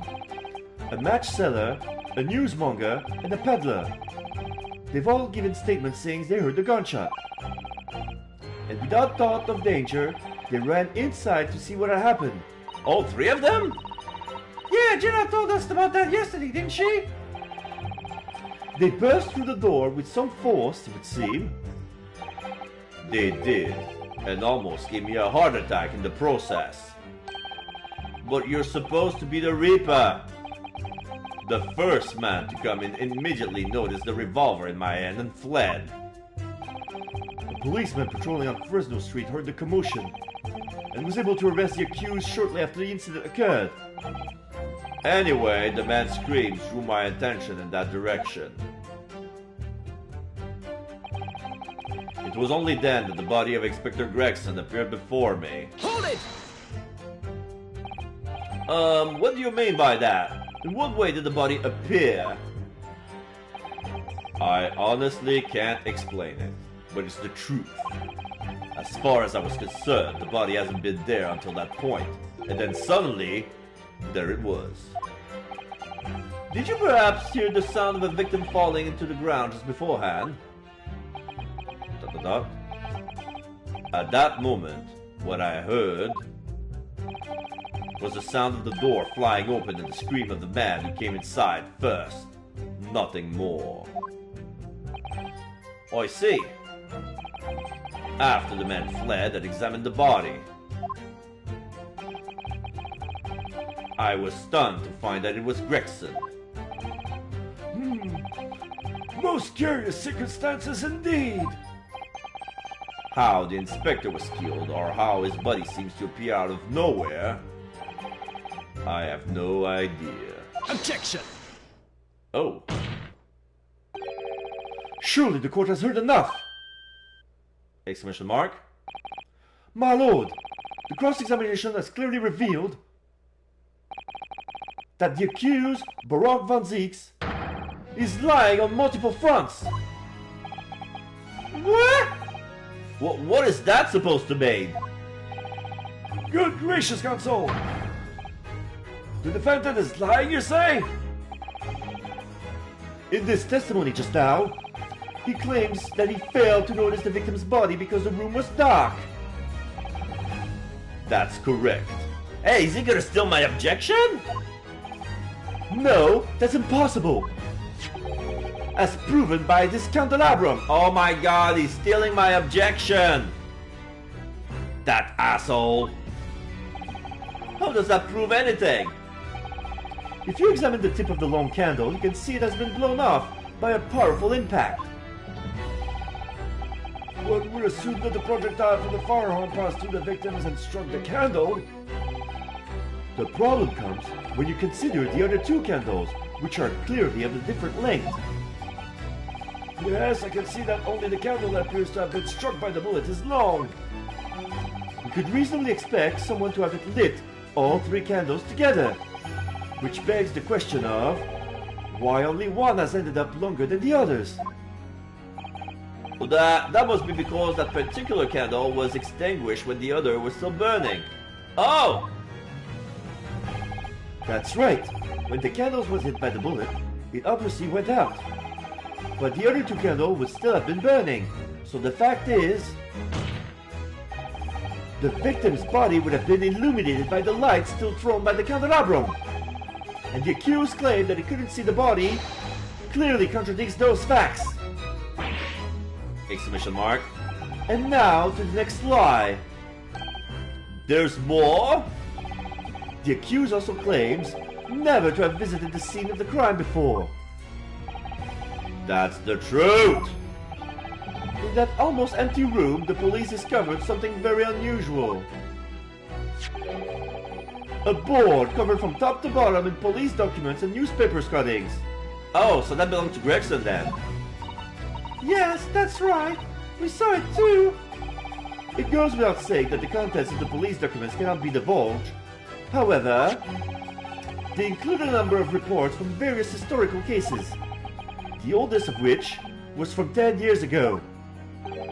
10 years ago? Oh, this is starting to sound familiar. And there is a common thread linking all the documents on that board. Indeed! What is this common thread, Counsel? They all relate to cases prosecuted in court by Baruch van Zieks. All of them? And furthermore, all of those cases are one in which the defendant was acquitted. Good Lord! Interestingly, none of those defendants are alive today, because all of them have been sent to their graves by the Reaper. Oh! Oh no! In short, that dingy little room is the Reaper's secret hideout and his base of operation. The Reaper's hideout? And yet the Reapers would claim never to have been to his own secret hideout? No one would believe that. No, the truth is, we've been looking at this backwards. Backwards? Explain, Counsel! Inspector Gregson was investigating the identity of the Reaper. When he discovered the location of the man's secret hideout, he was killed. As I'm sure everyone can imagine, by the Reaper's hand. What? Rubble from the judiciary. Order! Order! Order! Very well. I hereby state the correct opinion to the court of the court. Baruch van Zieks is an outstanding prosecutor who has rendered great service to his country. However, it is with deep regret that I must concur with Prosecutor Asogi's contention that the defendant's testimony exhibits a number of stark inconsistencies with the known facts. All I have done is state the truth as I know it. Cosmo's done a brilliant job as ever. He's drawing on his experience as a defense attorney to build his prosecution case. And it's formidable. Counsel, you will submit the board that you just showed the court as evidence. I believe it to be fundamental in establishing the facts surrounding the Reaper's existence. Thank you, my lord. The notice board has been entered into the court record. Freestanding notice board completely covered in notes and article relating to the victims of the Ripper of the Bailey. And now the prosecution would like to call new witnesses to the stand. Oh my god, he's on a roll. We'll never be able to say anything at this point. Okay, what can we say here? Oh, look what's on the back. There's a handprint with a blood stain on it. It's right hand too. Oh, what's this? Mr. Naruto, look!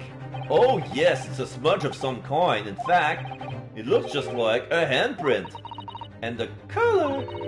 That's blood, isn't it? Oh dear, how disturbing! The detail of the notice board has been updated in the courtroom. Court record. Freestanding notice board completely covered in notes and article relating to the victims of the Reaper. There is a bloody handprint on the backside. And there's some sort of scuff on top. It looks like a blade mark, but that seems irrelevant. Okay, let's expect the front. There are details of a whole raft of cases dating back years on here, aren't there? This paper from 10 years ago is a browning with age. Look! Out of interest, the most recent things appear to be his newspaper cutting here. Oh, it's the same Red-Headed League advertisement that Mr. Shones had picked up. Do you remember? There was a red hairpiece at the scene too. Was Inspector Gregson an exponent of the Red-Headed League then?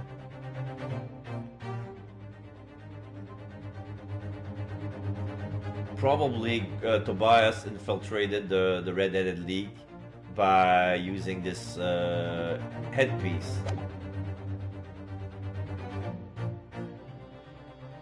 Okay. Witnesses who saw events unfold on the day in question. They were mentioned in the previous testimony too, if you remember. Yes, the street sellers who heard the gunshot and went running into the room. Very well, lead the witnesses in. The defendant may step down from the witness stand. Certainly, my lord.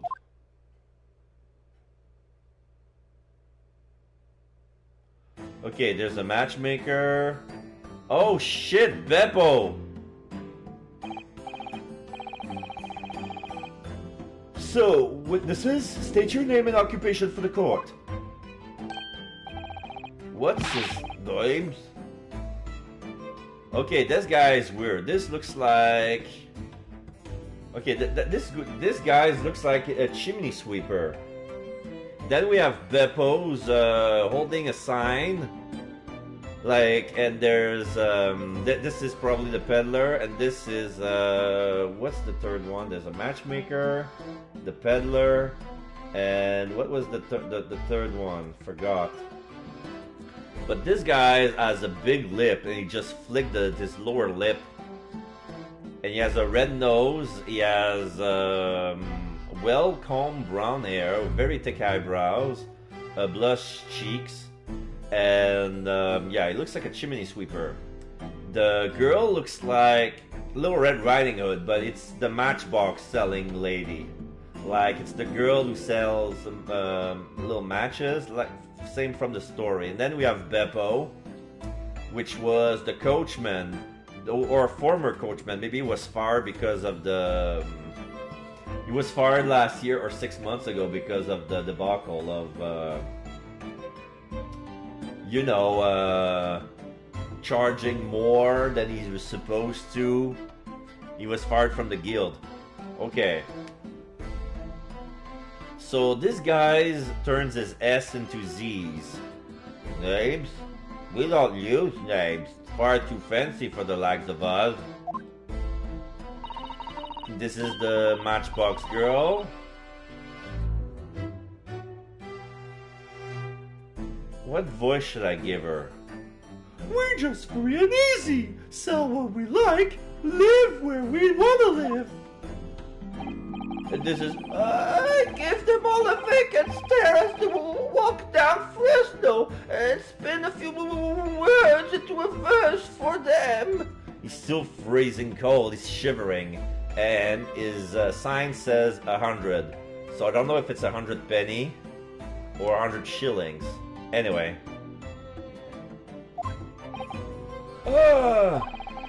Would I be right in assuming that all three of you make your living by selling wares on the street? Gossip. Hehe, everyone calls me gossip. I sell jaunty little tidbits to passerbys, you know. Jaunty little tidbits? Got an absolute smasher for you, sir. Right up your journal it is. 6 pence is the price, and not a penny less. Wait, you're actually trying to sell it to me now? Oh, come on, sir. Don't tell me you're not interested. Try the man. Give him the money and see what it is! Pay the man, counsel! Alright, 6 pence it is. You won't regret it, sir. Now, got your listening ears on? Just between us, a young couple on Sly Street have just had twins. That wasn't worth 6 pence! I want my money back! Dot dot dot. Gossips, dot dot dot. Yunosuke, dot dot dot. Is that it? No, that's not it. It's gossip, isn't it? It wants to spread, but that bit's up to you and your mouth, of course. Oh my god. We just pay him to spread gossip? I'm gonna punch him in the face. I'm gonna make his upper lip looks like the lower lip. I'm gonna push him so hard, this big lip's gonna look like the lower lip. I've got more, you know. Want another juicy one? 6 pence a piece it is, if you're curious. Oh, I am curious, yes, about what's going on just under that fat bottom lip of yours. Namely, that unusual bruise or whatever it is that's poking out from under your collar. Oh, yes, there is a bruise. Yeah, I noticed that, yeah, his neck is all red. There is a big bruise, big red bruise, like he's been choking. Has he been strangled? What about the next witness then? What name do you go by and what do you sell? Me, I'm Venus. But that's what everyone calls me. Funny, isn't it? Oh, wait. I sell these lovely little fireworks to all the local school kids. She's not a match-selling lady. She's a fireworks-selling lady. And you know what makes her sound just like a gun? Fireworks, and that's the kind that looks like little gun shells. Those are little, I don't know how they, what name they have, but yeah, those are little, those are, they look like shotgun shells, basically.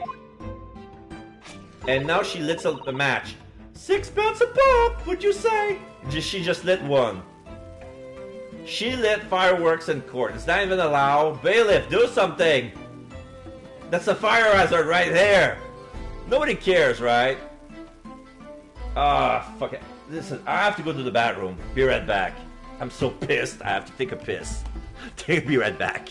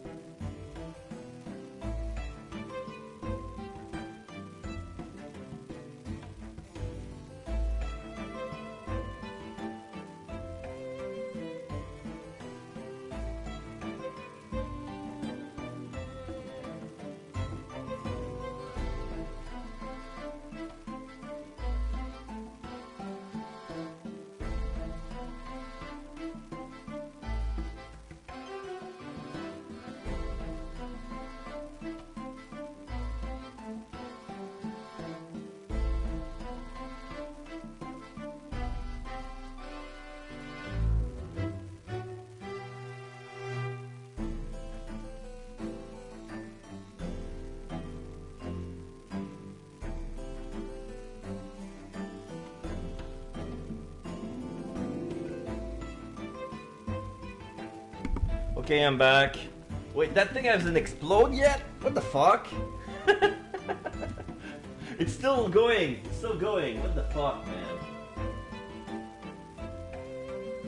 Oh well, oh well. There you go. There you go, it popped.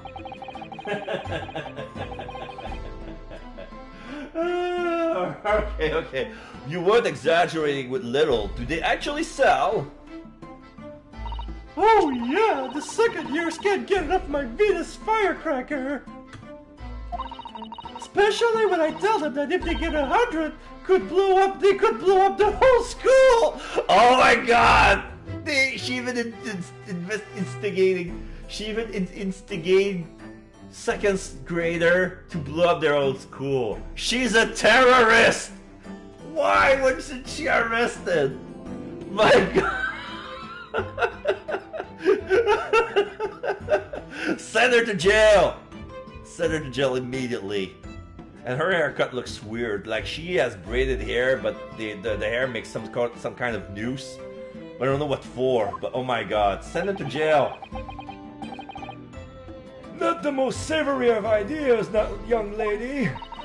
What you say then, eh? Wanna part with 6 pence for a pop? Wait, what? You want me to buy one? Tell you what, I'll let you in on a little secret. If you get 100 of them, you can blow up the whole courtroom. Oh my God! Somebody's recording that statement, right? I know there's no stenographer back then, but she just... Why isn't the bailiff doing anything? Try the woman. What? Give her the money and see if she's right! Give her the money and see if she's right! Oh my God, I'm not gonna blow 600 pence just to see if she can blow up the courtroom. Pay the woman!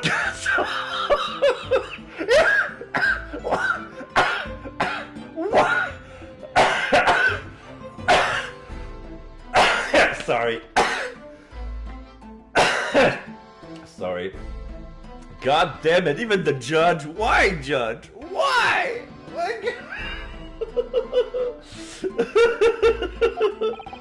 Alright, I'll buy one. Only one. Lovely, stop right then. This is something a bit extra, just for you. The Venus Special! Only 600 pence! Those are bigger ones. And she holds her match awfully close to them. Oh shit, oh shit. 600? It's 100 of my regular fireworks. Nothing little about that, is there? And there'd be nothing like little about the punishment if I blew up the Old Bailey either. The Venus firecracker has been entered into the court record. Oh my God, okay. And the last witness, what name do you go by and what do you sell? Alright. Let's try the fireworks. Oh, sorry.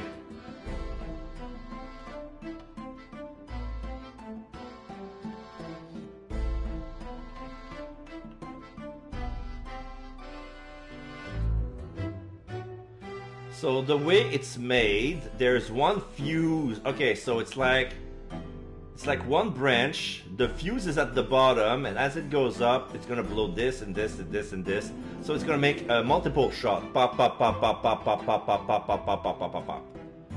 So where's the? Can't find anything out of place. Where's the angle I can? Oh, here it is. The fuse. Dot dot dot. Have you had an idea, Mr. Naruto? You're staring at the end of a string of fireworks. Sorry, it's just that it's the Venus Special. I was wondering what 600 pence worth of fireworks would sound like. Shall we find out? What? But she said he could blow up the courtroom.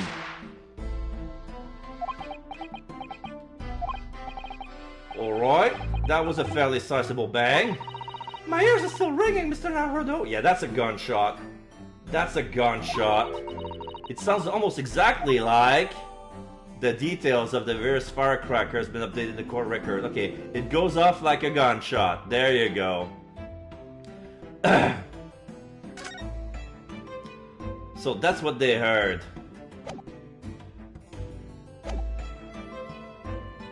What name do you go by and what do you sell? I'm a thinker, me. Think of all sorts of thoughts. I think, therefore I am. I am, therefore I think. I think. I am, therefore I think. Okay. Because I stand there on the street watching the world go on about me, they call me the observator. Get out of it, old man. Everyone calls you Sandwich and you know it because he's a sandwich man. So, you don't actually sell anything? Beppo the sandwich? Problem share is a problem half, as they say. I give advice, I do, and I think what it needs. Hot actual hero. I don't actually sell anything, no, come to think of it. Pity. No more purchases today, please. Well, we have quite a cast here, it seems. They conduct their business on Fresno Street from morning until night, my lord. And always in the same place, directly adjacent to the crime scene. I see, and thus they heard the gunshot, I suppose. Not only that, but they bravely ran inside to see what was going on and witness the crime. Well, I'll be beggared, I thought, just between us. Venus de Milo, what am I to do? What a terrible thing I saw! What I think is all what we see is light and shadows playing with our eyes. Is any of it real? Very well. The court will hear the formal testimony of these three witnesses now. You will describe in detail what you witnessed and heard at the time of the incident. Witness testimony. The witness's account. We saw the whole thing from start to finish, we did. Everything from the moment they went in the building. Oh, it was less than a minute after the Reaper had gone inside, but we all heard the big bang. Seems to me that quick to talk is quick to walk. Gossip couldn't wait to go and see what had happened. I ran into the room and there he was, the Reaper, gun in hand, standing over the dead body. I was scared after that, me, so I ran off to find a copper. If these witnesses were there the whole day and saw everything, who did they see going inside the building? Only the victim, Inspector Gregson, and the accused, Baroque Van Ziek. I've seen pictures of that Reaper in the paper. I know what he looks like. And just between us, folk love stories like this. I've made myself a tidy sum already. But wait, the room was just one of several flats in the building. Someone from another flat could have done it. All those flats on Fresno Street are unoccupied. Of course they are. They're small, damp, dirty, and expensive to boot. The room in which the inspector was found is the only property in the building that's currently leased. And we know the leaseholder's name, don't we? It's You Boone! You Boone! The testimony the court has just heard would appear to leave little room for doubt.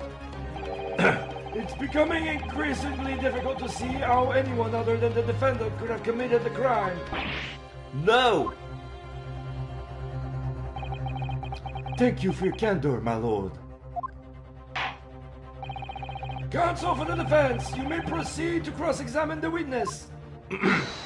Yes, my lord. In a closed court like this, without a jury, the judge is the only person whose opinion matters. I have to break down this testimony. Somehow. Cross-examination. The witness's account. We saw the whole thing from start to finish, we did. Everything from the moment they went in the building. Hold it! When you say they, who do you mean exactly? Inspector Gregson and the defendant, Lord Van Zieks? I suppose so, the likes of us. Don't know the names of the high and mighty. That's what he's doing with his lips. I suppose so, the likes of us don't know the name of them. But I'll tell you one thing, it was the old Reaper that went in last, that's for sure and certain. But behind Inspector Gregson, did they arrive at the same time as each other? No, not at all. The first fellow must have gone inside a good 15 minutes before we heard that gunshot. The victim arrived 15 minutes before? Are you sure about that? Am I sure? Am I sure? Doesn't seem likely that I've forgotten a fellow with bright red hair like that, does it? Oh yeah, its hairs really were red, weren't it? Redder than my flaming fireworks even! That fiery red mop still burned onto the inside of my eyelids, it did. Wait a minute, you're saying the man was redhead? Weren't you listening, chum? Oi, he was a redhead. He had a big trunk with him as well. But Inspector Gregson's hair isn't red! Not by any stretch of the imagination! It seems likely that the person you saw wasn't in fact Inspector Gregson at all, but some other third party. No, I hate to break to you, but the witnesses are correct. What? Just have a look at this photograph of the victims taken at the scene. Oh. Okay, we have a picture of the body now. Yeah, he's wearing the wig. It's tilted, but he's wearing the wig, so Gregson was passing for a redhead. Yes, that's Inspector Gregson, alright. I cannot see a bullet wound anywhere. I can see a puddle of blood, but I cannot see where the bullet went through. And a red hip? A red hairpiece! Oh! Of course, we saw one on the floor when we investigated the scene, didn't we? I still refuse to believe Inspector Gregson wore a hairpiece, though.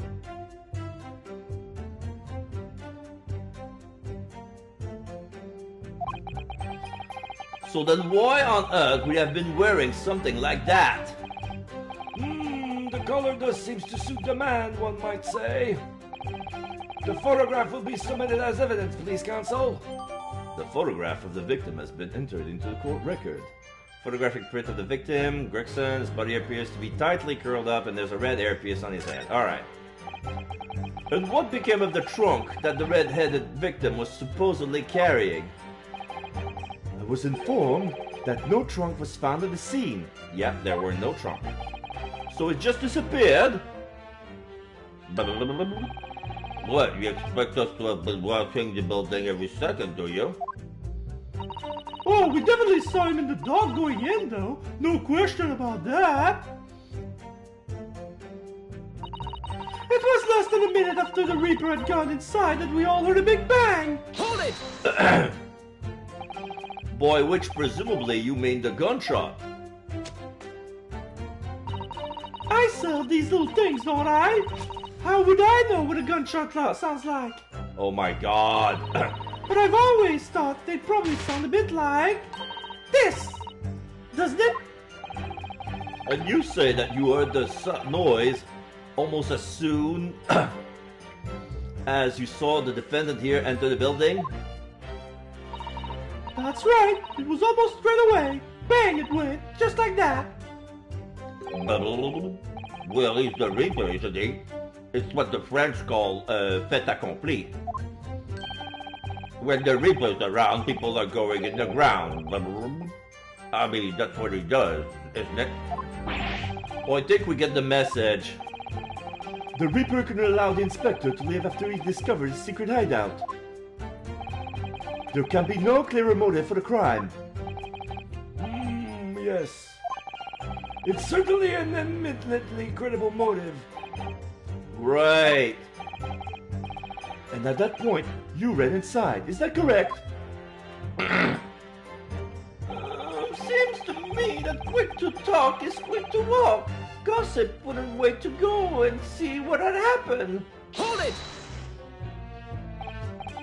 So when Gossip ran to see what had happened, did you go too? Well, me? I'm a bit tempered, see? All the signs are that I can't move very well. You were away behind, presumably, with that sandwich board around your neck and that big sign in your hand. What a great burden you bear. Pardon me for asking, Mr. Sandwich, but is it possible you and I have met before?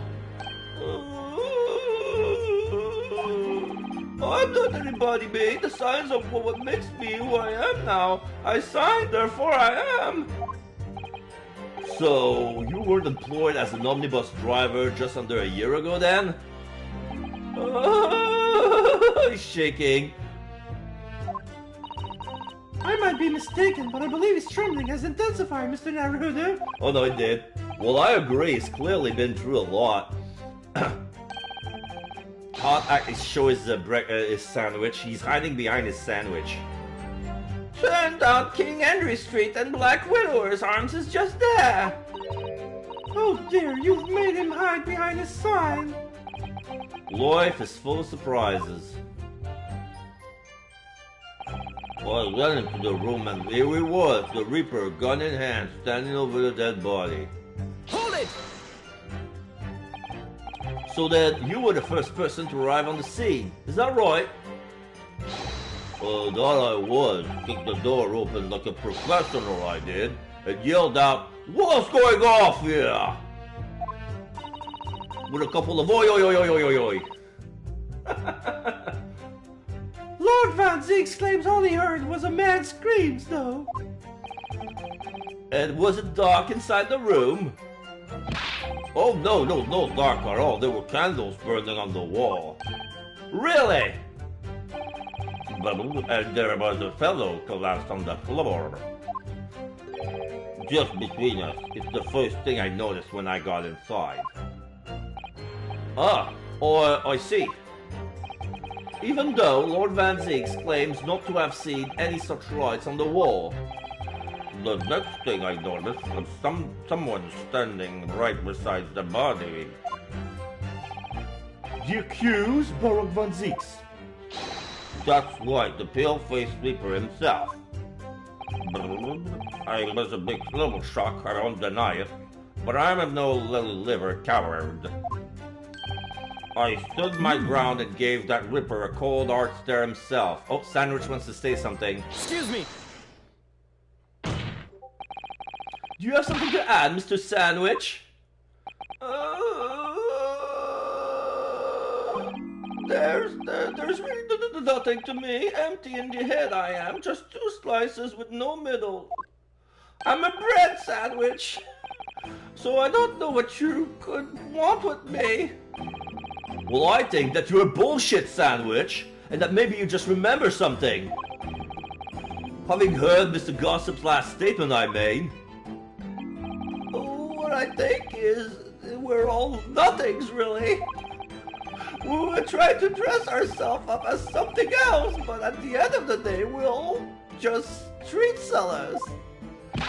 That's enough out of you, Sandwich. Keep your trap box. Keep your trap shut now. Unless you want us to make you into a real sandwich. Do you want to taste my knuckle sandwich? I got a 5-finger discount for you. Oh, when we saw the Reaper, he fell clean over on his backside. That's it?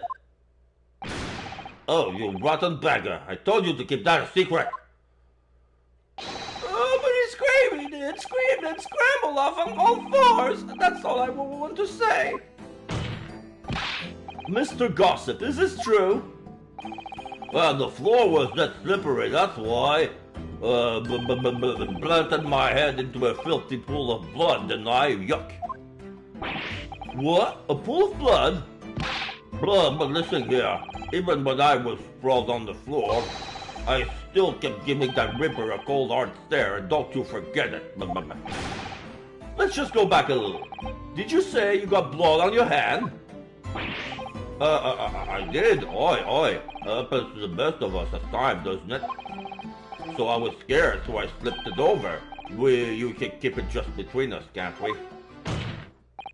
No, Mr. Gossip. I'm going to have to ask you to add that information to your verbal testimony. Oh, if I must. The witness will amend his testimony to include the aforementioned details at once. Kasuma da. I slipped over and got blood on my hand, so I quickly wiped it off on the floor.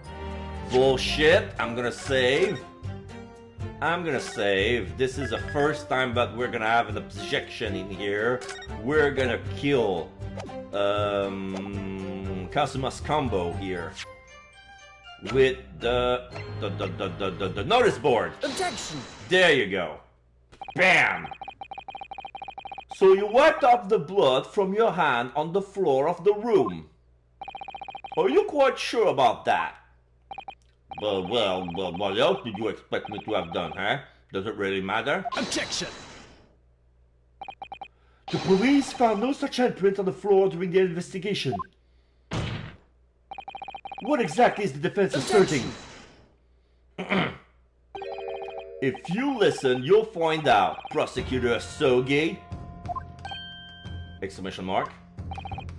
Certainly, there was no bloody handprint found on the floor. What are you trying to say? There was a handprint in blood left very clearly at the scene. On the back of this notice board. Oh, yes, indeed. Indisputably a handprint in the distinctive color of blood. You're dead right. That's my right hand. I know it anywhere. Rubber. Objection! The witness very definitely specified that he wiped his hand on the floor. Any handprints on the back of the board are irrelevant. Objection! Not if the board itself has fallen over onto the floor. In that case, it's quite possible for the witness handprint to have ended up there. Just look at the floor plan of the room. Yeah, the notice board is on the left corner. The notice board was on the opposite corner of the room to the victim and is in upright position. Oh, I just noticed something. Here's something interesting. The guy just said as soon as he entered the room, the first thing that he saw was the body. But look at the diagram. Look how the door opens. The first thing that he would see when he enters the room is the desk and the notice board, which means that's where the body was. But for some reason, somehow, somebody moved the body to where the candles were. And I can say that it's easy to hide the body behind the notice board. So he was probably already dead by then. So they would probably put a firecracker on the candle, firecracker explode, that's the gunshot. Van Zieks turn around, and you would see nothing. And then, like, probably at the same time, while the gunshot explodes, the notice board will fall, and then the body will be revealed. And when the guy comes in, they see the body, and then they see Van Zieks, and then he ran. We're building this. All right. The notice board was in the opposite corner of the room to the victim and in an upright position. Even if had someone been toppled and was lying on the floor at the time, it would have been a considerable distance from the body. I fell over once I come across the body. So I was basically right next to the corpse, not on the other side of the room. In other words, the defense assertion is contradictory. Yes, it is! Exclamation mark. There's a very definitive contradiction here, for which there must be a reason. I take it that you formulated a proper hypothesis, Consul, regarding this apparent discrepancy between the witness account and the imprint found at the scene. I have, my lord. This discrepancy between the witness's account and the location of handprint is explained by another handprint, the board moving, or false testimony. The board could have been moving, but then his testimony saying that no. The part that he said, or I believe when he said that the first thing that he saw was the body, but right now the way the testimony is made and the facts and the evidence proven, they're contradictory. So I'm gonna save again, and I'm gonna say that the floor moved.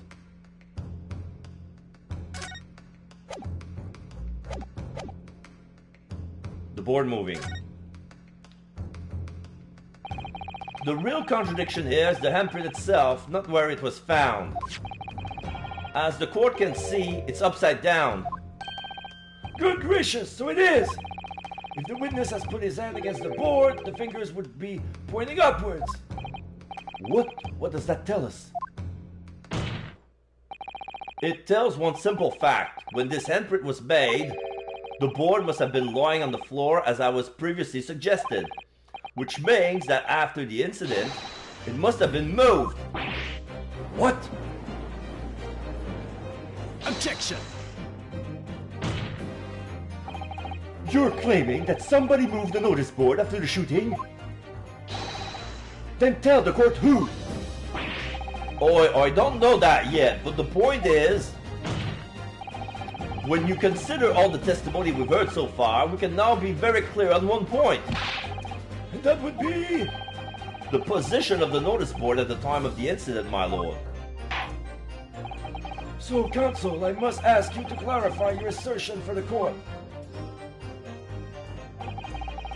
At the time of the incident, where do you maintain the notice board was situated? I have to point it in front of the body. I would say here, or maybe in front of the door. Okay, I'm gonna save again because this could be messy. I'm pretty sure they're gonna be sensitive about the area. I'm gonna say here. Take that! This the only possible location. Immediately adjacent to the doorway? If the court would think back to the testimony given by the defendant earlier, he said that when he entered the room, it was dark, and he couldn't see the body because the notice board was blocking the light.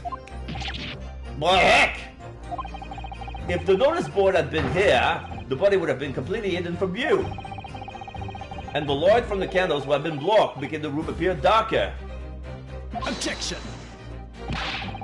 But the accused also claims that the victim's body simply appeared before him. That's true. Or, in his precise words, Just as I picked the firearm to examine it, the door flew open and I heard a man scream. Oh. The door was the notice board was next to where the door would be, so when the door opened, the notice board was knocked down. It was only then that the body of Inspector Gregson appeared before me. I don't know about calling it a scream, but he was talking about me and no mistake. So it was me that kicked the door open. Okay, so yeah, when the door was kicked open, it knocked down the notice board and revealed the light and the corpse, and the thing was falling down. And then when he saw the body, like, he made a handprint with his right hand upside down. If you look again at the floor plan, consider what would happen if the door of the room was thrown open with force. Boom. That can't. The door struck the notice board, knocking it over and making the victim's body visible. Good gracious! My client has known nothing but the truth. He has simply described what he saw. Ah! Order! Order! Counsel, how has this not come to light before now? After the incident, somebody must have righted the board and moved it into the position where the police, myself, and my colleague saw it when investigating the room.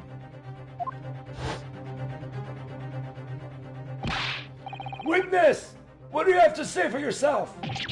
What? Me, my lord? Well, you and your fellows were there at the scene before anybody else.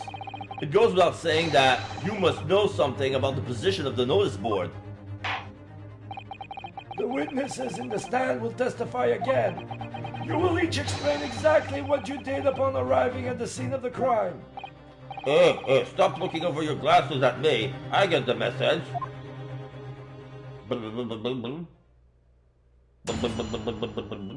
Witness testimony. The mystery of the moving board.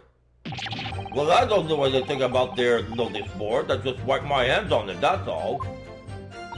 Oh, well, don't look at me. I haven't got a clue about it. I was doing business with some second years at the time. I don't know anything about anything. I'm just a bystander, me, just a sign at the crossroads of life. Well, was that Reaper, I bet. He's got a face that screams bored. I can't see how this changes anything anyway. The detective still died when we heard the gunshot.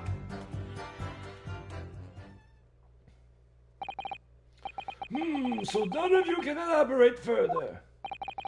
Shaken by the crime they witnessed, and with only the light of a few candles and an oil lamp by which to see. We can't expect these witnesses to be able to give a more precise amount of what happened. Oh, that's right, yeah. You don't pay to expect too much. It's man's endless quest for knowledge that destroyed the world. That's what I think. Do you? Do you really? In any case, as this testimony shows, even if the notice board was moved by somebody following the incident, it makes no difference. When the gunshot went out, the accused was the only person at the scene. Exclamation mark. In short, the only person who could possibly have committed this crime is Barak von Zieks. None of this wrangling over the board changes that simple fact. Quite so, quite so. Does the defense still wish to cross-examine the witness despite the circumstances? Most certainly, my lord. Very well. Then you may proceed, counsel.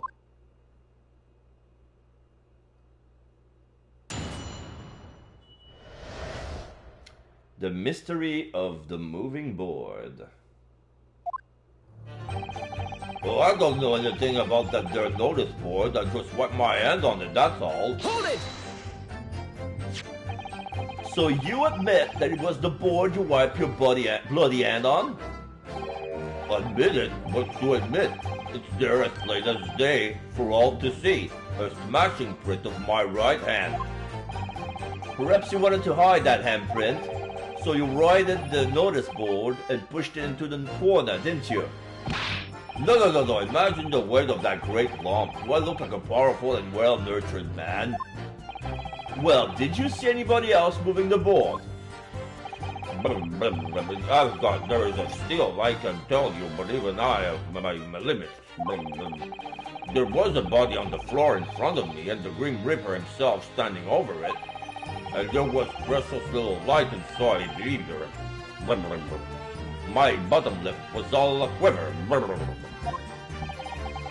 In other words, this witness is unable to give definite testimony on that point. Yes, so it would seem. Well, don't look at me. I haven't got a clue about it. I was doing business with some second year at the time. Hold it! When you say you were doing business with them, you mean you were selling them fireworks? Oh yeah, what else? There's the Priory School just round the corner, see? Those cheeky little so-and-sos have got a plan to blow their schools to Kingdom Come! Terrorist! So I've been telling all them, letting their teachers know what they're up to. Oh, you have? Yeah, I wouldn't want anyone to get hurt, so I let the school know the kids are playing with dodgy toys. Then, praise the Lord, the teacher take all the fireworks off them. And then, praise the Lord again, the kids all come back to meet the bright Lord! Everybody have peace! God damn! God damn! She instigated them to blow up their school, she sold them fireworks, and then she snitches on them to their teacher they would confiscate them so they could buy more fireworks. That bitch! What a racket! course, and sometimes the teacher gives me a little bonus to take me for the it's a busy old life selling explosives, you see. Venus is a guileful goddess indeed. Well, telling bare-faced lies is kind of my thing, really. I'm never so good at it. So yeah, she kissed the she kissed the strand of fireworks and throw at them before letting them blow away, like it was some sort of mistletoe. But then Mr. Sandwich has something to say, cause he's an honest guy. This guy's a lying motherfucker. She's a conniving bitch. This guy is lawful. Excuse me. Something's wrong, Mr. Sandwich. If I said it was, could we just leave it at that? Would that be the end of it? No. Did Miss Venus's statement just now bring something to mind, perhaps? Philosophical thoughts, deep philosophical thoughts. Hmm? Let's say there was a great liar, and that great liar said without batting an eye, telling barefaced lies is my kind of thing. I'm ever so good at it. Would those words of hers be a lie too, or the truth, in which case she's not a liar? Oh, it's a hellish paradox, that one, don't you think? I'm not entirely sure, to be honest. But it seems to me you're suggesting Miss Venus has been lying, aren't you?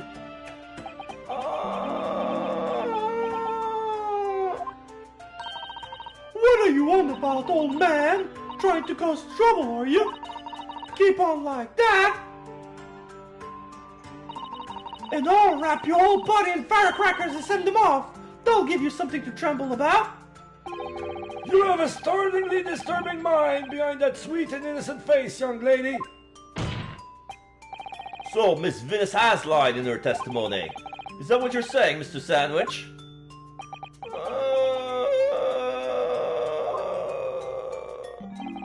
Well, if it means I'll be burning in hellfire for the rest of my days, so be it! Yes! That's what I'm saying! Can you elaborate, please, sir?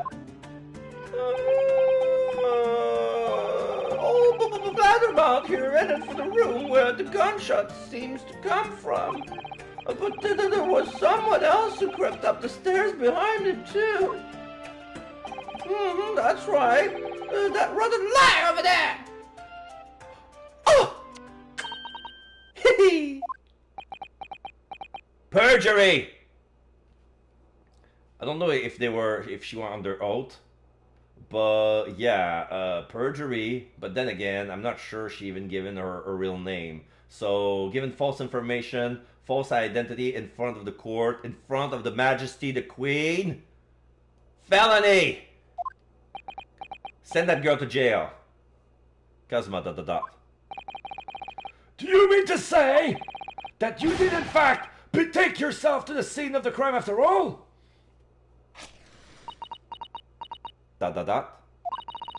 What did I tell you, eh? What did I tell you? Perjury! I said I was good at telling barefaced lies, didn't I? Yes, you mentioned it. Well, that revelation rocked the whole courtroom, didn't it? Who knew Firecracker packed such a punch? So you did indeed visit the scene of the crime, did you, young lady? Good grief! Well, now you come to mention it, I suppose, perhaps. I do clearly remember climbing the stairs to the room, yeah. Either you clearly remember it or you don't. Well, I shall consider a fitting punishment for this perjurious act later. For the time being, you will immediately amend your testimony to reflect the truth. Oh yes, my lord, of course. Maybe I did sneak along behind gossip and had a little peek into the room when it all happened. Hold it! You make a habit of lying, do you, Miss Venus? Well, I suppose so. I don't really know, to be fair. If you want my advice, though, I'd take everything I say with a big pinch of salt. Alright, but you did in fact go to the room where the victim was killed on the day in question, didn't you? Oh, please, as if I would! I can't think of anything more terrifying! The truth, please. Oh, well, alright, just a bit then. I mean, a girl my age is curious about stuff, you know. I watch true crimes, if I had a telly. Did you touch anything at the scene? Oh, please, as if I would! I mean, there was a dead body on the floor, yuck! The truth, please. Oh, well, alright, just a bit then. I had to look to see if there was anything I could sell. So I did give the place a once-over, but it was nothing to write home about. Right, now, I hesitate to ask, but you didn't move the notice board by any chance, did you? Oh, please, as if I would touch anything like that. Just a few bits of loose change is all I had. The truth, please. Well, alright then, I thought there might be something worth a thing underneath it. So I blasted the flipping thing. Sorry, flip the blasted thing. You're telling us that you did move that board. I think that did slip out, didn't it? What? You daft barn pot? Barn pot? What's that? I know what daft means, but you daft barn pot. I don't believe it. That girl doesn't think. So, did you find anything then? Something that you might have taken, perhaps, to sell? Oh, please, should be so lucky. In my imagination... The truth now! Oh, I might have found this old pocket watch under the notice board, I suppose. Yeah, Asugi is pissed with her. We want the truth, we want the truth, we want the truth. And every time Ryusuke asks a question, it is getting late. Should be careful next time. I think I have half an hour left. We'll see. I might have found this old pocket watch under the notice board, I suppose. But a little joke like this can be worth much if you ask. Ah! Question mark. Oh, Gina! So it was you, was it? You're the one who took it! Gina? Young lady, may I remind you where you are? That watch! That watch there! That was a present to Inspector Gregson from the yard! For a big case solved 10 years ago! The professor case, no doubt. The boss used to wind up every evening without fail when he was waiting for Grump to come at the pub. Oh, I see. I swept it off in once and blimey was he upset. He gave me a right earful. Said he ain't missed a day in the last 10 years polishing it and winding it. It meant the world to him, that watch did. Possibly not the best thing to go diving for then. Oh, it's not all that, though. I took it to Jabba's that night to ask how much it was worth, but the old dealer wouldn't touch it. Wouldn't give me a penny for it, said it wasn't working. Knocked about worthless, he called it. Oh, I knew I should have lifted it. Rubble, rubble, rubble, rubble, rubble. That watch must be submitted as evidence at once. Oh, please, just so long as you promise to give it back when we're done. Not a chance. I'll swap it up from you if you try to get your grubby mitts on it again. That's enough. Hand the watch to the bailiff forthwith. Not now, children. Watch your manners. Dot, dot, dot. Good Lord! The glass appears to be broken! Oh, so maybe the watch will reveal the time of death? So since this watch appears to be on him, and then that he fell after the gunshot, that will reveal the real time of death. More than likely, it shattered when the inspector was shot. Oh, it doesn't tick anymore either. Which is why Jabez didn't want it. What a waste, eh? Yes, indeed. It appears to have stopped at the hour of 5. Exactly when the gunshot was heard then. Which supports the prosecution's claim, of course. Gregson's pocket watch has been entered into the court record.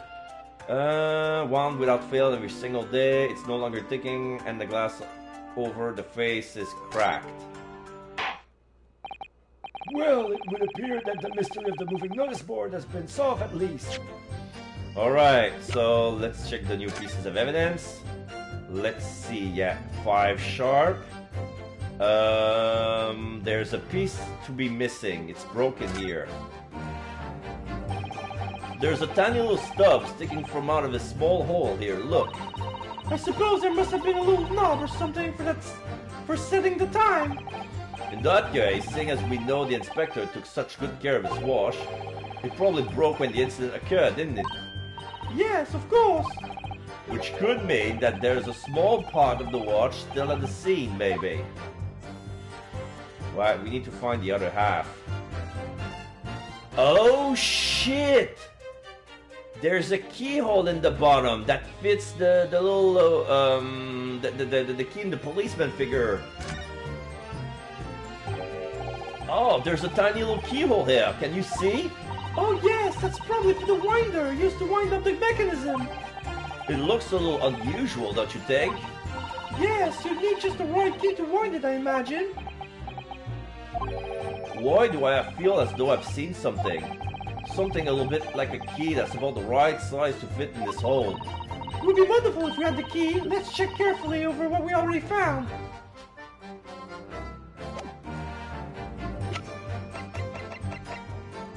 Let's check this again. Oh, I have to flip the head. The helmet of this charming policeman appears to be a little worse for wear. I'm not convinced about the charming part, but yes, you're right.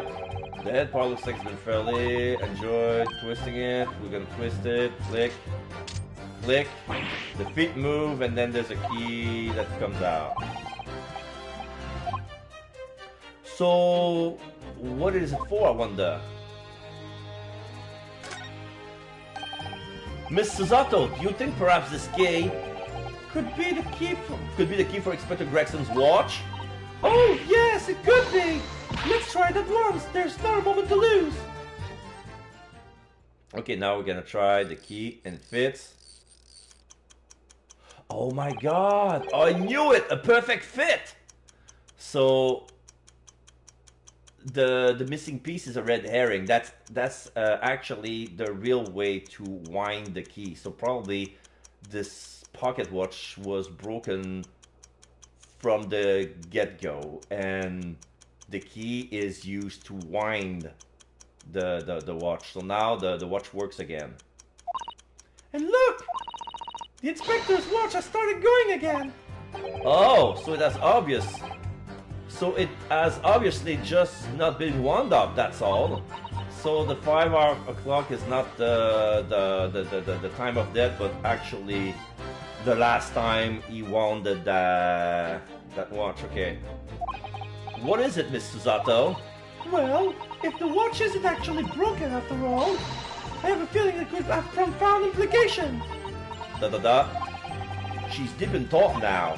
Perhaps I'd better start thinking deeply too. Okay, Gregson's pocket watch has been updated. Inspector Gregson's pocket watch that he wound up without fail every single day. Having wound it up, it starts ticking again. So the watch is not broken. It just reveals like the last time it was wound up, just the time when it stopped.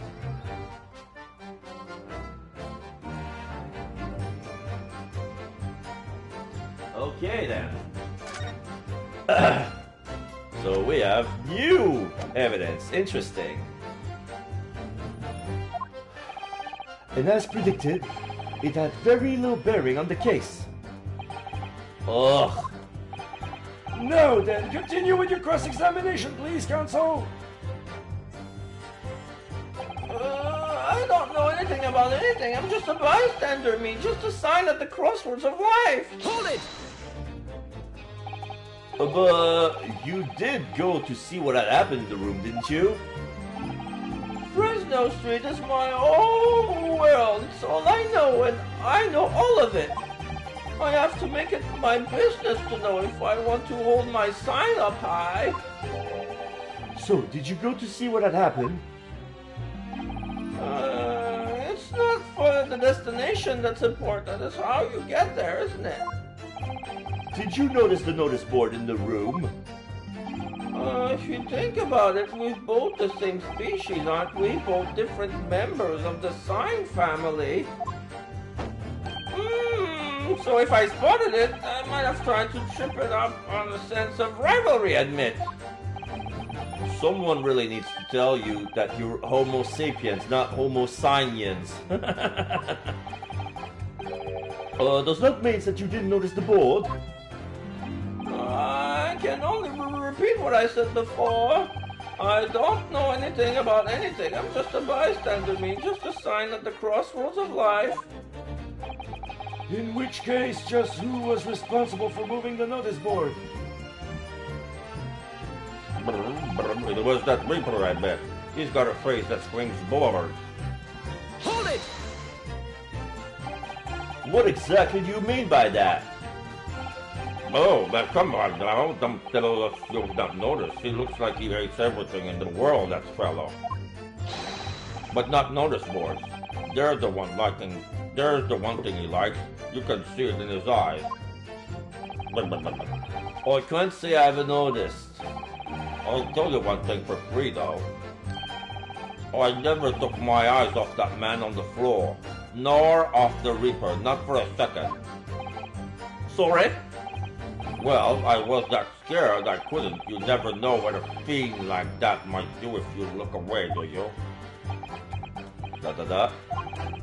If you don't take your eyes off the defendant, you should be able to confirm categorically whether or not he was the one who moved the notice board. Oh, that I can. The Reaper did nothing of the sort. I can swear to that. I couldn't have missed it if he aimed the thing upright again and dragged it into the corner. Right, glad we've cleared that up. What happened to the face that screams bored? Oh, I feel your pain, Cosmo.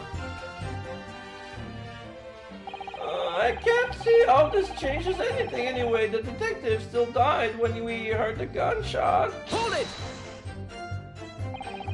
It was 5 o'clock in the afternoon that you all heard the loud bang, wasn't it? Maybe the notice board fell over, or maybe it didn't. Maybe I fell over, or maybe I didn't. But the Reaper's fate is sealed either way because that gunshot we all heard. So your fate seals too. My fate? That's right. The defense is fated to lose. And the prosecution to win. In other words, it all hinges on that single gunshot.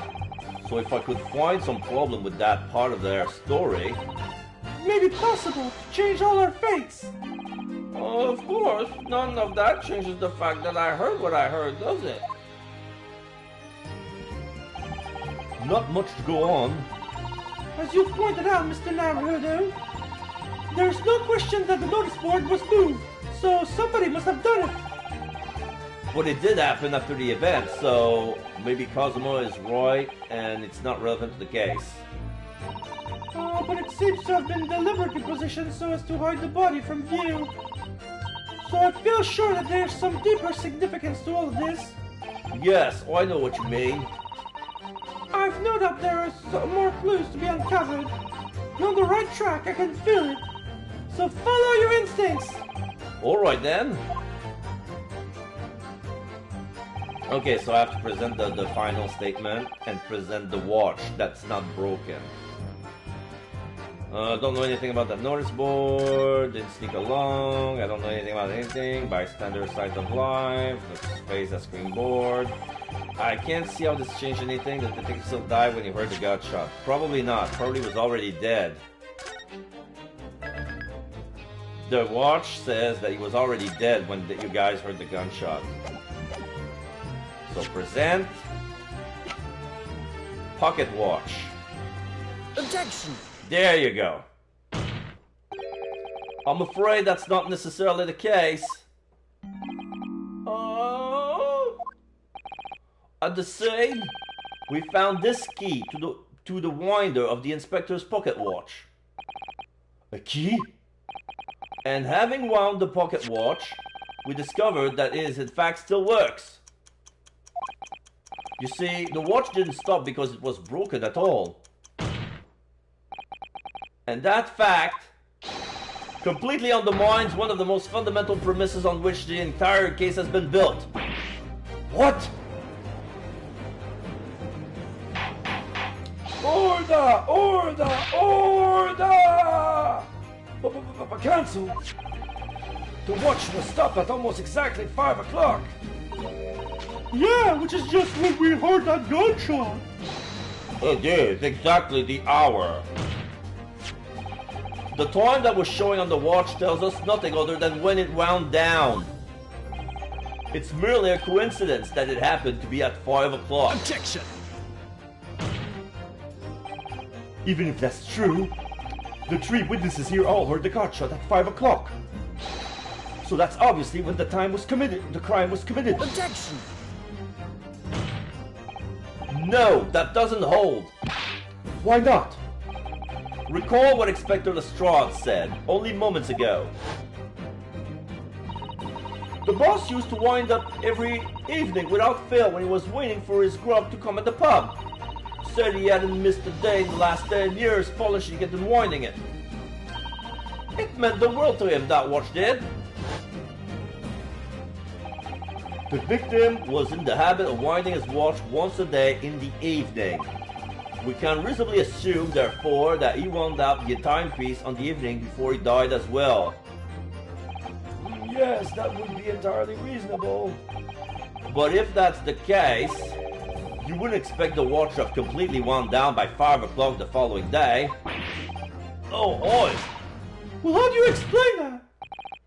In summary, the evening before the day of the incident, when the gunshot ran out in that room, the inspector was already unable to wind his watch.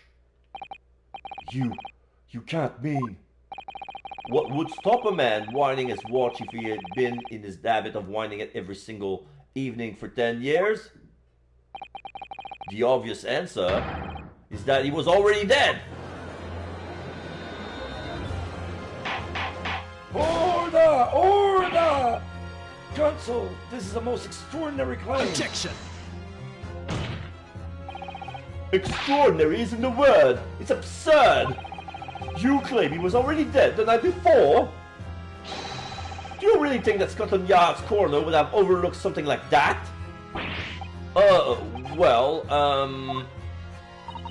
On that subject, there is something rather surprising.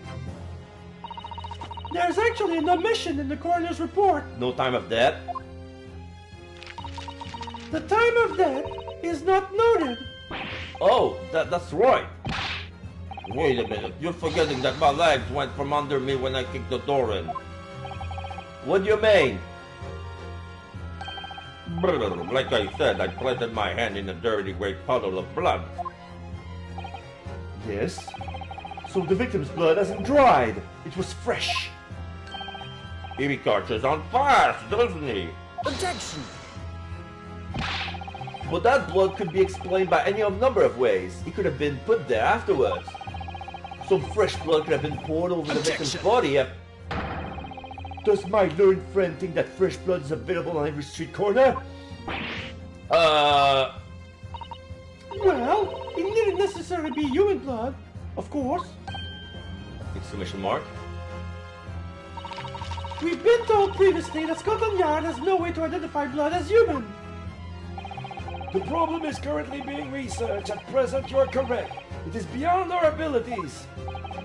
So then, a chicken's blood could have been used, for example. It's certainly a possibility that it wasn't the inspector's blood at all. Bravo. Objection!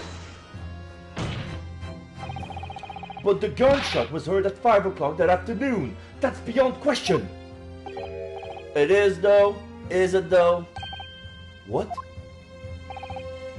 Given that the time of death of the victim has already been called into question, it isn't beyond the realms of possibility that what these witnesses heard wasn't a gunshot at all. Oh, please, what are you trying to say? Us not know what we heard, and it was a loud bang that came from that there room. Now that you listen to me, a street sellers here are his livelihood. I don't doubt your ears, sir, but all you can state with certainty is that you heard a noise. Eh? Explain yourself then, Counsel. A noise that sounds like a gunshot could have been made with Venus firecracker? Take that! Something like this. The culprit could have set up one of these to fake a gunshot. Good gracious, the very fireworks are sold by the witness. Now, hold on a minute. Are you saying I did it? My pretty little firecrackers only make a little pop anyway, see? Oh, not 100 of them together. The Venus special that you sell for 600 pennies sounds like this. As the court can now attest, it sounds very much like a gunshot, in fact. You're trying to suggest that somebody set one of those fireworks off at the scene? I'm suggesting that somebody knew the defendant was in the room at 5 that day, and sought to implicate him by creating a sound like a gunshot for these peddlers on Fresno Street to hear. Objection! But even the accused himself has testified that he saw no one else in the room at the time. Whether it was a gun or a firecracker, the only person present to cause that bang was Barak von Zeeks. One whiff of a match and my firecracker go pop. See, it's why people like them. I fear for your fingers, young lady. Objection! Recently, during my time here in Britain, I've learned of a very useful invention indeed. Something called, a time bomb. Good heavens, a bomb! Yes, a device that allows you to blow up whatever you like, whenever you like. Mr. Naruto, I worry that your unfortunate phrasing there may lead to yet another international incident. Oh, no. It's somebody close to Gregson who knows that he winds his watch every day at 5.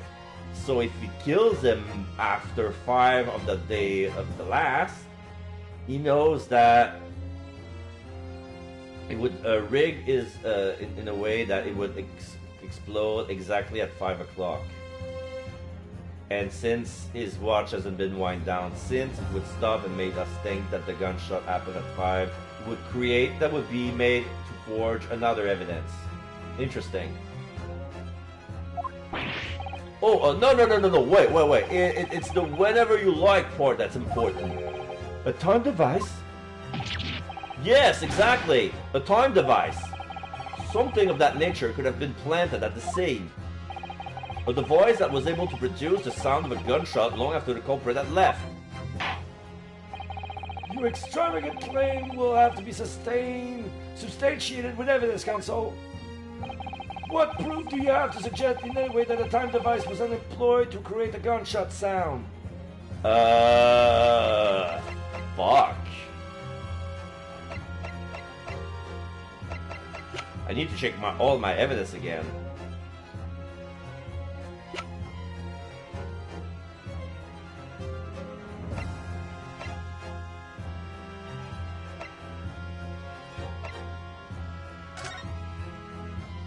Yeah. Oh my god, I never read the autopsy report. Victim name Tobias Gregson, male, age 45, nationality British. Coroner Maria Gorey. Maria Gorey. Oh, Gorey. That's the understudy with the plague doctor mask. I remember. Time of death, there are none.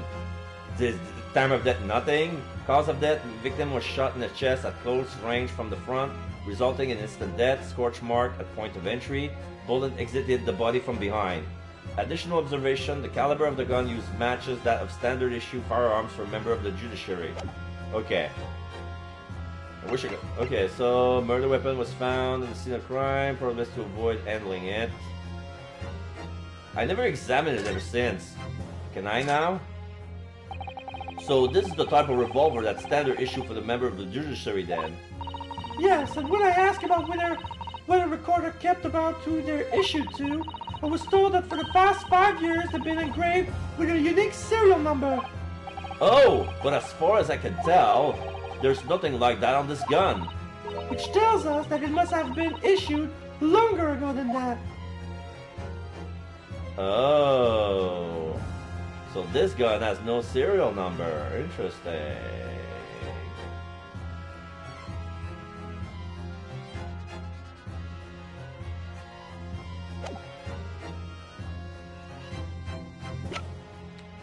Okay.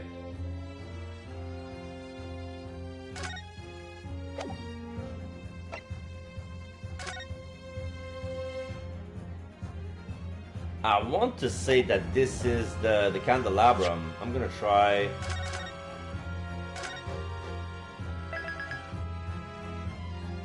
This is gonna be tricky.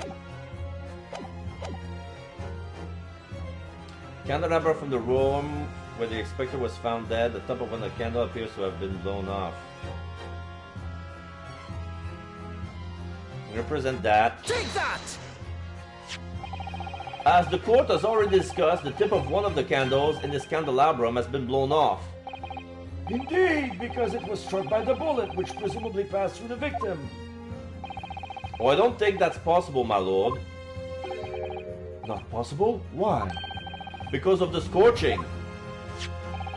There are gunpowder scorch marks clearly visible on the broken candle. There are? Goodness, yes! But is it not the case that there are also scorching on the victims around the bullet entry wound? That's right, there was. But as we heard earlier, scorching like that only occurs when the target is at very close range, a matter of centimeters from the gun. Ah! Which means that the scorching on the candle can possibly be the result of a gunshot. You're suggesting it came from the fireworks? How can that be, eh? The fact that there's such visible scorching on the candle suggests that the fireworks must have been right next to it when they exploded. Or to put it another way, the candle and firecrackers were joined together. The culprit somehow attached the firecrackers at a point partway down the candle. After the killer had left the scene, now we see the candles are going lower and lower and lower. The candles slowly burned down along with the other two. And then until eventually it ignited the fuse of the firecracker, generating a loud bang.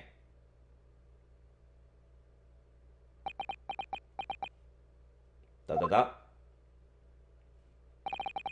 And that is how these three witnesses came to believe they heard a gunshot at 5 o'clock. Judge, da da da. Well, what a plot! And this implies that the victim could have died earlier than we've been led to believe. The previous day, even! Now, just hold your horses. All us lot here saw the victim going into the building, remember? I couldn't forget that flame color hair even if I wanted to. The person you saw entering the building wasn't the victim at all. Consider this. Obviously, anybody can wear a wig. So the person that these witnesses saw entering the building 15 minutes before the incident occurred could easily have been someone else entirely wearing the red hairpiece. Someone else? Do you mean to say? It was the same person who contrived the firecracker trick. In other words, Inspector Gregson Skiller.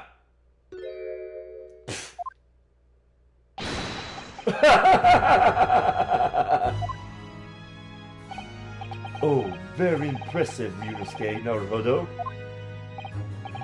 Kazuma? I'm really quite amazed you've come this far. But after all, wasn't I the one who told you that you had all the makings of a great defense lawyer? Exclamation mark. I also noted the lack of time of death in this report. A star commission. But as far as I'm concerned, this whole country's justice system leaves a lot to be desired. Rabble, rabble, rabble, rabble, rabble. Order! Order! Order! Prosecutor Asogi! What on earth do you mean by that statement? I heard that many of the leading members of Britain's judiciary are present to observe this trial today. So we cannot allow even the slightest doubt to be overlooked. Exclamation mark from the judge. The defense's assertion about the time of death based on the victim's stopwatch is just conjecture. But while the possibility exists that my learned friend may be correct, we have a duty to explore it. Well, certainly I would agree with you. And what immediately comes to mind is, of course, what was Inspector Gregson's doing, and where did he go on the day before the incident? Do you know? The inspector always carried out his investigative work alone. His movements were treated as confidential within Scotland Yard. Even within the yard? However, considering the evidence we've been present with so far, I would say it's fairly apparent that what case the band was pursuing. Wouldn't you, my learned friend? I do have a feeling about what case he might have been investigating. Yes, I agree, surely. My lord, the defense believes it can explain to the court the case that was being investigated by Inspector Gregson at the time of his death.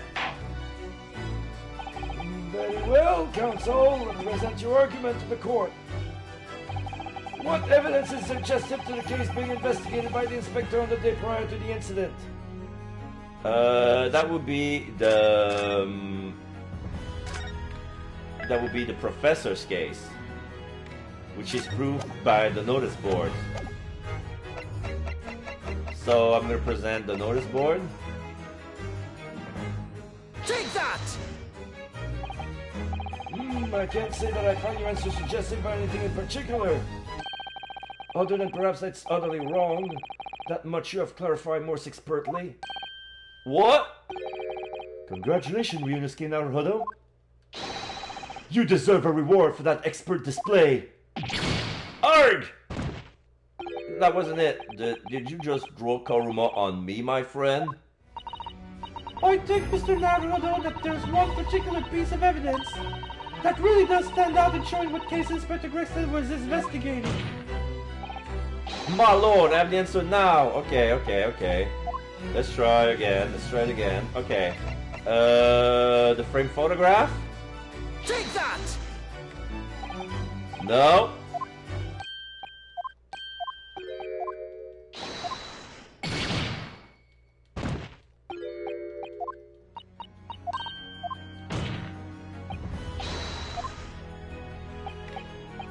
Okay, let's try again.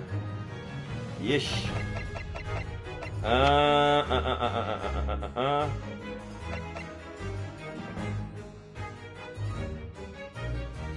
Clint Van Zeeks. Take that! No?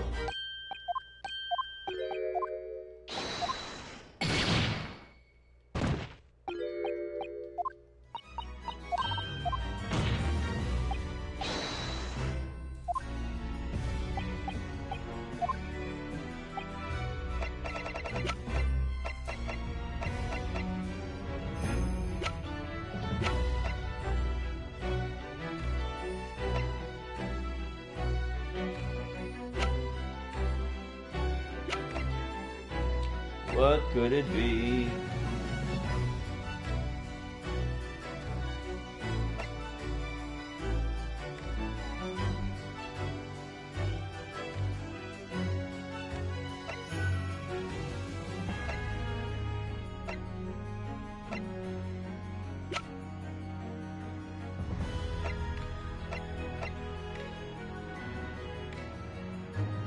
The dismissal notice by Mr. Vigil. Wait, no. I don't think this is it. Take that! Yeah, that wasn't found in Gregson's office at all. Okay, I'm gonna have to reload. I did too many mistakes. Okay, I'll just go ahead and just reload.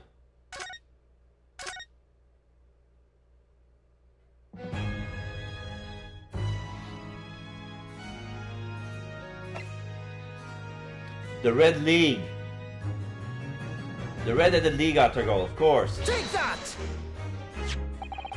I believe this red hairpiece points to the answer. Yeah, it was the wig. Exclamation mark. We might assume that it was part of a disguise used to carry out an undercover investigation. Surely not! Such a brightly colored hairpiece would only serve to make the inspector more noticeable! Yes, that's quite true. It would definitely have made him stand out in the crowd. Except, that is, in a crowd of gentlemen from the Red-Headed League. The Red-Headed League? So, you'd already worked it out. What on earth is this all about? Is there such an extraordinary league of gentlemen? The Extraordinary League of Gentlemen. Nice. Nice geek reference. The Red-Headed League is currently under investigation for grand deception. Deception of what nature, Console?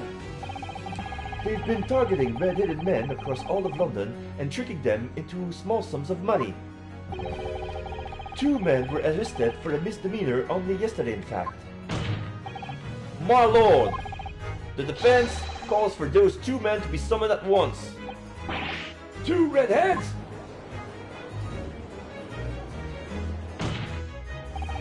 Inspector Gregson further infiltrated the Red-Headed League using this hairpiece, so it's very likely that he had direct contact with these criminals. And it's quite possible that such contact led to more serious events. Just da. I concur that we cannot in good conscience leave this new avenue unexplored. Well done, Mr. Naruhodo! Well, it's another possible line of inquiry for us at least. The prosecution will make immediate arrangement for the charged men to appear. Bring these 2 red-headed league conspirators before me, Prosecutor Asogi. At once, my lord. Very good. We will have a 30-minute recess. Court is adjourned.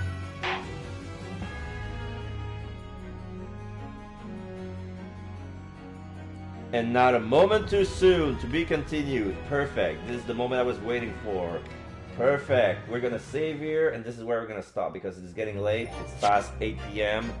This is way past my stream time, because if I cannot make those loud voices any later than that, unfortunately. So the save is complete. It's gonna be trial part 2. And we're gonna raise